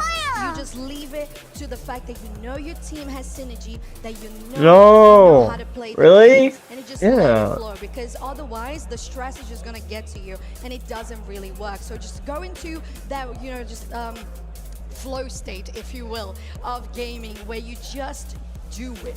And it's something that I know that Stamina can do, because they've done plenty of times before. A couple of top 4, top 5 at Worlds that they've had as well throughout the years. Yeah, they're I guess you could say pokemonunite. I sleep.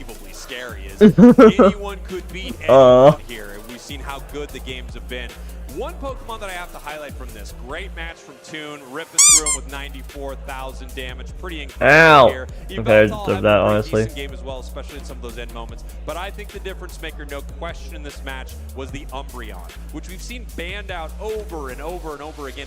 The second the Umbreon hits the mean look, whatever is in there is done. Yveltal blows it up, the stored power starts hitting it, and the cool thing about hitting a mean look and having an Alolan Raichu to help you, not only are you hitting the target there with your auto attacks, if anyone on the opposing team is around, you are now chaining that damage to them. So it's like if you go to save your friend, you're actually getting hurt yourself. You kind of have to just leave them, which is brutal. I wonder if we see that ban next game.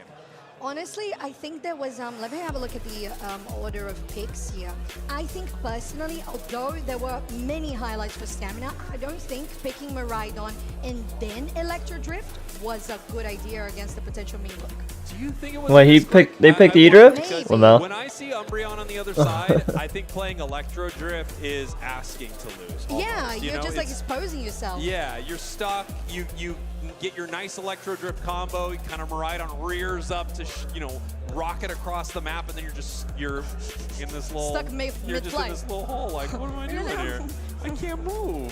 So I wonder if that was a misclick. I wonder if they were planning on playing Charge Beam, because I can tell you from the looks of that comp, to me, that was going to be a Charge Beam. But it's also possible that, as you talked about the flow state, almost their happy place, the Pokemon they can play without thinking, the things that they have in their bones, perhaps the Electro Drift Miraidon is that for them. Well, is there a heat map? I don't know, man. It was a composition that was very situational Munchlax. to execute with a Miraidon, and knowing that if that is the case and you willingly chose that Electro Drift, you know you're going to be exposed, so you really need protection. So you got to have hero positioning the best way possible. If the Blissey also, exposed, if they get I will say Stamina is not the same team that beat me. They have like a lot of different players right now. I don't like it.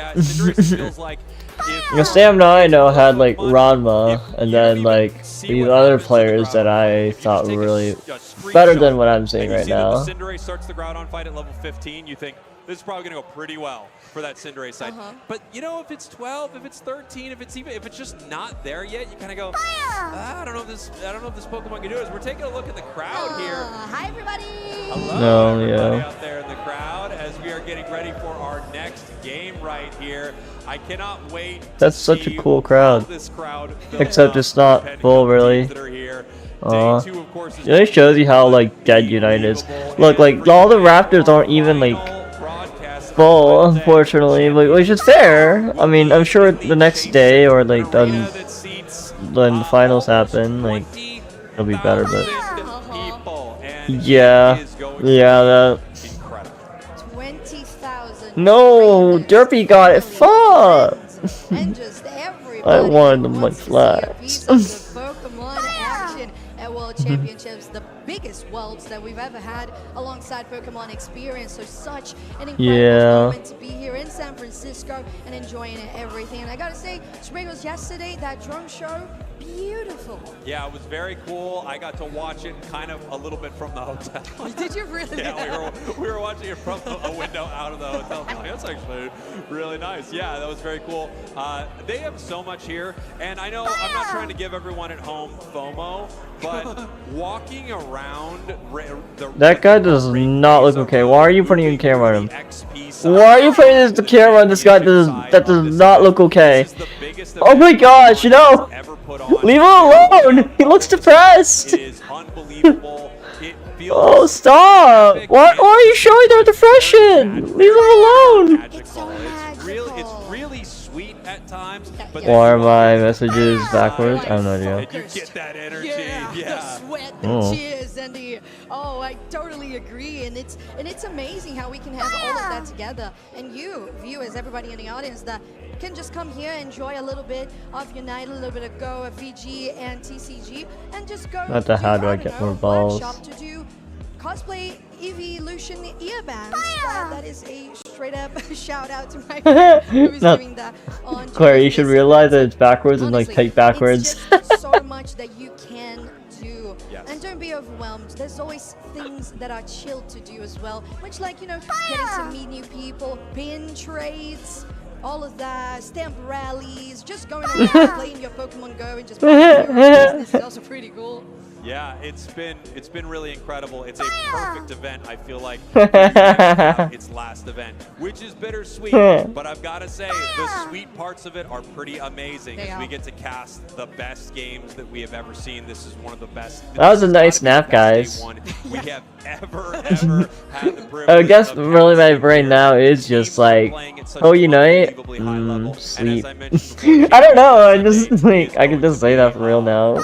Unfortunately. You gotta see it. I'm telling you. Again? Wake up bright and early. Be there for the whole thing. It is going to be one of the most incredible spectacles that Pokemon in general has ever seen. Ever had.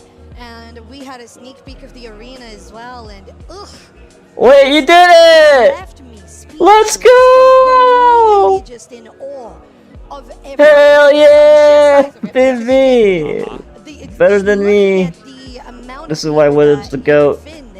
And then you look at my GOAT. How beautiful the production has been with the stage and everything that we have. You guys are gonna be just it's gonna be a congrats. I don't want to spoil it, but some of the touches so proud that they've done in there are pretty incredible. And then, of course, having a Pokemon event in a massive arena like that same arena that the Golden State Warriors play in. Like, we're talking about one of the biggest stages possible for this. It really is going to be epic and a perfect send-off for Pokemon Unite leaving the championship Not series. the perfect send-off. It's going to be pretty incredible. Right now, Dignitas feeling pretty good. As you can see, their spirits are solid on stage, and I would be feeling pretty good as well. I mean, I know they had a tough game against Reject, but when you have a dominant game one like that, and they really don't even have moments that tested them that hard, I think they're feeling great. This is a tough place for Stamina. Yeah, I would say this game was challenging for Stamina Esports, and it was a smooth sail for the game where they me for face checking immediately getting team for being together doing recipe in my head. Like I said, the flow state, you just go. You just do it because you know what to do and you don't have to think about it. So the actual reaction time is minimal. So you're gonna have these amazing plays. The second you see that Electro Drift, the Milo comes through, it's just so much that they were able to accomplish. The pressure that Zealot was doing on the Quaquaval, excuse me, is that even legal? Yeah, just incredible stuff, and we haven't seen too many players running it. I knew it was one of those Pokemon that might get some play. There are a few that I'm really excited to see this weekend, and we've seen some hints of them. Yveltal had a pretty good game there. I will say, once Yveltal got its level 5 move, it was able to secure things in that bottom path. It felt like it really took over. Another cool. Pokemon I'm really excited to see, and I hope we can see some more of. That's a cool transition. I want to steal that transition. I keep, but I don't. I know I can't. China. I want to see more I'll teams probably pick like up make that my Palkia, own. 'cause I do Somehow think do better it with is a Pokemon pretty play cool for a bit. Pokemon and very Because Will's the strong GOAT. early He'll make too. you look good Yeah, with anything and totally everything. agree. Yeah. I think we had a good showcase as well. What? Hey, with that, we're on the screen. We're pretty cool sometimes. It's nice. And I think these graphics are really, really cool too. We do this sometimes. Yeah. We're pretty cool. I mean, it's a pretty cool thing that we're doing. You can tell right us that now. we're cool too. Can you tell us that we're cool too? You can tell us we're cool. I mean, yeah, It's I not- would like that. It's not even Bruh. like, I know some people are like, oh, should I tell them they're cool? No. I think they're cool. Yes, you absolutely should do It makes us very happy. it. Honestly, we really love those compliments. Okay, let's. We do. We love Pokemon Unite as well because the draft is on the screen, Yes. Spraggle. So let's talk about it. With all the bands having already been selected, it's a Psyduck, a Mew, Feraligatr with Stamina Esports and Rude Dignitas once again going for the Espeon, Scyther, and Snorlax. Thank you for This acknowledging right that here, Feraligatr I is think still a an broken amazing character. Choice by Stamina. They decide not to ban it. What is that? It's just curtains.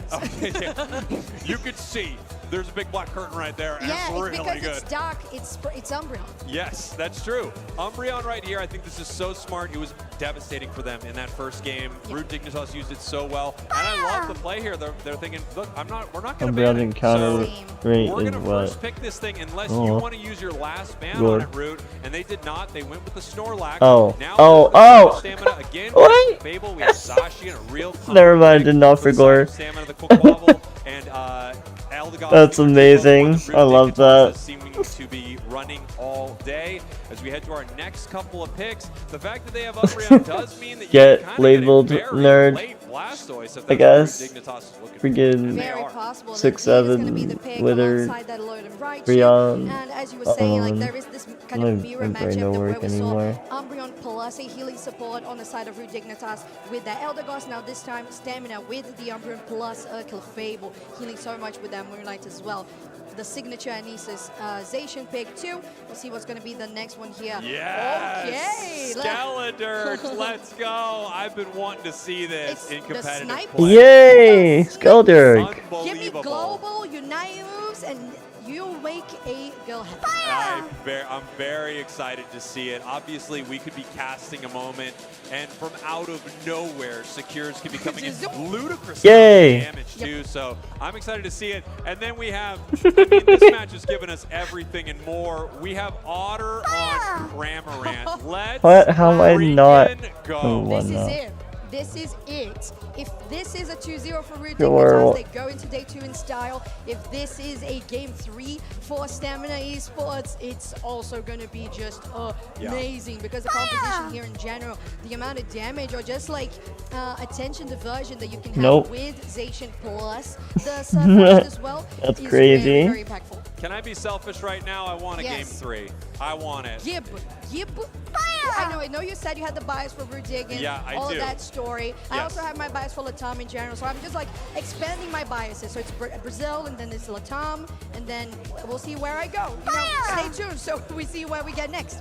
Yeah, let's see how biased we get for some of these Let's teams go. as we're heading into our next Wait, match. why you here, got so many taking a points? look Calm down. at our battleground, of course. It is Thea, Sky, Ruins. Derpy, you had really and good luck I didn't see, yesterday. was Maybe it it all Rayquaza? went to Is that Unite what they today. went with here? I think so. The map looks It is Rayquaza. Rayquaza, yes. Okay, that's what I thought. Okay, we have Rayquaza as the Pokemon in the center here. This is Rude Dignitas' happy place, actually. They crush it on Rayquaza. They had an amazing game 1. We're switching some things around, seeing some new It's just picks, getting some counter picks it here. is like a We're gonna have loyalty to see system, how but everything there's looks this as we too. get ready to head to game number 2. So A deciding moment for both of these teams. It's Group Age. What? I'm figuring out more things in the future. Like maybe you'll be able to go to commission for me eventually one day. Who knows? Team Rude Dignitas, your orange team, as this fight is underway here. Okay, here on the bot side, we have once again a little bit of that pressure that Rude Dignitas has been able to assert in, being now equally matched. matched with the amount of XP they have been getting, although there is a Toon gank going on to him and very low on HP. KO opener for Root Dignitas, while on the top side, Stamina Esports trying to push for this goal zone. They're able to score quite a bit, so that is a much better start for Stamina. Yeah, much better for Stamina, and they're looking for a possible moment here. Any sus in the tall grass hiding, looking for a possible moment to move in and take down Zealot, but they're playing really careful on the side of Root Dignitas, which means the experience is going to head over to Stamina, but they won't be picking up a KO, and a nice couple of scores go in. Okay, looking very interesting. Bot side, we see here in the picture-in-picture that Root Dignitas was able to get, well, were they? I think there was a gank there, so I think they were able to at least get some of the swap blues, and now moving for a potential invade here, now getting matched by a defense with Inda, as Toon is still going to be untouched and able to take those buffs down. Well, actually looks so cute with that skin. Yeah, it is quite cute, actually. I love that. Those big-time critical hits from the Surfetched are going to secure all of that experience. If only you could have an Everstone to keep Pokemon the same level. The big gay duck, the way they stand there gaily, able to get there in time. Minato there trying to get just makes me stare a bit. Somebody caught in that mean look, but they're not going to tilt my head on anything. But rotations from Root Dignitas have been just immaculate. Here we go. We have Root Dignitas ready for a fight in the top path. Mufasa all alone. Zealot caught a little bit right here, but actually trying to peel them. Whatever got censored. True. The eject button. They do huge hyper. What got censored? Oh, that was so close there. Oh, unfortunately, they were not able to save that Umbreon, and Root Dignitas now is able to take one down. Maybe they're going to get another one. Zagrug is forced to use that eject button, using the Hydro Pump to get them away, but it might just be Wataru going down. It is indeed. Inda follows, and Stamina Esports is just breathing a whole new breath. Oh shit.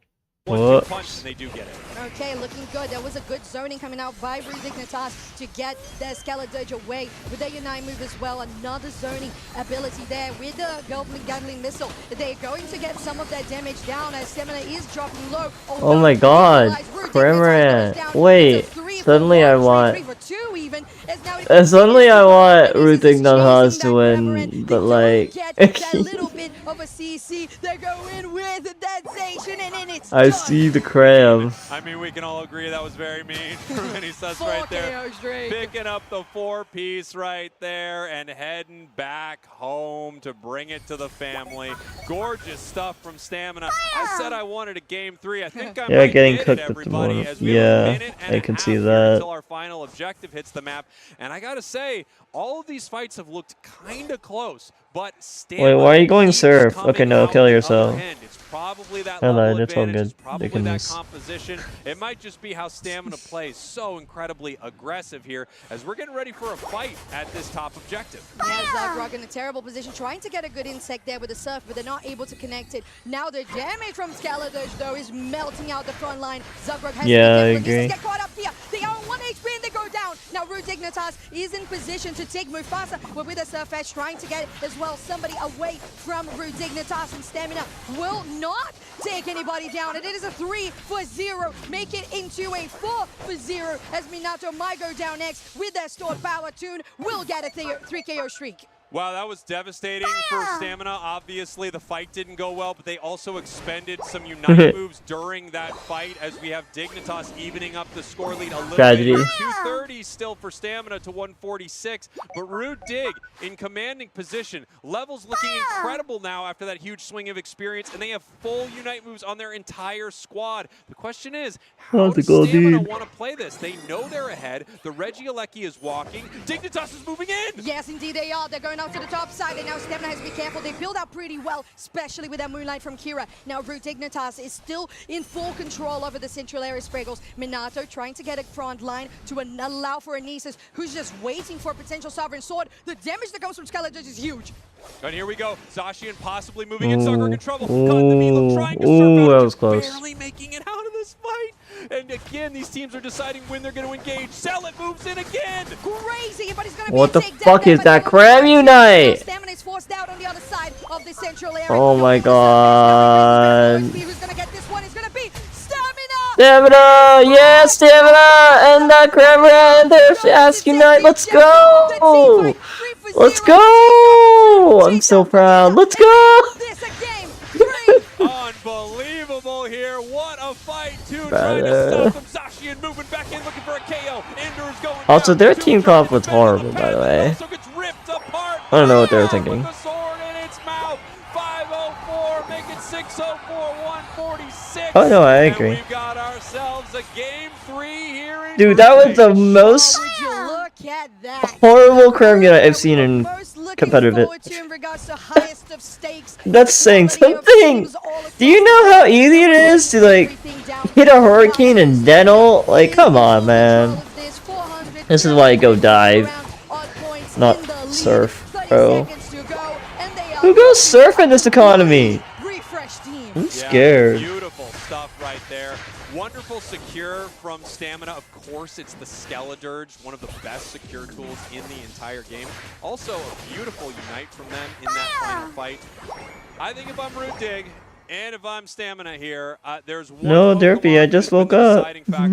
Honestly, fair though. And it's either you get it or you ban it, and it is Umbreon. Guys, I think in terms of watching games, is this the last one? Is this the last set? I think I'm gonna like finish watching this one and then take an actual nap on my bed, and then maybe later tonight I'll play Peak or something. I think this is the last one, right? This enabled both of the teams to win in game 1 and then in game 2. I could be wrong. That's probably not. Look at this hyper voice, rip them apart, and then we have Enisus moving in to finish off this fight. Beautiful stuff there from Stamina. Stamina in control of. But regardless, took kind of some of the very moments, right? Then Root Dignitas. I'm gonna watch this last match, this game 3, because it's the only one that's probably relevant for me today, at least. Swing that sword and clean up everything.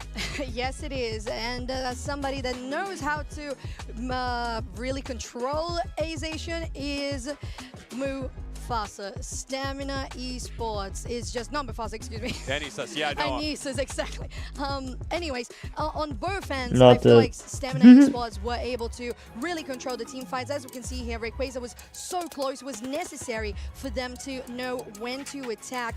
And of course, the most securest of them all, that used to be Aspeon. Now you have that on the Skeledirge. Yeah, beautiful stuff there from Stamina. I love their fights. I loved how they played this game. It felt like they were in control almost the entire time. So a couple of big moments from Dig, but for sure, Stamina having an amazing. What, did nobody follow up on? Nobody followed up on Zealot? Oh, that's so tragic. Is Zealot even communicating? Something else, honestly. I'm scared. What was that? And it's interesting as well because sometimes we see like these games that are very back and forth, and we see just so many knockouts, just insanely. Like if anybody follows up with Zealot there, like they just win that. It's how the Zealot wasn't communicating what he was gonna do. This team just wasn't close enough because he didn't communicate it earlier, or he wasn't communicating at all, or they just weren't ready for it in general. I don't know, man. Said that 19 is indeed a huge number. It is indeed a big number. I don't know if I said it, but I can concur. I will second it. I will mustache second it. 19's a pretty dang big number. As we are taking a look at, I mean, you know, Toon here with 100,000 damage, but the story of a lot of these Clefables today has been how much they have been able to heal. Circle into Cram would have been devastating. Heal 111,000 damage. So while, you know, Dignitas is putting in some work in these moments, we are seeing huge healing. I mean, literally, like Cramorant, Hurricane, into Duckle, into other Duckle.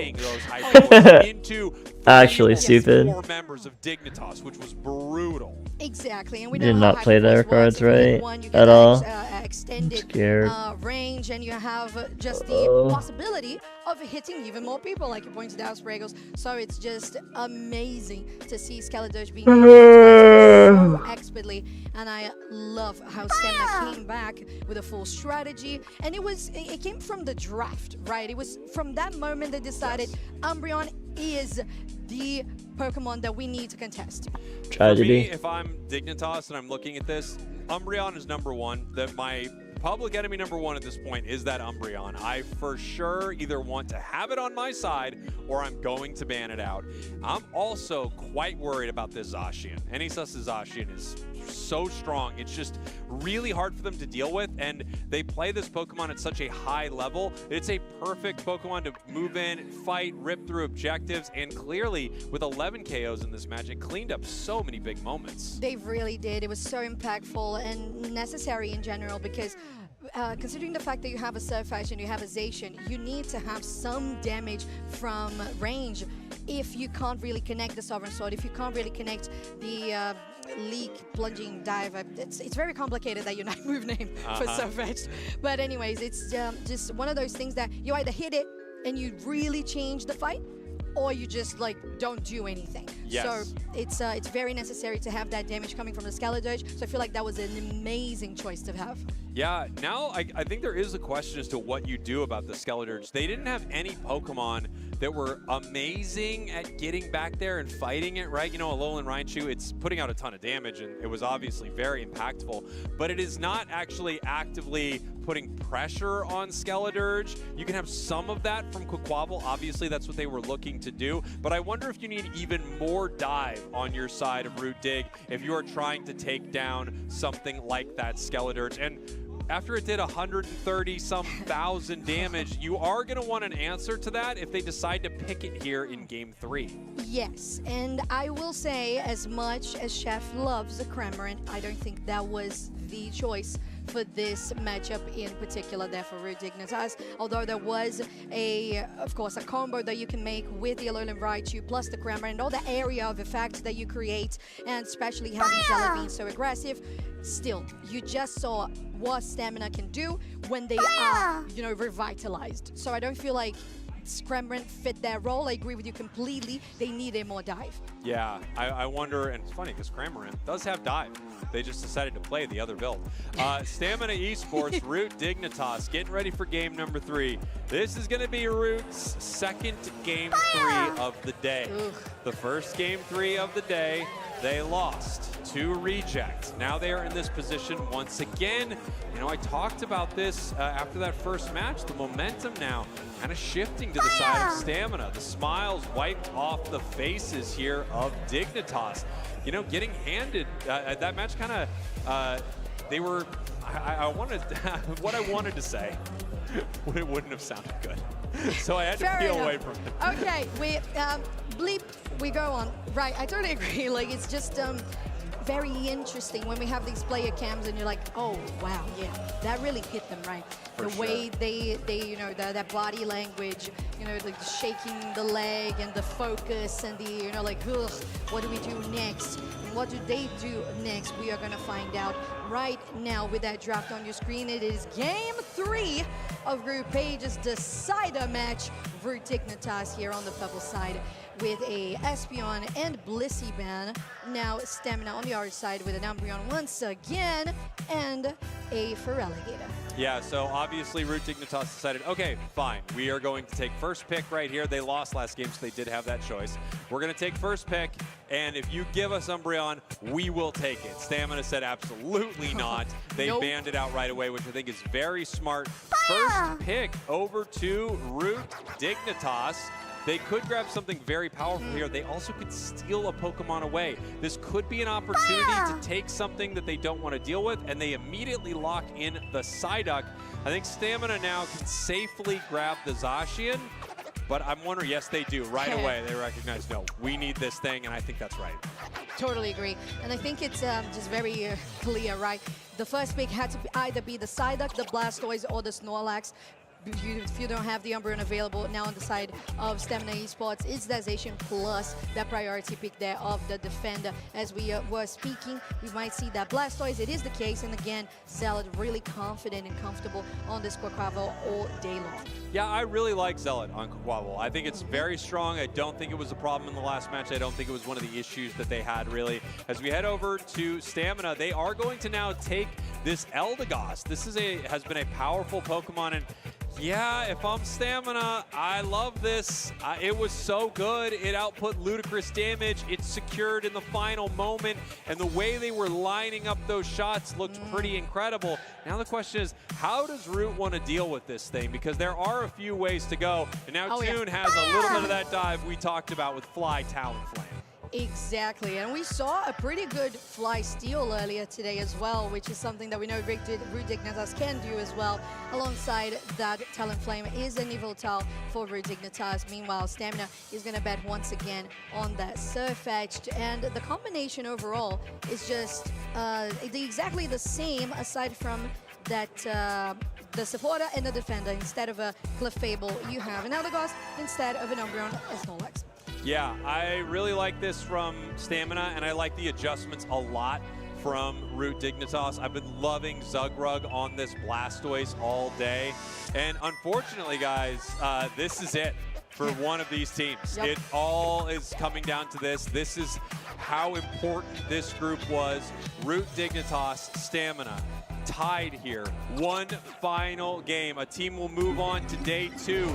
Good enough to make it all the way to the grand finals. Another team that is also that good will be heading home, and their world's journey ends here as we are getting ready to fight. Taking a look at our battleground, Thea Sky Ruins with Kyogre in the middle.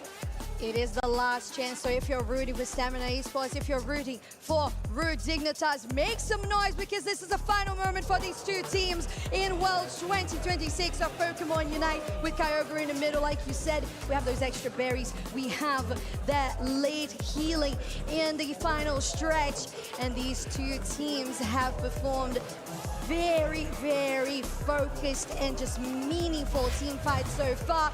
Let's give it up. Who's on the purple side? Root Dignitas, your purple team. Stamina Esports, your orange team. And Group H all comes down to this. All tied up with one final match deciding day 2. Okay, Otta here with 11 points already bagged there from the wild Pokemon. So again, Root Dignitas does pretty well in the early laning phase. Yeah, Root Dig has had a pretty powerful early phase here, and they want to slow down that Skeledirge as much as they can, right? The second it hits 5, it becomes Crocolore. It's incredibly powerful. Toon moves in for a KO right away. Mufasa with the punish, and Anissus right back the other way, looking to shut them down. Moves in against Ender, and yes, they pick up a double KO. Oh, would you look at that? Stamina feeling good here on the top side, forcing out that eject button from Zealot, getting some nice scores as well, but they are going to get chased here. Mufasa is in a very hard position to escape. They don't. Meanwhile, Anissus was trying to farm this one, but with 4 members of Root Dignitas, they would be too exposed. Yeah, Root Dignitas actually deciding to get extremely aggressive right here, sending Yveltal to the top path to try to stem some of this. Zealot in some trouble. Anissus moving in. Toon is back, though, and they realize they do have to peel back that Talonflame. Could have picked up a KO if the Zacian keeps moving forward right there. And we are scrapping at the start of this one. Yes, we are. If I thought they were scrapping last game, this is double the scrap as we're getting here into the almost Regidrago power point. Both teams have decided to slow it down a little bit, get some of the levels sorted out. Yeah, you just need some experience right here. Kira especially looking for that level 4. Ender on the other side already level 5 for the Psyduck, and we are trying to get our Quaquaval online. Still a couple more levels to go here. In the center, Regidrago just being ripped apart by Stamina. Here comes Root Dig, possibly looking for a steal.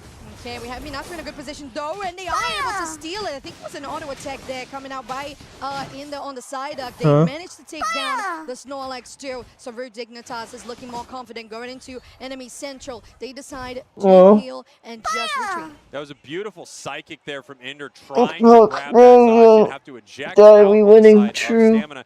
Meanwhile, on the bottom path here, Hitman, already the Crocolore, already level 6. Of course, looking for the power spike they get when they become Skeledirge, but they've already got that Hyper Voice, so they're really tough to fight. They definitely are there, and this is here getting really stuck with their eject button being forced as well. They are going to get taken down by Zealot. Goes into the air Toon. They also need to be careful because you don't have that much HP on the Talonflame, although if you have the damage with the Crocoval, you are okay. Mufasa is left. I'll try to tough it out for this last match, guys. I'm so exhausted. Feeling pretty comfortable fighting against so many people, but but Rude I'm taking a nap finds after this. some leeway here on the top side. Yeah, good fight for Root Dig, but I do love the aggression there from the Surfetched, right? Just recognizing, like, I can brawl this. I know there are multiple members of your team, but you're all pretty low here and you don't want to fight. Zug moving in with the Blastoise. They have got to do something about Skeledirge here, or Just it's going go to to bed after this? Oh, I am. Yes, it is. Looking for that flame sweep. Forces out DJ Butter as well with the fly on top What of the the hell? Skeledirge. It's still going to be one Not the knockout 1 for second Rude Dignitas, timeout. and it is What a you one-for-one trade tie right now. it? Got to be careful there. Zugrug also Kira on very low HP. That Damn. is still going to be Oh, objective we'll that was never know taken now. there by Regice. That was taken by Rude Dignitas, and both teams decide, okay, let's disperse. And here we go, Talon into the sky, looking to see how much of this they can secure. Anysus moving in, possibly looking for a fight, but a nice big catch from brother. Otter right there. Can they make something happen? No, not able to pick up a KO just yet. They're chasing down the Snorlax.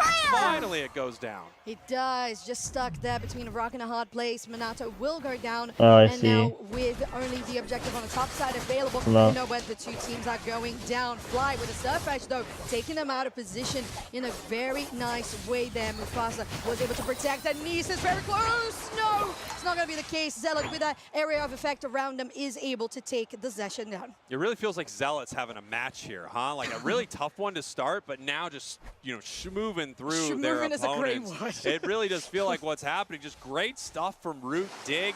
I think the Talon is exactly what they needed to deal with this Skeledirge. Toon has been so aggressive, so much dive here, and it's helped them secure objectives.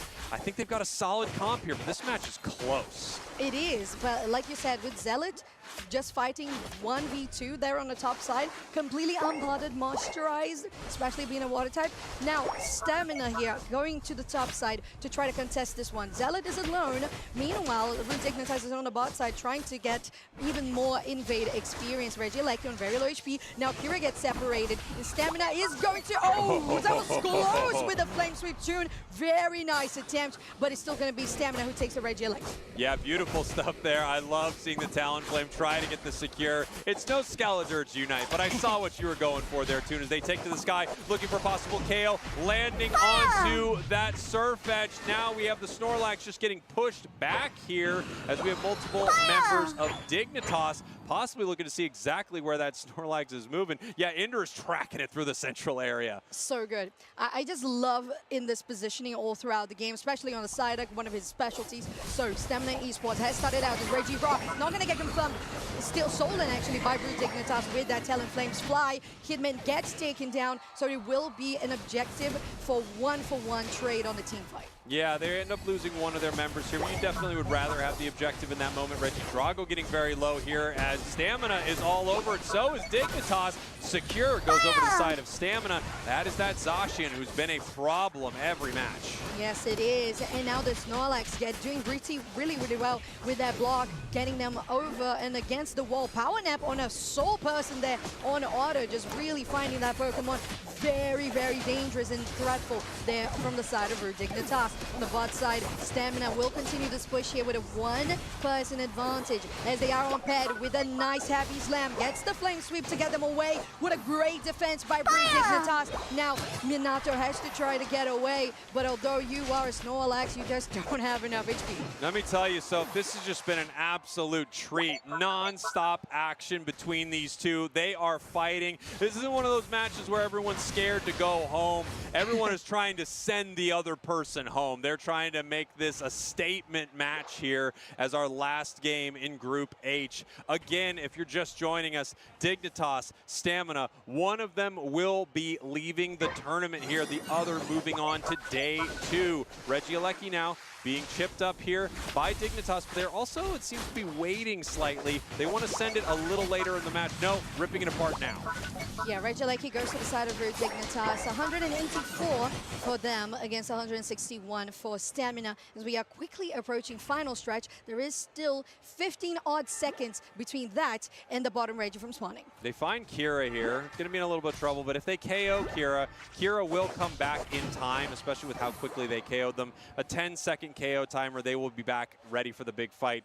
The last big fight one of these two teams will have, maybe will ever have, as this is the last Pokemon Unite Championship Series event here in San Francisco. 5 seconds now before we have Kyogre. Stamina waiting in this top choke point, looking for their opportunity to move in, and here they go. Yeah, they're definitely trying to get some angle here. Stamina Esports, but they get separated themselves. Dignitas is also in a terrible position because Zinda is going to go down immediately, and now Stamina takes the upper hand on this fight. They get the damage themselves. A nice Hydro Typhoon that manages to equalize, and now that's going to be that Zacian going down. Stamina is still in a good position to try to get Zuggerg away, and they do. Forces out that eject button. Now with a fly onto the air, going onto Kira alongside that Evil No, actually, Zealot on that Quackavall. It's still a 2v4. Yeah, this fight is still ready to pop off here as everyone is deciding how they want to continue. Stamina waiting for the Zacian to come back. Meanwhile, Root Dignitas is going to have the entire squad back with a Psyduck Unite, one of the most impactful team fight unites in the game. This could be massive that they didn't use it earlier. Next time Stamina comes in, they're going to have reduced damage against Root. And Root's way up right here. They do not need to take this objective. Stamina right now moving through the map, looking for all the experience they can. They would love another Unite move here. 55 seconds on the clock, and they're caught! Yeah, Zagra goes in with that scuffle. They managed to get in a good position to separate people, but there's a nice block coming out by Minato too. It's gonna be one knockout there for Surface on the side of Stamina. They're continuing to push forward, and he's still surviving. They managed to escape, and now Inda is gonna go down. The only one surviving there is Tomb, but you have to be careful. It's still a Talonflame. It's a fly on this Talonflame. Kyogre is getting attacked. They are separating it. That's how you do it. Stamina. Try to get away. There's still 2 HP. Stop attacking this Kyogre if you want to make this one. Two is still standing. They use the eject button. Stamina Esports confirms that one-way ticket for Rayquaza Trolley into day 2 of Worlds. Or do they? 10 seconds and they have the points. 100. Is it enough, Spriggles? It's going to be extremely close. They're trying to score in the top path right now. There's 50 points on that Pokemon. Were they able to score in the middle? Time is up. Who was able to get it? I think they did. I think Stamina did it. And they did! It! Make some noise for Stamina Esports. 361 to 330 points as Group H gets decided into day 2. Oh my word. We talked about it. I mean, we talked about how close this group was, how good these teams were, how any team could be walking out of this and heading to day 2. What a win for Stamina there. What an unbelievable fight. The patience on them. Dignitas, I mean, absolutely gutted, obviously. Such an incredible team, such an incredible season. And it all ends here in San Francisco on day 1. No question about it. One of the biggest heartbreaker matches that you are going to see here in day 1. It really is a team that conquered the champion title, the LAIC, NAIC, now out of Worlds 26. But we know this was close. This was close all throughout. We had scraps all around, but the final stretch was so decisive, and getting that objective, Kyogre, with 10 seconds to go, was so close. Yeah, it was right there. So, I mean, the fact that Talon was able to move in, take out the Zacian as well, that was so impactful. This is when Indra goes down in the first fight, not able to use their Unite move, but they are able to come back in the second one with the Unite, which was very impactful, but it just wasn't enough for Dignitas right here. As we were kind of taking a look at this first one, everyone has a massive skirmish here, and then we reset for another one. Talonflame moving in, looking for the KO on Mufasa, but instead it's the Quaquaval that goes down. They catch any there with the Psychic. They move through. Zacian not going down. A double KO for the Surfetched here, and it's just Talonflame trying to, as best as they can, get rid of a member of Stamina and see if they can drain time on the clock. Here comes Stamina looking to score, and it has to be Hitman, the Skeledirge, scoring that makes the difference here. Right? Hitman on the bottom path, there's the 100. In the top path, they score. Talonflame puts some more points in, but of course, it was not enough for Dignitas. 330 to 361. Mufasa, once again, our player of the game, and they really had an amazing fight there at the end. Again, so one of these incredible teams had to leave our tournament early. It is Root Dignitas as Stamina Esports is heading to day 2. In fact, This is one of the most exciting yet heartbreaking moments if you are a Root Dignitas fan, if you're rooting for NA in general, and being us ourselves here in San Francisco in NA, I know that must really hurt. But Stamina, they grasped it. They just took it by the claws. Game 2, they said, nah, we're going to Game 3. Game 3, they said, we're keeping our strategy. We're keeping our draft. Everything looked good. And they managed to control the team fights well, and especially with the pickoffs on Inda, on Zealot. Those were the very, very important, like, pinpoint moments that made that final strike so important for Stamina. And now we have an interview up on the big stage with our winner. Let's send it on up there. Take it away. All right, thank you so much, Spriggles. That's right, I'm here on the main stage with Kira from Stamina Esports after a huge, huge win. Congratulations. How good does it feel to know you're headed to day 2? ¿Cómo se siente que va a ser el segundo día? Estamos muy felices y la verdad que vamos por más. They're really excited and they're going for more. All right, even more. I love that. You're looking higher and higher. Kira, your group was scary. A very scary group. We saw it earlier on before the tournament. How did you prepare for this tournament?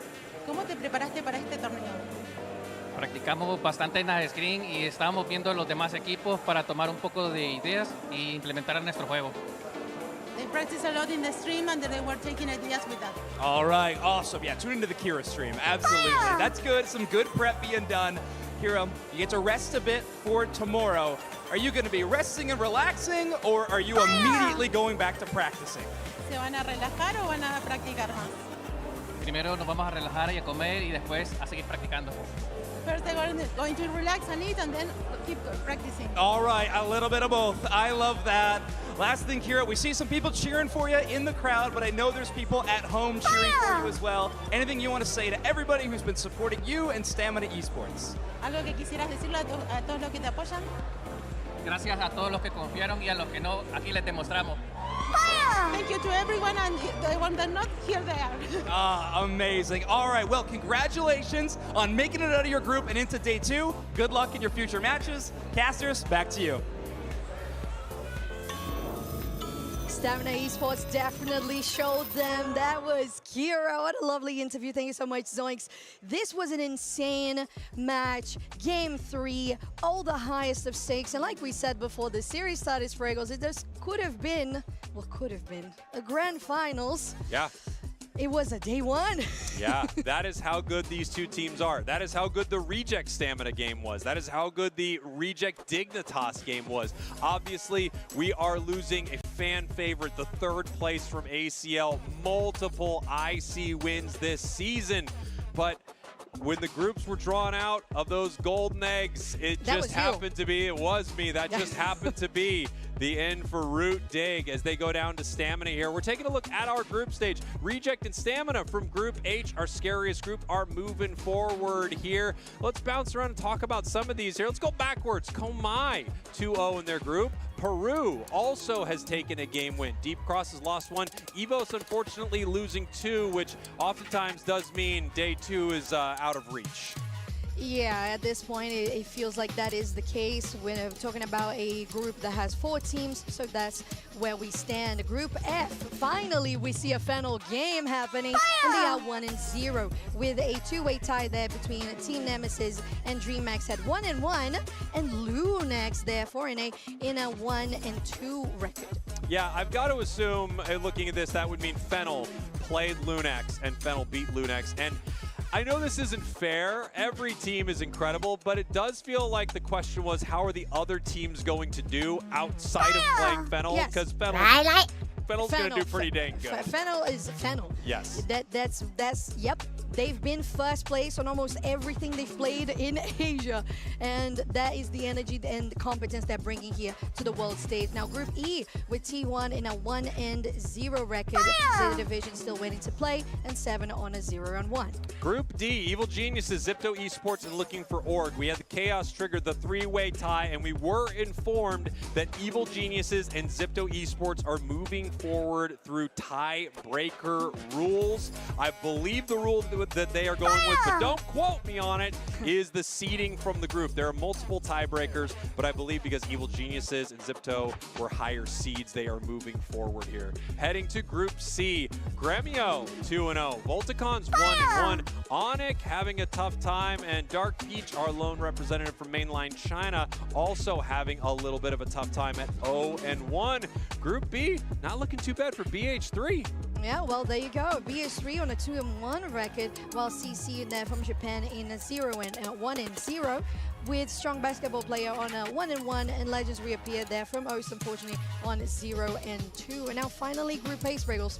Yeah, Group A exists 1-0. Team Peps all tied up at 1-1 with Tuzi and SideQuest having lost a game. I have to point out, we've talked about so many times how Japan is incredibly strong. It's not that they haven't dropped a single map, but if you look across the board, they have not dropped a single series as a region. Reject 2-0, Fennel 1-0, CC 1-0, Exist 1-0, Zeta Division having not yet played. We could have a situation where 5 teams from Japan move forward to day 2 and just continue the domination from the most powerful region in the game. Oh yeah, and if you are from Japan rooting for any of these teams, or if you are international and also rooting for any of these teams, it is a wonderful time to be rooting for Japanese teams. I love to see how things are going in day 1. Group stage has been remarkable. As we've said, one of the most exciting day 1s that we've had, especially on broadcast. The matches have been very par on par, just a lot of great Unite all around. And we don't really see that much disparity. It just feels like everything is just so high quality. Yeah, high quality games, high quality teams. Obviously, we saw everything out of Group H because of how unbelievably important that group was. And now we know what the craziest group turned out to be as Reject and Stamina move forward to day 2. We have so many more amazing matchups, so many more teams that need to get qualified, and of course so many more teams that unfortunately are not going to make it to day 2, not going to make it to that single elimination bracket. We are going to take a very short break and be right back with more of our group stage here in San Francisco. Don't go anywhere. I know I won't. Wait, should I go somewhere? Probably. Should we go? Fire!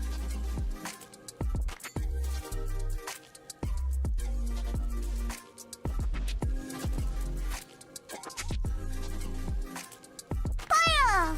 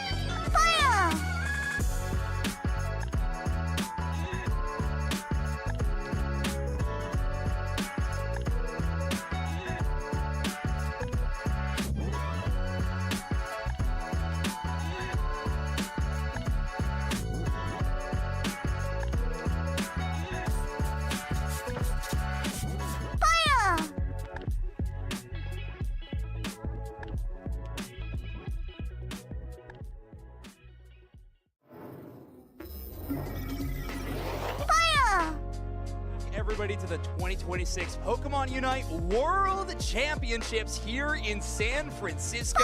And we are in the thick of our group stage. Day number 1, we got 29 teams competing to be the final Pokemon Unite World Champion.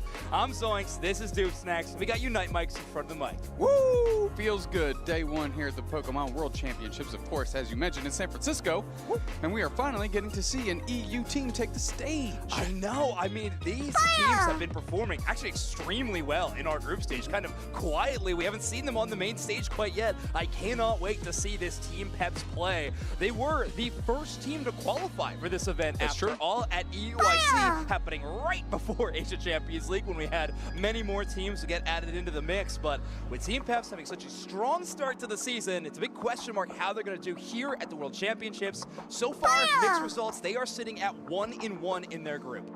Right. They do have the opportunity to take their destiny in their own hands. Of course, they're squaring off against a team that is 0-1 in what is a pretty hotly contested group, so it really can shake out anyway.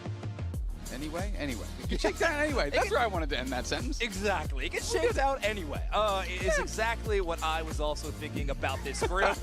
SideQuest is going to be a lot of other familiar faces as well. A team out of SEA. These players are very familiar with this World Championship stage, but I think for a lot of the players on Team Peps, you could be making the same argument.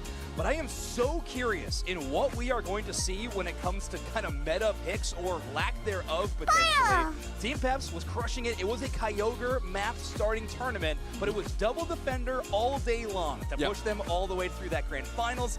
On the other side, we got graded players. So like we really could see anything going into this next game. Anything is the word of this matchup for sure. Yeah, you mentioned it, Peps, double defender squad.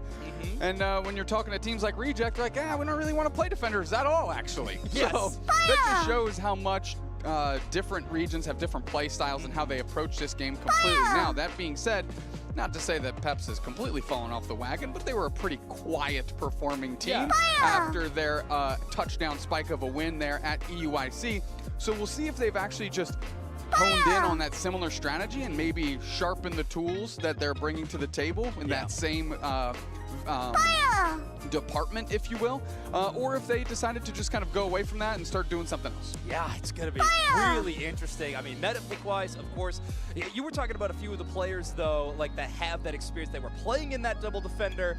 I know you're a huge fan of both of those players, Bruv and Marv. I mean, you can't really get more storied options. Bruv, of course, specifically played on the very first World Championships Grand Final in that second place on that Nouns team. Once upon a time, Marv on just a litany of incredible EU rosters. EUs came to play this time around. I mean, we have Volticons with some big wins in another group as well. Komai, I believe, is leading their group as well. So EUs came to play. Cannot wait to watch them. ABAC, on the other hand, has been struggling in a few of their groups, SideQuest included, as starting off their tournament with a 1-0 loss. We'll have to see if they can turn things around when it comes to the main stage. Without a doubt. And, you know, sometimes we have teams that step up when they're on stage, teams that kind of maybe shy away when they're on stage.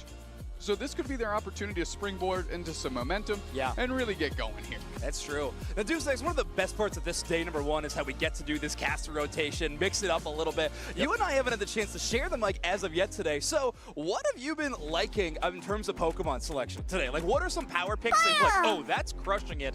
Teams need to be doing that every time. Well, I think we got put on notice for Skeledirge, which is something I am surprised it took so long for it to become a factor. So Skeledirge, very impressed with. Overall, until this last set, very unimpressed with Sir Fetched. But here, I'm open to be convinced either way, because these teams are the best players going. So if they see something in it, I better start looking a little closer. All right, well, we are looking at 2 brand new regions here in APAC West and EU. It's going to be a really interesting clash, and already we are starting out with a Comfey ban. This was a staple one from Root Dignitas, who we got to see a couple of times on the main stage. Seems like other teams not wanting to deal with that is interesting when you have a player like Klaus on there, who's just such an incredible hyper carry on someone like the Zoroark. So that option is not going to be available, and wow, look at that. SideQuest doing a bit of prep work. That is a Palkia ban. In fact, all their bans under 10% total. Yeah. That is targeted across the board. Yeah, and immediately the defender of the defenders here, Snorlax, gets picked first. Bruv is like, whatever, we banned Blastoise, we hate that thing, I agree. Get it out of here. Gonna grab a Snorlax. We'll see how SideQuest responds though here. Okay, they're gonna be starting off with a Mew. That has been such a powerful pick in the hands of Zante previously. So taking it away, Rhyme is gonna have to really showcase that they're a powerhouse on that Pokemon. It's amazing. Rhyme and Yang are choosing characters that I don't think Team Peps even cares about. Yeah. I don't think they're just like, whatever. Like, sure. That is so funny to see after SideQuest is going so hard in the favor of target banning, specifically towards Team Peps. That is very, very curious. Zante is going to pick up the Yveltal, though, a Pokemon that's only at a 33% encounter rate, and that's actually coming as a bit of a surprise to me. And wow, SideQuest is going to get HT to equip the Zoroark sans Comfey. Marv looks like to be locking in Eldegoss. Klaus on the Typhlosion, which means SideQuest gets to round this out with the gutter pick. Let's see how interesting they elect to make it. Umbreon is the hover. Wow. And that would be, you know, a pretty solid spot to be. Okay, well, how about we totally flex it up? Horse? How about support horse out of ice? Double speedster. We get to check off yet another thing off of a bingo board that I really regret not making right now because of all the absurd compositions we have already seen picked up in our tournament. But yes, SideQuest is going to go with the Zoroark and the Galarian Rapidash. Now, we have seen the Galarian Rapidash in more of a support role before, and it will be likely falling in that way. Rhyme as a Mew does have a few opportunities to help out the squad, but Yemu and HT, I don't think they have any other arguments for any other roles. Their job is to get damage done. Yeah, exactly right. And I mean, Ice historically, or the last couple years, has been more into that support part role into the team. And they obviously have a hard support in Yang, right, on the Hoopa. Yes. So this offers a lot of flexibility. But on the other hand, this might be the matchup. Team Peps goes to the drawing board for game 2 and goes, yeah, double defender, why not? Like, fight through it all. Who cares? I mean, wow, what a great comp to play double defender into. Shut down a Gyarados, a Zoroark, and a Galarian Rapidash. All of those seem like options you would want a lot of crowd control into. But Galarian Rapidash is truly that double-edged sword where they don't love that crowd control, but they can dish out so much of it themselves. We'll see if Team Peps can struggle maneuvering around the battlefield, or if they'll be able to rely on the tactics that have gotten them this far. Very important game for both these teams in this group. Who forges ahead in the pack? Who lags behind? This is a 4-team group. You gotta make it in that top 2 position if you want to make it the single elimination. Here we go. Team Peps, your purple team, SideQuest, your orange team, as we get straight into game 1. And you have to think the early lane advantage down here in the bottom belongs to Team Peps. Yeah, I mean, Yveltal is just one of those Pokemon that gets going early and often. Not only is it huge damage, but also has a lot of bulk to work with that natural lifesteal.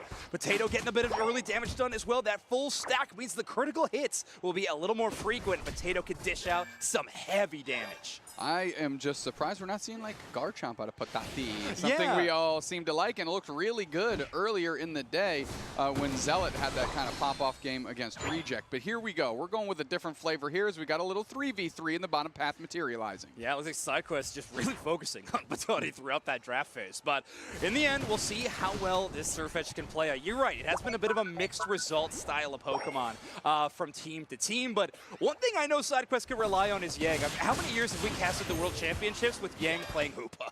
Like, how many? I mean, ever since maybe year 2, because year 1, I think Yang was a little bit more in the carry role. Right, exactly. And then taking control here. And of course, you so gingerly mentioned the bans in SideQuest. I thought I did a pretty good job of subtly mentioning it. Putting me just mental shambles over me talking about my excitement over Potato's Garchomp. So throw me in the bin right now. I thought I avoided doing such a thing, but that's fine. We can move along. Potato waiting right just for these Natus to spawn in, but Yang getting dangerously close. A big amount of damage. Again, that Sirfetch'd, those critical hits, always a big threat. Here comes the Gyarados, and I believe that is base model Gyarados as well. Oh, wow. Ice stepping up, and we are putting some pressure on Marv, who's just forced to A-press Pollen Puff and do their best in the face of 3 players on SideQuest. Great call-up, great spot during the draft to see that that was a normal Gyarados and not a Mega one. Nice job. Thanks. Thanks, man. You're really trying to make up for my past mistakes.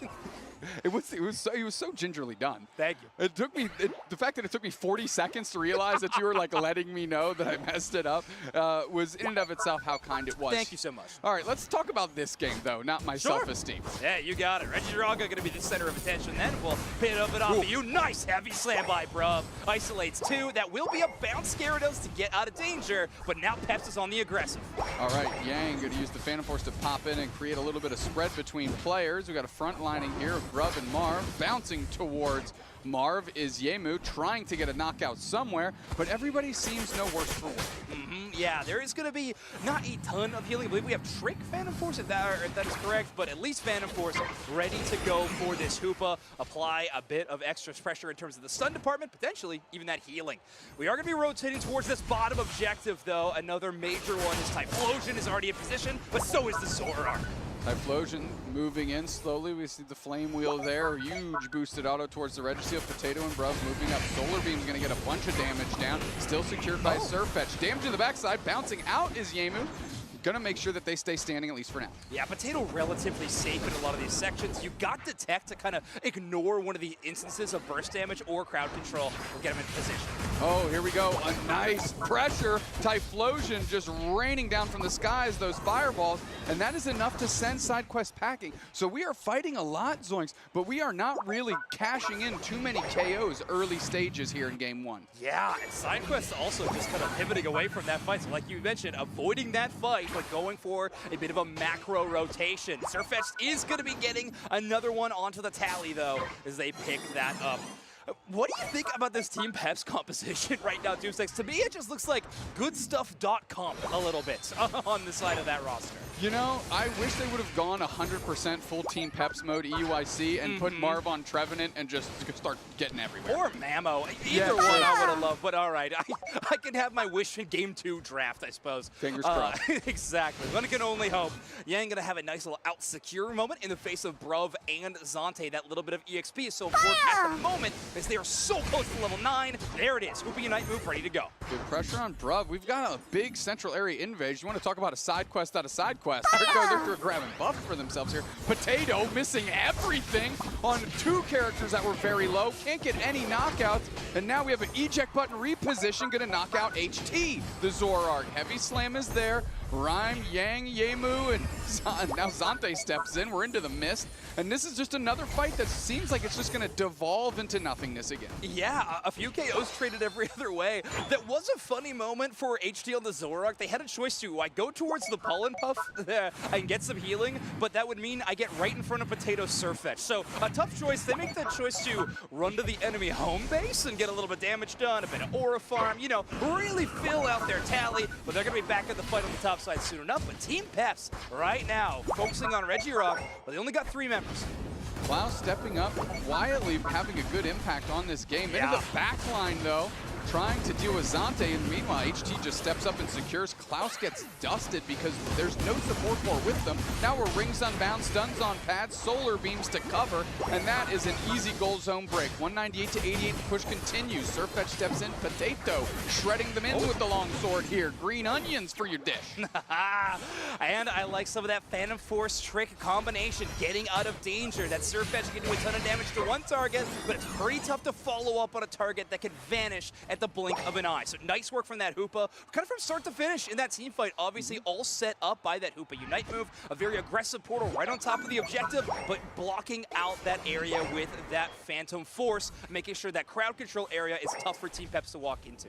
All right, now we're trying to catch up the score the other direction, going for a quick break so they can send this Regieleki down the path here. Bruv going for a reset because we've got tons of points going in to this bottom tier 2, and is 119 to 348 Zoinks. Yeah, I mean, SideQuest has just found an incredible position in this game, and they might even have a chance to rally back to the defense. Regieleki lands, though. Power nap right in the middle, going to find a lot of targets, a lot of knock-up, and a lot of damage as they close the goal zone, and now SideQuest has to run all the way back to base. Yang still in big Hoopa mode. They're going to shrink back down to baby, and now Marv is Gonna put 2 points in home. Yeah, let's get those 2 points. You also need to get your Unite move back, so getting knocked out wouldn't be the worst situation for the support Pokemon right at the moment.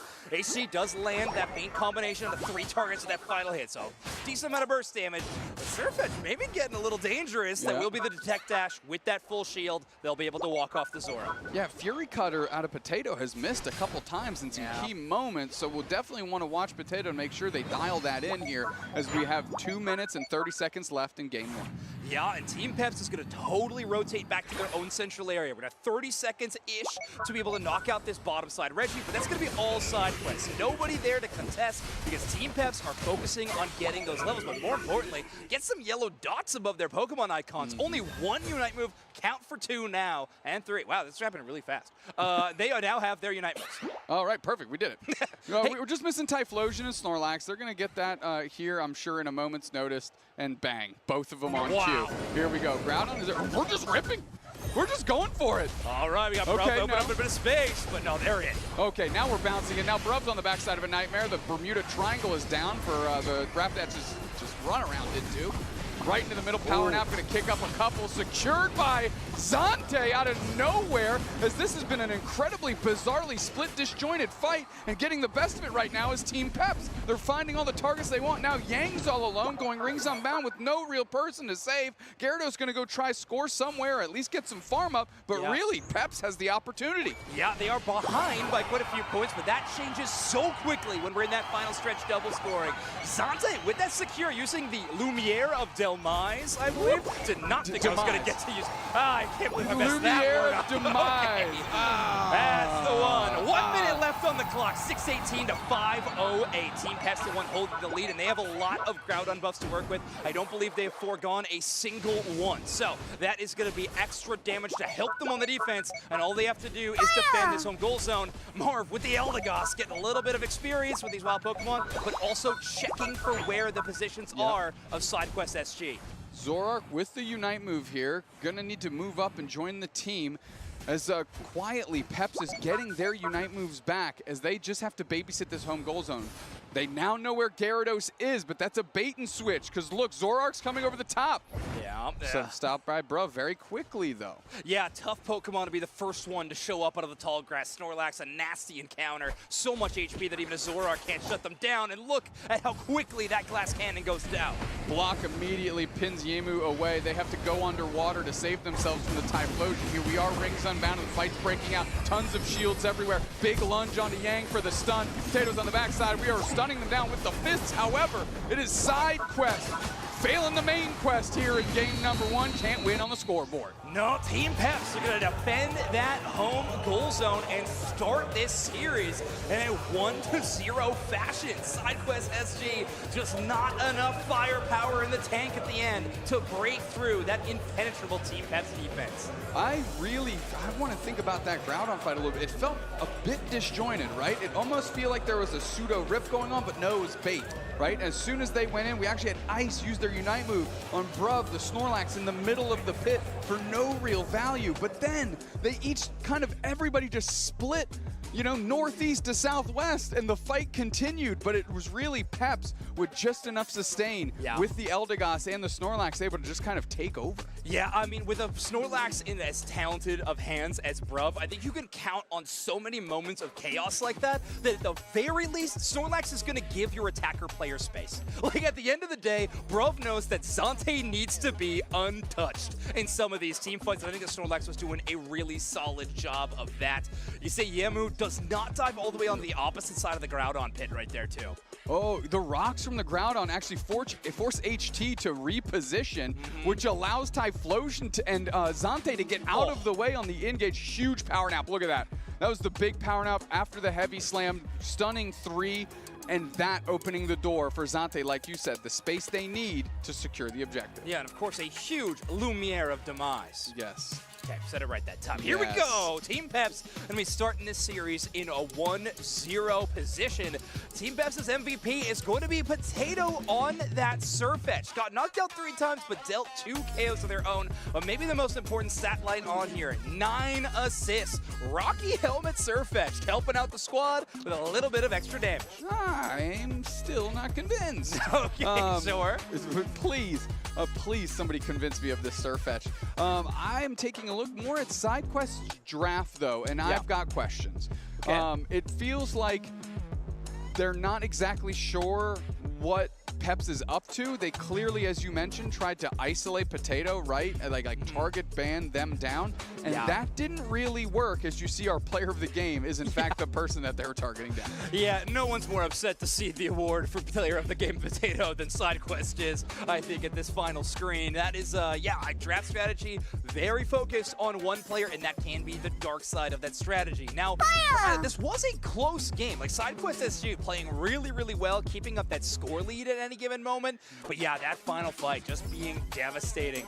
I am curious, actually, and I know we don't talk about this too often when it's a team that's in the winning position in 1-0. I'm curious if Team Peps flexes their picks at all and actually goes towards a Hoopa ban of their own. Just being such a iconic pick for Yang at this point in time, like, maybe you want to just make that player a bit uncomfortable. Either way, they were on their comfort pick, and you're starting off 1-0, much in thanks to your top path player, Potato, having a great look on this Surfetch. You know, I actually really like the Peps draft strategy. Yeah. And I'm not sure the Hoopa is enough for me to make it switch up. Sure. Because Comfey is definitely targeted, right? We've seen ice on Comfey so much. And of course, on the other side, you have Blastoise. And if I'm in the seat of Team Peps, if we don't have it, we don't want it played. Yeah. Especially the style that they play, because they want to force the other team to some more squishier strategies so they can insulate themselves with that double tank or tank, pseudo-tank setup. I mean, Eldegoss is now so strong. Yeah.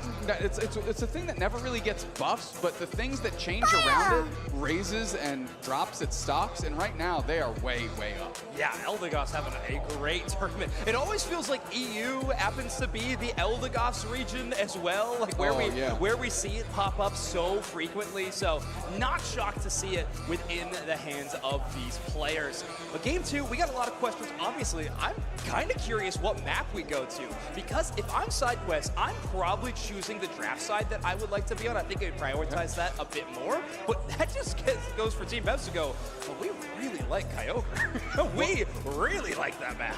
Yeah, I mean, I was talking to Overlord earlier out in the crowd when we were watching a couple games, and after Dig chose Rayquaza game 2, they were like, we're choosing the map for game 2. Yeah, this is ridiculous. Enough is enough. And so they were like, well, we don't care what side we're on. We do not want to do Rayquaza again. Very interesting. I was curious about their perspective too, seeing as that Japan does play with a different kind of map format in their tournaments than we do. Here for a lot of our Western tournaments and the World Championships, that's what we're playing. I mean, look at this Team Peps. They kind of look like they got ice in their veins right now. The job's not done. They're up a game, but there is another 10-minute stretch ahead of them right now, as SideQuest is going to be on that purple side getting that first pick. And it looks like the ban so far, Surfetch now going away. So let's see where Peps goes. One thing to note, though, Zacian was not banned or picked at all last game. Yeah, that is true. Okay, a Pokemon that has been doing quite well in the encounter rate so far in our tournament, sliding off of that option. Team Peps are going to ban the Yveltal. Pretty big surprise to me, seeing as how important it was. We are going to Groudon again, by the way. So we're going to see that map 2 times in a row. Wow, okay, SideQuest says now we're up to 4 picks focused on them. Out of the 3 bans and first pick priority, they want to force Potato into something. Yeah, you'd like to think by now Potato might have picked up another character. I guess we'll find out. What about that one? What about the best one? Buzzwole has been another pretty powerful option. I know a lot of Japan teams playing it. Actually, if you want to take some other pages out of their book, how about Zarina as another viable option? Maybe similar vein to Quavel into that look too. All of a sudden, look at Team Peps. Marv back on Eldegoss. Zante snatching up Mew. And these priorities, I think they're twisted. But right now, Team Peps is up a game, so we'll see where they go. Blastoise, 90% encounter rate getting snatched up along with Hoopa. Clouds back on station. No way. Meganium game. Meganium? Oh my word. All right, we know one of our co-casters, Danley, is loving this pick. They have been asking for it all day long. Bruv, I mean, they're the master of picking up weird Pokemon with yellow backgrounds. We have the Mr. Mime all the time. How about Meganium? Meganium is great, and also another example is Bruv, like in the last calendar year has been the only person to make Lapras look good. Yeah, true. So like, whatever, I trust Bruv, he's awesome. Ryman HT, we got Miraidon, and we've got what I assume or presume to be a Scyther. Scissor's a bit more rare, but when you're talking about APAC West and side quests, you never know what adventure you're going on. If we see Portal Hoopa, maybe there's a world that we see the red Scizor, but I'm not too sure. Another steel type on the opposite side, there was Potato picks up the Metagross. I just think such a phenomenal Pokemon right now. Able to have I personally love its matchup against Blastoise kind of overall. It's one of the few Pokemon that can kind of shrug off a lot of those pushes that Blastoise is putting out and actually enhance their own defensive capabilities. So I think it's a pretty good look. It is more late game focused though than that Surfetch is going to be. So Potato, that has been something we've talked a lot about this player and that team's storyline is there's going to be a lot of fights 4v5 for a bit. We're going to wait. Potato's going to be leveling up. They'll get there when they get there. And boy, they impact the game a lot once they show up. Yeah, well, that's kind of where the basket in which they place all their eggs is how long can we withstand or weather the storm until this kid's ready to start playing. Batten down the hatches, the Potatoes aren't ready quite yet. Pretty sure that's we boiling them. We boil these potatoes. It takes a while. Yeah. It's in the microwave sometimes. Groudon map, we're getting too far into it. All right, we're almost quick recipe for those of you at home. Take a potato, peel it, of course, wash it, of course. Yes. Wrap it in aluminum foil, throw it right in the microwave for 2.5 minutes. Yes. I imagine that's how Potato cooks his. I would bet my bottom dollar, brother. Here we go. We're getting into game number 2. SideQuest SG is going to be on your purple team, and they're playing from behind. 0-1. Team Peps leading the way on the orange side. Ryman Ice stepping up. Zante there, though, with a nice little light screen. Bruv. Little Chikorita trying to make its presence felt. Type advantage, if that means anything.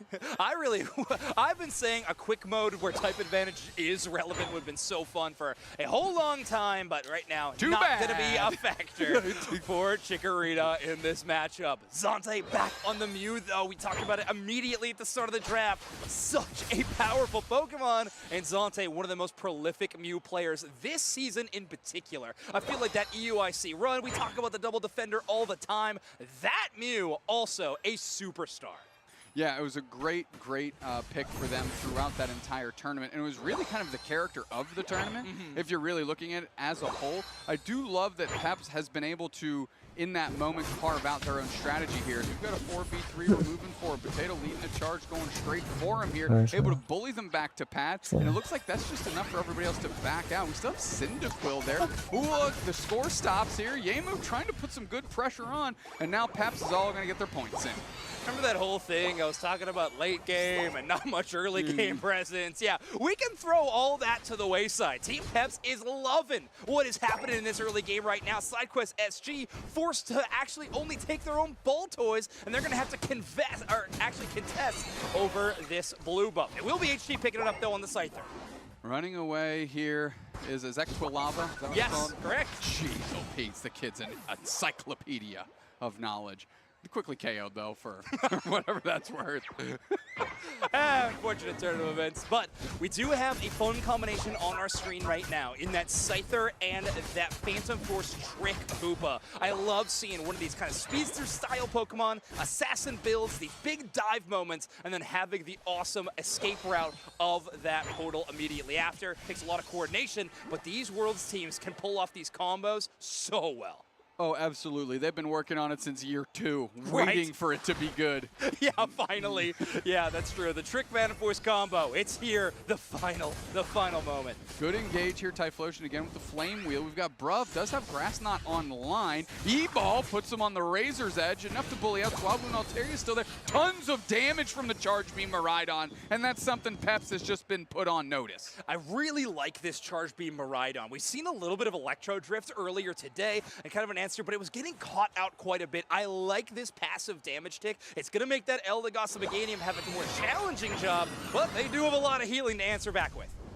Yeah, that Petal Blizzard, right? A well-lined-up Petal Blizzard out of Team Pep from Bruv is going to be critical in these team fights, especially to combat that charge beam, as you mentioned. Regieleki shredded off the map by side quest, as now it's just Potato there left to babysit. Marv going to peel up and support there as we've got a 3-person push in the bottom path. Yimu and Yang slowly making their way there as we tick over to level 7, and we'll see if things have settled out in time. Yes, the Thunder is chasing out those two characters. Yeah, I mean, we talked about how much healing there is. We also have the Miraidon with that Cursed Incense. So that charge beam is going to be applying a lot of healing stoppage in some major moments. That's my favorite. Zante caught out is going to have to use the Mystical Mirage, the Unite move, to get themselves out of danger. Big resource, great play by Ice on the Blastoise. Definitely one they would like to use here in a more protracted team fight, right? Yeah. Get some knockouts on some secures, maybe even a critical piece of wild Pokemon or objective. But staying standing helps your team a little bit too. And I think Zante's ready to go. Bruv steps forward, gets dragged into the deep waters by the Blastoise, pinned against the wall. Unite move is used immediately. The follow-up is there. Potato in the backside builds the Coliseum, but can't turn into a mausoleum just yet.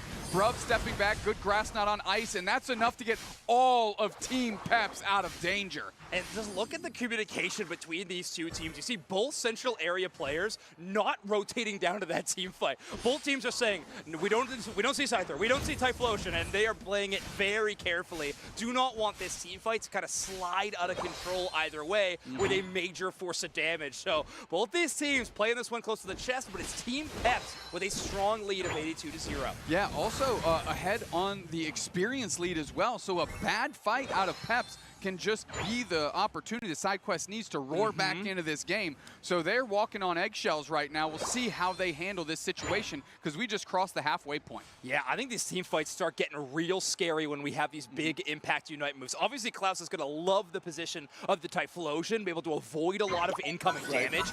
But Miraidon and Scyther all have tons of damage output on their own right. Team Peps is going to have to play this one carefully. All right, Yang is seeing that the goals are going in, and that's going to break plus 32. Regieleki's walking. Yang goes rings unbound. Misses. We go over the wall here through the coaching. Potato gonna eat the Scyther Unite right into the mist. Getting covered by Zante, who steps up and eats the brunt of the attack on the behalf of Potato. Meanwhile, Klaus is working on Regirock. We're going straight to the Scyther. HT bounces out though. Just hits a little kickflip, gets out of there. Bruv now has to peel back to Bad. Klaus did take the basement Reggie, Hydro Typhoon for 2, and now SideQuest is looking to push. They've earned themselves so much space. Regieleki on the top side, great push on the bottom. Team Peps does pick up the Regirock, and that buff's going to be lasting for a while, but that felt like a pretty greedy play by Team Peps to me. That Mew and Metagross kind of sticking around in that fight for so long and bouncing back in multiple times. It feels like they just tried to get everything done across the map. They do get the Regirock buff though, so at least that investment is working out in one direction. I'll tell you what, One Direction, Jonas Brothers, Backstreet Boys, I don't care who you like, these band of brothers right now playing well on Team Peps. I am liking what they're doing. They're up by over 100 here. And yes, they played a little greedy, but not enough to cost them that lead that they have, which I think is a great, great eye of control, especially for players like Klaus. Here we go. HT steps up and snags the Regidrago out from Peps. Man, this Scyther burst damage is starting to get out of hand. If they get into that level 13, potentially even that 14 range, Team Peps, despite having double support and a very tanky Metagross, might have to play very safe around this speedster Pokemon. It could be so challenging to deal with, and breaking through is Scyther's main job. Look at Bruv, knows exactly where to check for anything. Bruv knows that Ice is there now based on like auditory cues, right? Like sounds that are made within the game when you hit something with your move. And it's just like a fruitless endeavor. Like Ice knows he's been found because he does the same thing too. Yeah, exactly. Some trading of information. We don't exactly have wards in the game like Pokemon Unite, but we certainly have opportunities to gain vision, a valuable resource at any given moment, especially so when we enter into that final stretch. We are just 20 seconds away from Dupes Next, and Team Peps still holding on to a nice point lead, but that level disparity disparity seems to be getting closer and closer to parity. We're about to get a lot of information here. All of Peps is going to rip this Registeel off the map, get a nice offensive buff here. Big surf on Bruv. That has the potential to be a catch. Well, Ice has to use a Hydro type when Eject hits too, but everybody's going to the deep waters now. Rings unbound. The Coliseum is down, and Metagross is fighting. Bruv taking a ton of damage. Can get a decent Petal Blizzard, and no, Marvis does it. But so are two players back the other way, make it 3. Peps is standing tall. They're up a player here. Rhyme is getting chased down. Big surf out of Ice. Converts on the KO. Yes, it is confirmed indeed. As Maridon is chipping in on this Groudon, and the rest of Team Peps is converging. Groudon's at half. Rhyme is still in the distance. Thunder is down. The action continues. We're slowing down the rip. Here comes Yang on the backside. They gotta watch for it. Zante steps up. Mew secures the Solar Beam, and this is Peps bell to bell in game number 2. Oh man, Marv is gonna take down that Maridon right near the end, and now Team Peps off to the races for these goal zones. They don't need to score a single point if they can defend side quests at any given moment, but these Groudon buffs in comparison with the Reggie buffs as well, that is a ton of damage to play with. Team Peps got firepower, and they are headed towards this tier 2. Leaf Tornado in tow. Bruv stepping up here. Gonna use their Unite move, eye down the Quaquaval. The goal zone is gone. They've stretched this lead a little more. Quaquaval is in fact not only bullied out, but completely dusted, as Ice is putting in a paltry 52 points the other way, and that's not gonna be enough. All right, Team Peps in such a good position at this point. SideQuest has an almost impossible fight to force their way out of. That will be 48 points in for Potato, and more points just start raining in. Scyther taking down the Typhlosion, but it's too little, too late. Team Peps are looking at a 2-0 sweep over SideQuest SG. What a showing by Peps. What a showing by EU as a region. Absolutely. Already on the world stage, making NA look weak in comparison, as they barely have one team limping into day 2. And right now we have all 3 EU teams still fighting for their lives here in pretty good position.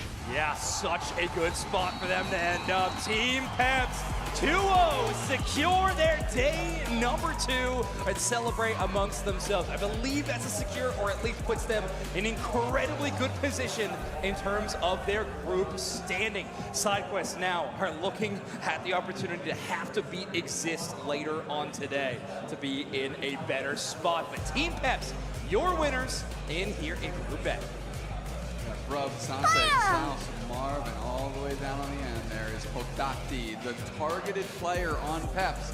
That SideQuest said if we can take them out of the game, we can win this. And guess what? Didn't work game 1, didn't work game 2. This Metagross got the job done. Yeah, absolutely. I mean, there's a lot of players I want to shout out in terms of how good Team Peps played. Potato is almost more just because of their versatility and, you know, resistance to be able to fight back against SideQuest strategy to shut them down. But let's face it, Zante was back-to-back major secures in those 2 games. Groudon was under control by Zante. Whether it was Yveltal or Mew, great pickups to take out those major objectives. Yeah, I mean, you see the Scyther there to the left-hand side of your screen. HT was on the chase down for Zante specifically. But what that allowed the rest of Peps to do was pivot on some of those frontline weak characters, just like the Hoopa and Quaquaval, and it made it incredibly difficult for an Ice that got caught out early and took a ton of early damage to really help sustain and protect the Maridon, which once everything else goes down, well, it's pretty easy to take care of. Yeah, it's a tricky spot. And 2 seconds, this is now the 2nd Leaf Tornado I think we have seen out of these Eldegoss players. I'm not sure if it's just kind of a Eldegoss player all talked before the tournament and said, we're just going to play Leaf Tornado. Leaf Tornado. You know what? We're doing it. Enough is enough. I want to play that move. It's more fun. But either way, it's helping out the squad, and players like Potato get into the action more often. 53,000 damage done for this Metagross, a Pokemon that's doing really, really well in our World Championships. Yeah, it's like you said, it's doing a great job combating Blastoise specifically. Yeah. On the other Wait, side, who won? You know, we saw Reject play it earlier, Potato using it now to great success. Again, I fell asleep again, I cannot lie. Ends up the player of the game. I couldn't stay awake. To combat this Peps squad. Peps winning. I'm gonna see who won. Great. That double support working together for a lot of healing. Obviously, Marv's numbers are going to be a little bit lower going into that more damage / supportive set in terms of utility, but the Meganium makes SideQuest SG, just not enough firepower in the tank at the end to break through that impenetrable Team Pets defense. I want to think about that Groudon fight a little.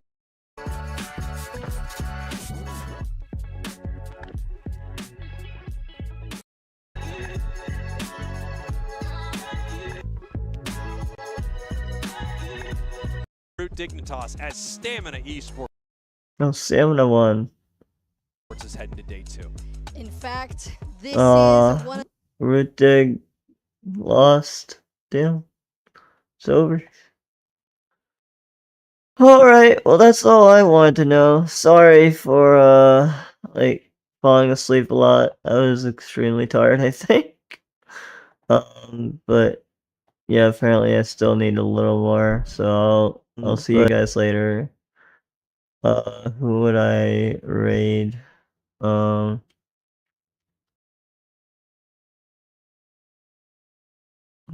Cut Unite.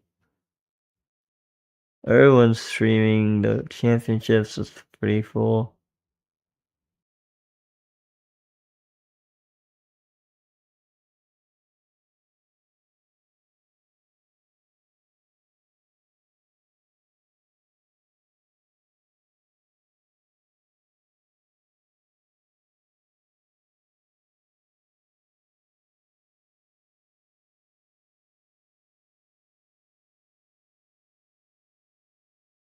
I'm gonna raid now.